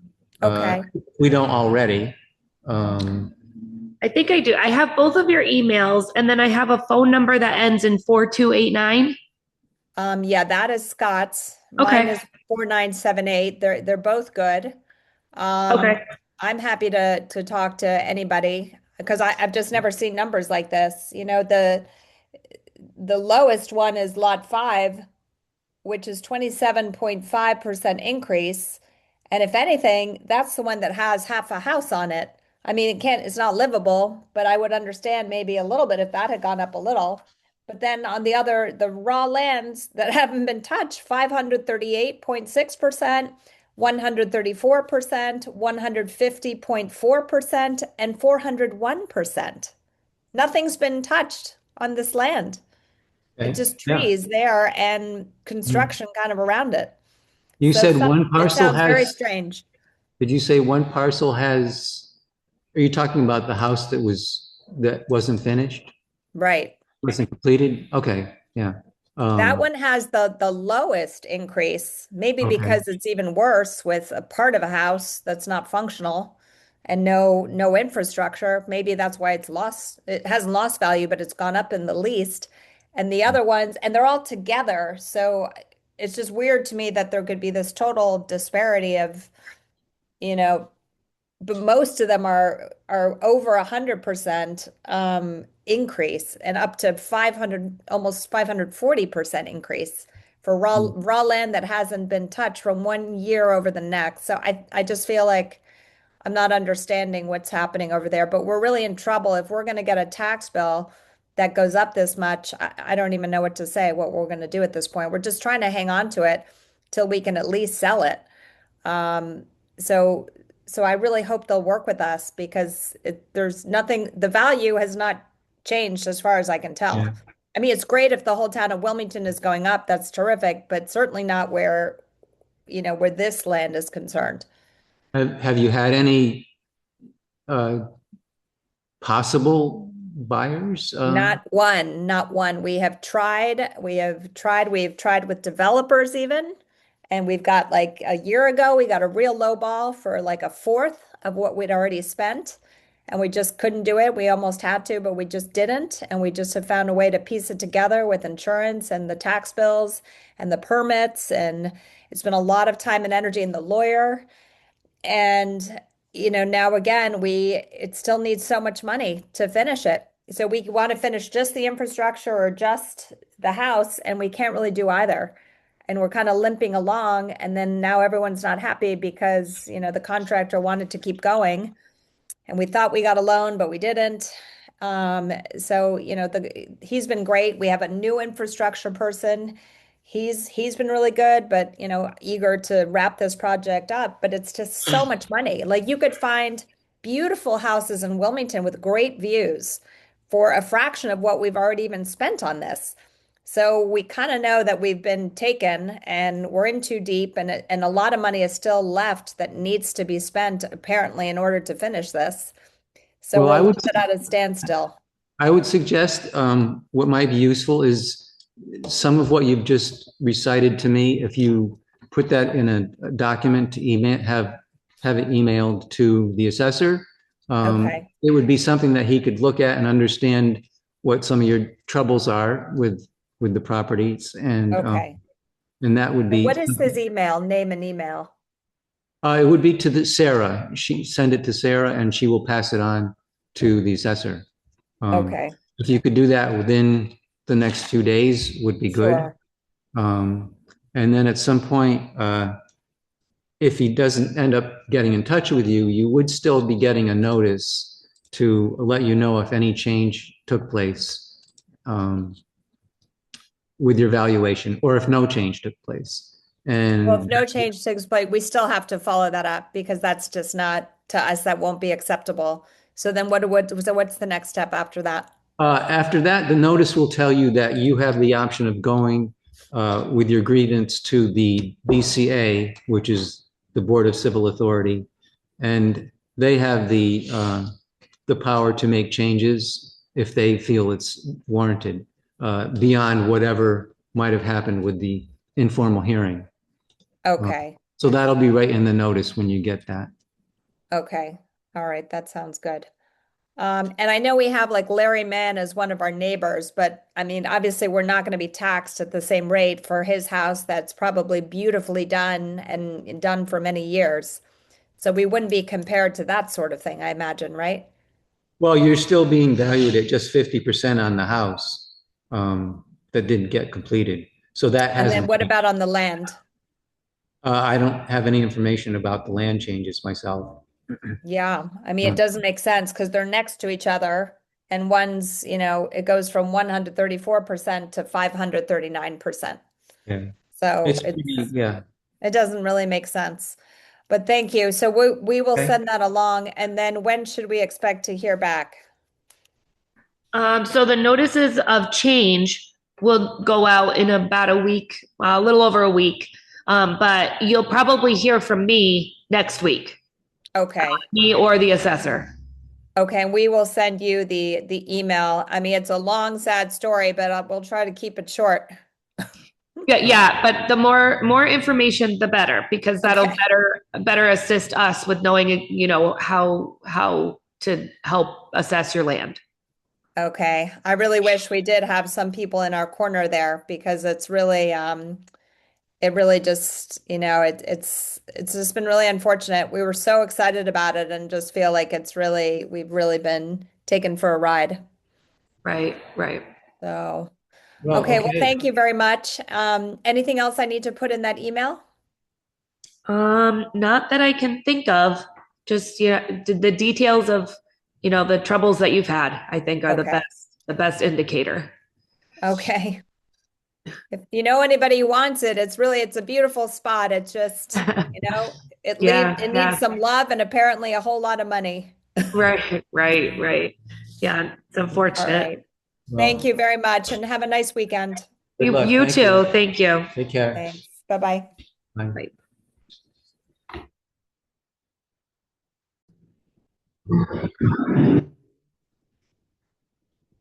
Hi, Phil. How are you? Is he not hearing you? Let's see. Is he still I setting think up I'm his- on. Yeah. Hi, Phil. Can you hear me?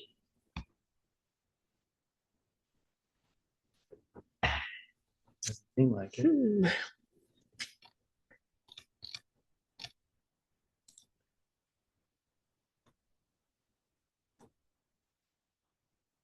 It says it's connecting to audio.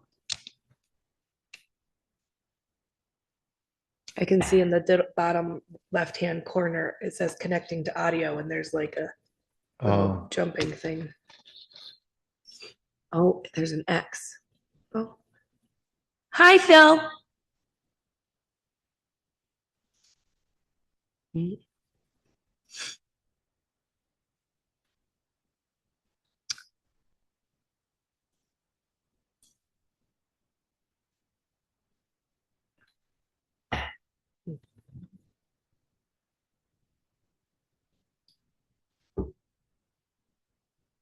Let's see if I can do anything.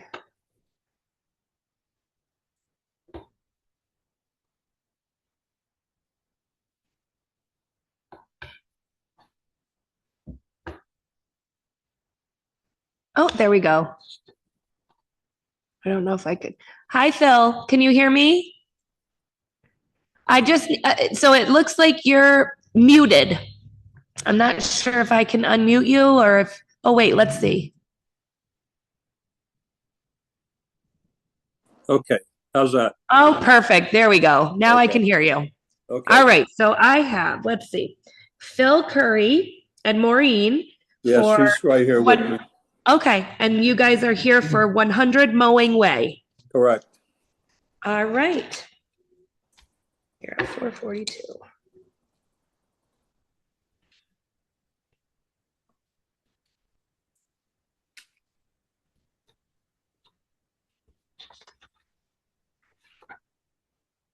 So I'm Sarah. I'm the one that you were emailing with, and then I'm sitting here with Dan, and Dan is here representing the assessor. Okay. Hi, Dan. Hi, Phil. So yeah, my task is to collect whatever information you provide today, either verbally or in documents, to pass on to the assessor for him to review and Okay. make decisions. Yep. I can answer some simple questions, but I'm not really, I don't really get involved in the decision-making process. Okay. I'll do what I can. What would you say your main issues are? Well, they've increased our property value by $93,720 based on the fact that we had the house for sale. So apparently they were using some listing price to increase our assessment. And we've had two different real estate agents, two different agencies, and a number of different prices on the house as it's dropped since no one looked at it. We've had no offers on it. And we've since taken the listing off completely. We no longer have the house listed with any real estate agency because it's not selling, there's no activity, and it seems like a waste of effort. Yeah, we were aware that it was no longer listed. Yeah. Well, it is possible that the assessor may have found something incorrect or missing information about the house. Well, we're looking at that property card. Yeah. And the house hasn't changed since we had it remodeled in 2010 or 2011, right? So there's been no changes to the house. There's a couple questions we had on the property card. Yeah, tell us what that is. Well, in the schematic of the property, it looks like they have a utility shed in the front of the house. There is no utility shed, and I'm not sure if that's what that means. It's UTL shed. Is that just a connection? Yeah. So it's saying that the 4 foot by 7, the 4 foot by 7 area might be, well, like a mud room maybe or something. No, there's just the only thing in the front of the house is there's an entrance. There's a porch there with an entrance. That's all. No entrance though, no door. Just No, not there. There's no shed, if you will. So is that really just part of the interior living space of the house, or?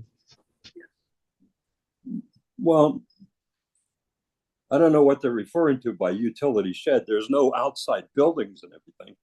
There's only what years ago there was an entrance to the left of the house, to the right of the house as you're facing it.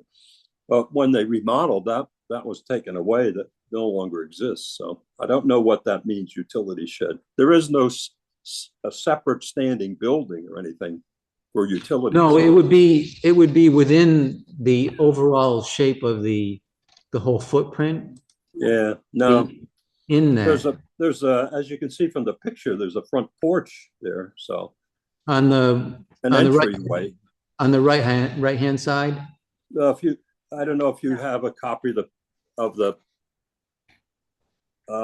card, but there's a porch do. As you enter the house. Front door. Front door, yeah. So I don't know if that's where those windows are. There's no door. Yeah. There's no utility. No, there's nothing.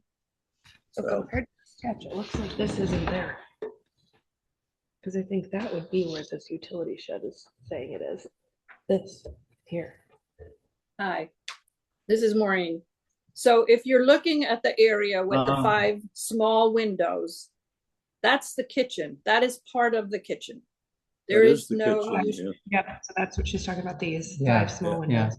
And if you look at the small window to the right on that same line, that's the dining room. there is no utility area. Yeah. The power comes in Or here. Yeah, under no. that, where that little hood is. Maybe that's what they're referring to, but that's not even the right place. Yeah, I think it's just. So, Yeah, I don't know. I think it's just this section right here. Like right here? Yeah, right there. Mm-hmm. To me, that's what it Which looks is, like. it looks to me like it's small. they actually give it a value too. Because if you look at this picture, that's closer. So Oh. what we're looking at is right here, and there's nothing there. Yeah, so it's interior space. Right. Yeah, okay.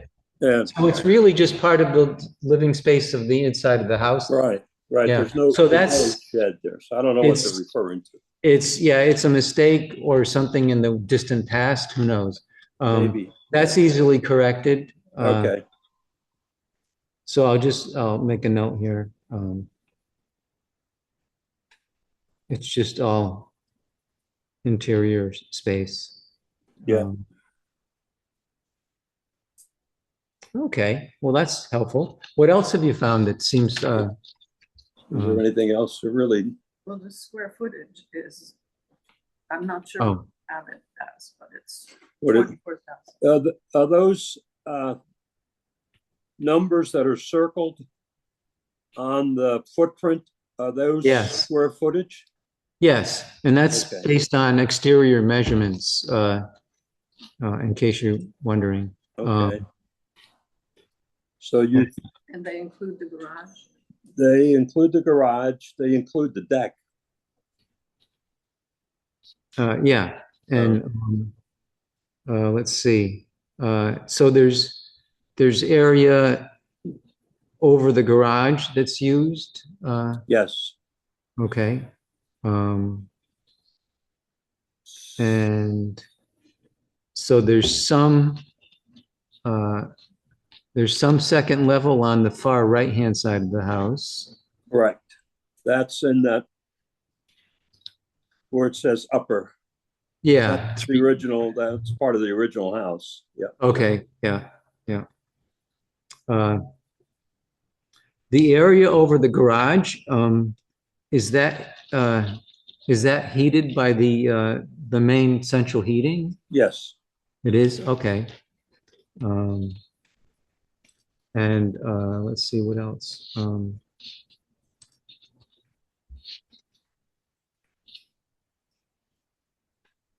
So you haven't found anything else? No, just discrepancies? Yeah. we're just wondering if those numbers were square footage or what.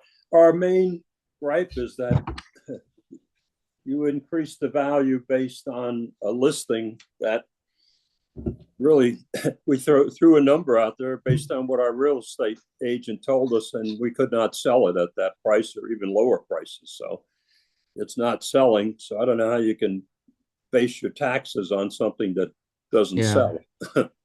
Was the house? Right, and it hasn't changed. The house has not changed at all. It's the exact same house. So you haven't had a realtor do a potential value based on Other listings, you mean? Yeah. Yeah. But it didn't sell, so obviously that wasn't a good number. You know? Yeah, I guess you could. So I mean, we had two different real estate agencies, and the house hasn't sold. So whatever numbers they were coming up with aren't accurate. So, and so I don't know how you can reassess me based on that. We don't reassess based on what you put it on the market for. We use the listing to look at the details and see if there's anything that we have that was incorrect or needed upgrading or anything like that. Okay, so nothing has changed since your previous assessment of our property. So I don't know why you would upgrade it. Yeah, Nothing's well, changed. it would have to be something of an actual incorrect data or missing data that might have been showing up in the listings online. I don't know. Well, I can't see that. I mean, this looks accurate. We don't have that listing though, right? Yeah. So we can't. Yeah. Do you want to send it to us? No, we don't know, and we don't know what listing they used either. Since there were two, and different prices on all of them. On the upper left-hand corner of the backside, it has the finished area total, 3,015. Do you know if that's correct? That's not what they listed it. Here, 3,000, here, finished area, 315. I don't know what the listing said. I don't know what they use. Wait, who used? The town. Oh, this is what the town used, finished area, 315 square feet. Okay. 3,015 square feet. I don't know what the listing said. I don't have it. They took it down. Oh. They took the Hold on a MLS second, listing down. Let me, hold on.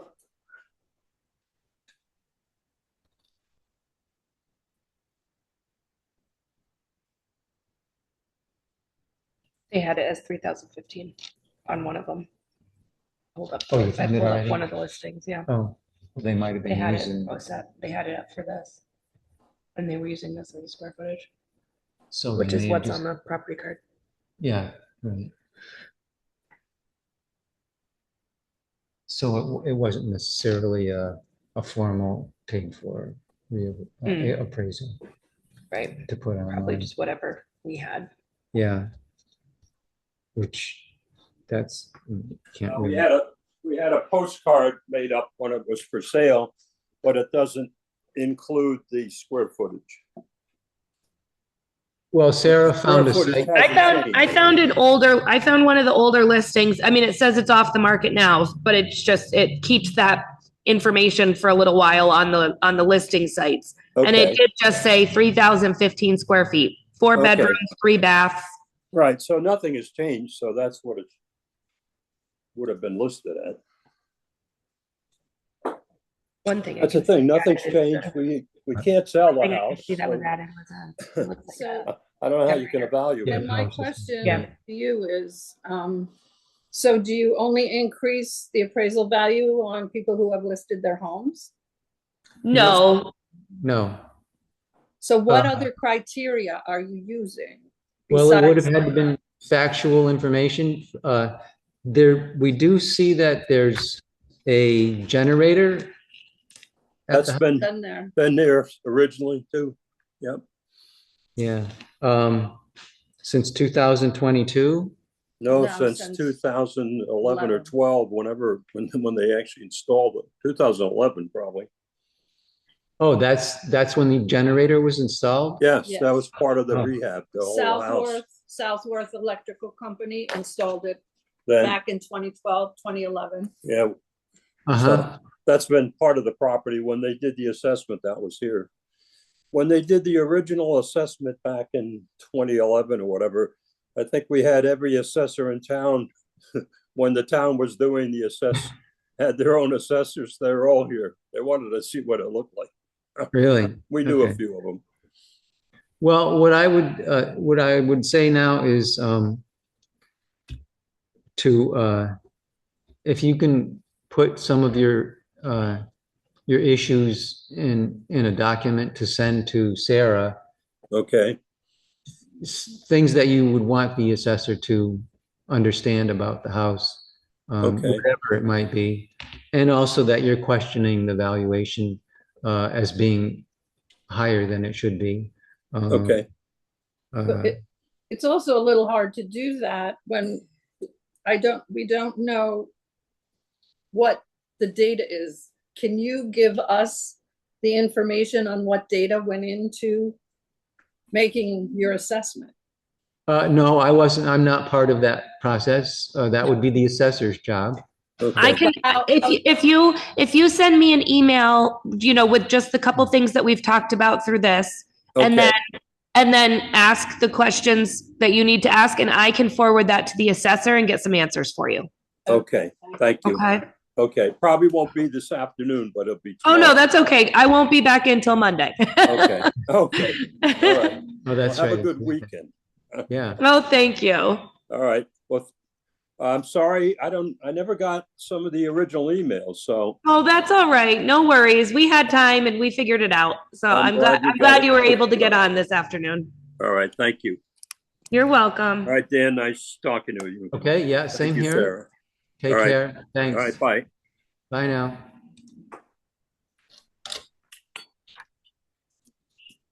Okay. I keep freaking out that I forgot and I'm not recording, but I am. Okay. All right. So next we have Graham Vaughn, and it's for 18 New England Power Road. Hi, Graham. You might just have to unmute yourself. You're quite right. How are you? There you go. I'm great. How are you?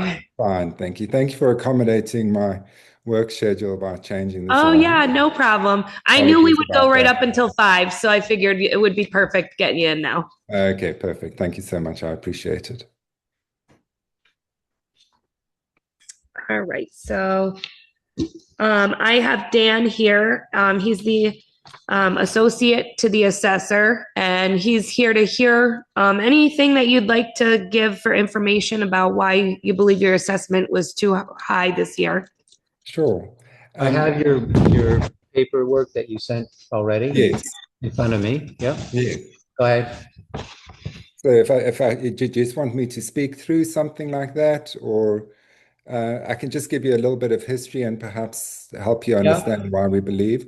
So we bought the house in 2023. We weren't living in Wilmington at that stage. Craig was living in Arkansas and I was still living in Scotland. And we bought it from the Mannings. So it was a bit difficult to manage the whole thing remotely. So we did that. We bought it for 780,000. I think knowing now what we should have known then, we probably wouldn't have paid 780,000, but that's irrelevant. I think we put a lot of personal work in terms of maintenance and clearing up the garden and that kind of stuff to bring it back up to the value that we thought it was, or the value of the 780 that we thought we were buying the house for. Shortly after buying the house for 780, it was valued at 595 on the property assessments. I think it went up to 824 the year thereafter. So in my head, I kind of thought, well, 780 to 824, taking into account the fact that it was a recent transfer, which is the most publicly available information, and then the work that we'd done to the home, and the only work that we'd done to the home, we hadn't changed any of the footprints or anything like that. We painted the house outside and inside. Certainly the house outside needed to be painted from a maintenance issue. So we did that. And the colors inside the house weren't to our liking, so we painted it on the inside as well. And then, so that's kind of how I justified the 595 to the 824, and then the 780 purchase price. And then what happened was Craig's a nurse, so he can get a job anywhere.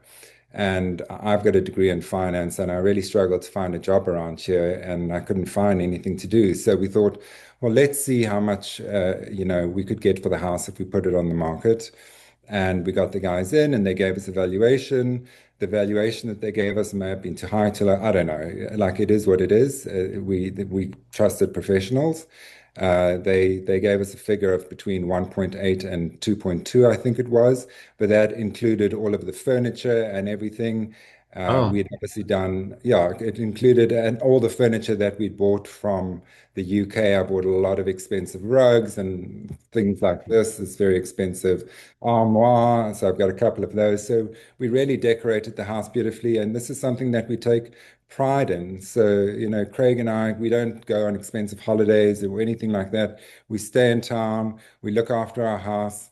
And that's what we do. We're living on small salaries, and I know that this is not an argument as to affordability. It really is justifying the value of the home.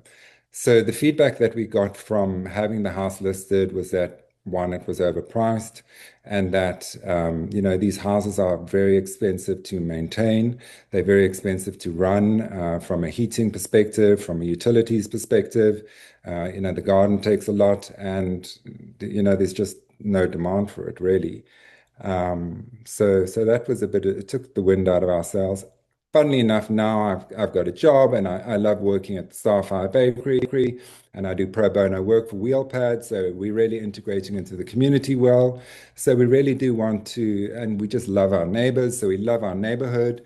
So this is really somewhere where we want to stay and we want to love and cherish it. And so, this is our home that we've spent 30 years saving for so that we can afford to live here. And it would just be devastating for us if we couldn't afford to live here anymore. So then you put the mathematics behind it all and you say 595 to 824. I think that was a 36% increase. And then the 824 to the 1049, that's a further 27% increase. So in total, I think in the 3 years that we've been in the house, it's gone up by 76%.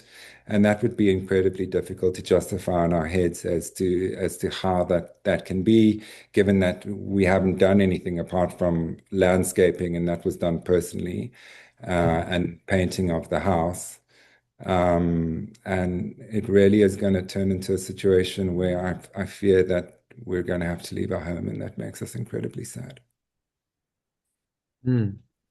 Well, yeah, that's a pretty clear explanation of what's been like for you to initially buy the house and work on it. I wouldn't have any way to explain. I'm not part of the decision-making process. That would be the assessor. But he will certainly be reading your document here. And this is recorded too, so he rewatches a lot of the hearings too. Okay, so what I tried to go back into the history of the sales as I put out in my document, and houses over $1 million are just not really selling, and if they are, then they are kind of closer to the Mount Snow and to Haystack and those kind of amenities as opposed to where we are in Medburyville. And also, the 4 houses that sold last year, and this is information which we have at our disposal. I mean, there could have been a private sale, which I wouldn't know about, but they were all built between 2015 and 2019. Again, all of this is public information, that information that I searched, and that's in my document. So it kind of does justify, to run these homes. My heating bill in winter, excluding and not taking into account the most recent increase in oil, because the house is run off oil, is $2,000 a month. And $2,000 plus at least between $500 and $700 a month for electricity. This consumes a large amount of money out of our disposable income. And then on top of that, to say that the property rates are now going to be at least $2,000 to $2,500 a month, that eliminates certainly my entire salary on a monthly basis, and that doesn't take into account the insurance that you have to pay. The insurance on these properties is a lot more expensive than other properties are, so it's difficult. I did want to ask, did you look over the property card? Yeah, I did. That property card's fine. So, okay, you didn't find any mistakes? Yeah. No. Okay. Not that I can see. It was built in 1880. It's an old house. Yeah. Yeah. Wow. As I said, it's the second oldest house on this street. The only older house, and we've also gone into the heritage of the neighborhood. Our neighbor is Lenny and Diane, and Lenny's been an integral part of the community, and he was in fact an assessor for many years as well. And so they've got the barn, they've got the oldest house on the street. And so, we've spoken to everybody. We're the only person who got the letter. Obviously, it's because the house was listed. And also what I did was, just out of interest, I took, if the house was to go up by 10% every year, which is essentially what the assessment looks like. I know you don't reevaluate the houses every every year, but it would go up in increments of probably about 10% a year. And then with the increases in property taxes every year of 7%, if we work on a rough average of what it's been, when you look at the compound effect of the increase in the property over 5 years, that's 61%. And when you look at the compound of the increase as well as the increase on the rates, it takes you to an astronomical figure. So if this is going to be the way that things continue, like in 5 years' time, no, not just me, and I certainly want to still embrace and be part of the community that we have. Everybody's going to be in the same situation. And I know that that's obviously forms separate, but I just think from a community perspective, these are the things that we're going through. And this is why I'm here representing not only myself, I think probably some of the other people in the street who are going to have the same problem the next time that their houses get assessed. Well, what I could say right now is I don't have anything to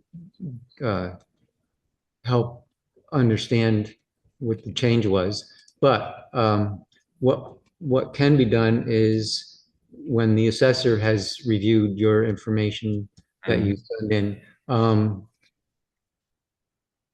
he might be able to explain clearly in some way what the change was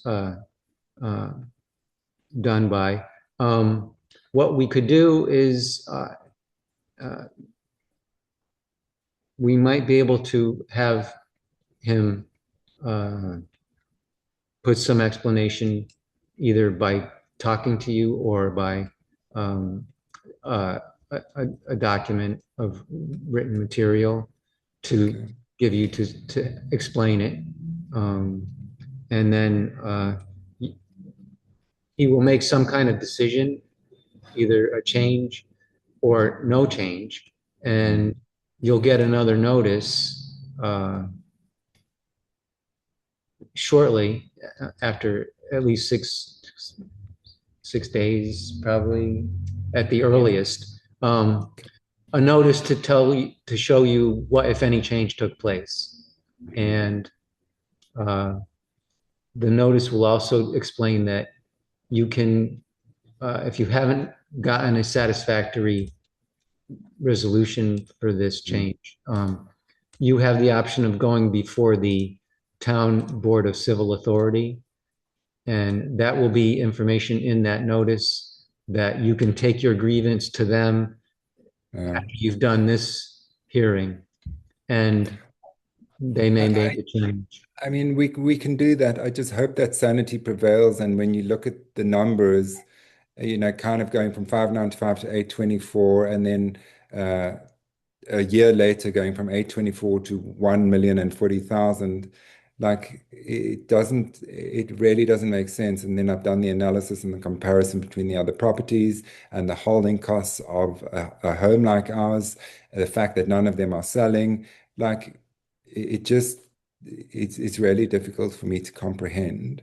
Well, he might be able to explain in a way that is comprehensible. I can't speak for him, but no, I understand that. Yeah. And I appreciate your input. Thank you.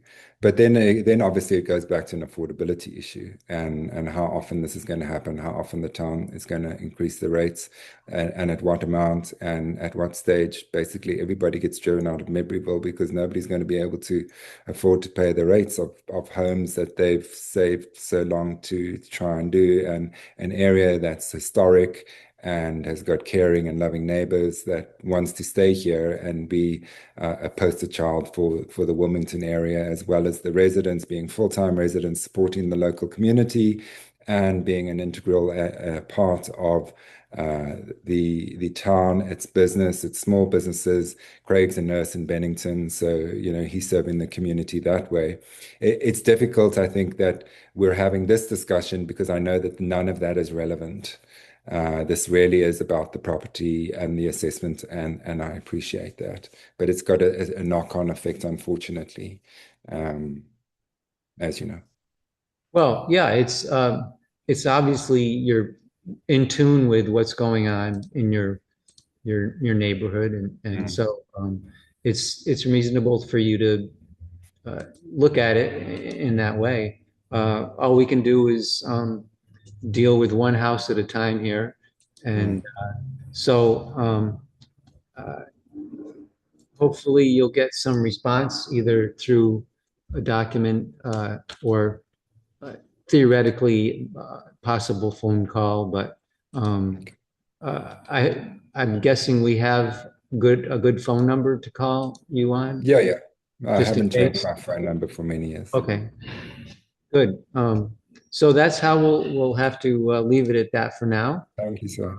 It's I good that appreciate you contacted us for the hearing, and Thank you. I appreciate the opportunity as well. yeah, so we'll have to see what happens. I think, we're known as well in the community. I think the Boyds have got like a little camp down the road, and Logan Boyd comes into Starfire quite often. His mother comes in as well, and he says, "Oh, you're the guys that are always mowing your lawn." So even within the wider community, people know that we're the ones that are looking after our house, and like things that are annuals that you can go and spend $500 for, they can make your house look $100,000 more valuable because it just looks so beautiful. And that's what we do, because this is our home, and this is what we enjoy doing. But you don't want to think, shit, I'm not going to go and redo the driveway, or I'm not going to now put in new windows because I'm going to get a new assessment, and then I'm not going to be able to afford it. And those unfortunately are the decisions that are going through our mind at the moment. Yeah. Right. Yeah, that is unfortunate. And it's just, it shows that you just take pride in your location and your property. It is beautiful. We've got a mowing group, and we all score each other in terms of our mow, whether our lines are the right way. So I've got John and Jen on the left, I've got Brian and Danielle on the right, and we're always we're mowing on the same day. I don't work on a Tuesday and a Wednesday, so hopefully the weather's good on those days. So Danielle's out doing her stripes, and Lenny's doing something, and then John's on his mower doing it. So it's just so much fun, and this is where we choose to be. Right. And with all other drama going on in the world, and you just don't want to fight with the town that you live in. Of course. I completely hear what you're saying. Yeah. All right, guys. Thank you so much for your time. I really appreciate it. And thank you for coming in. Well, yeah, it's good that you made the contact. So thank you. Yeah, have a good weekend then. Thanks, guys. I'm working Saturday, Sunday, Monday. Yep, our day's over. Tuesday, Wednesday, and then next weekend we've got 4th of July, so it's flat out. Yes. All right. Well, have a great weekend. Thank you, Kara. Thank you. Appreciate it. All right. Appreciate you. Thank you. Bye-bye. Take care. Bye. Bye. You too. I can stop.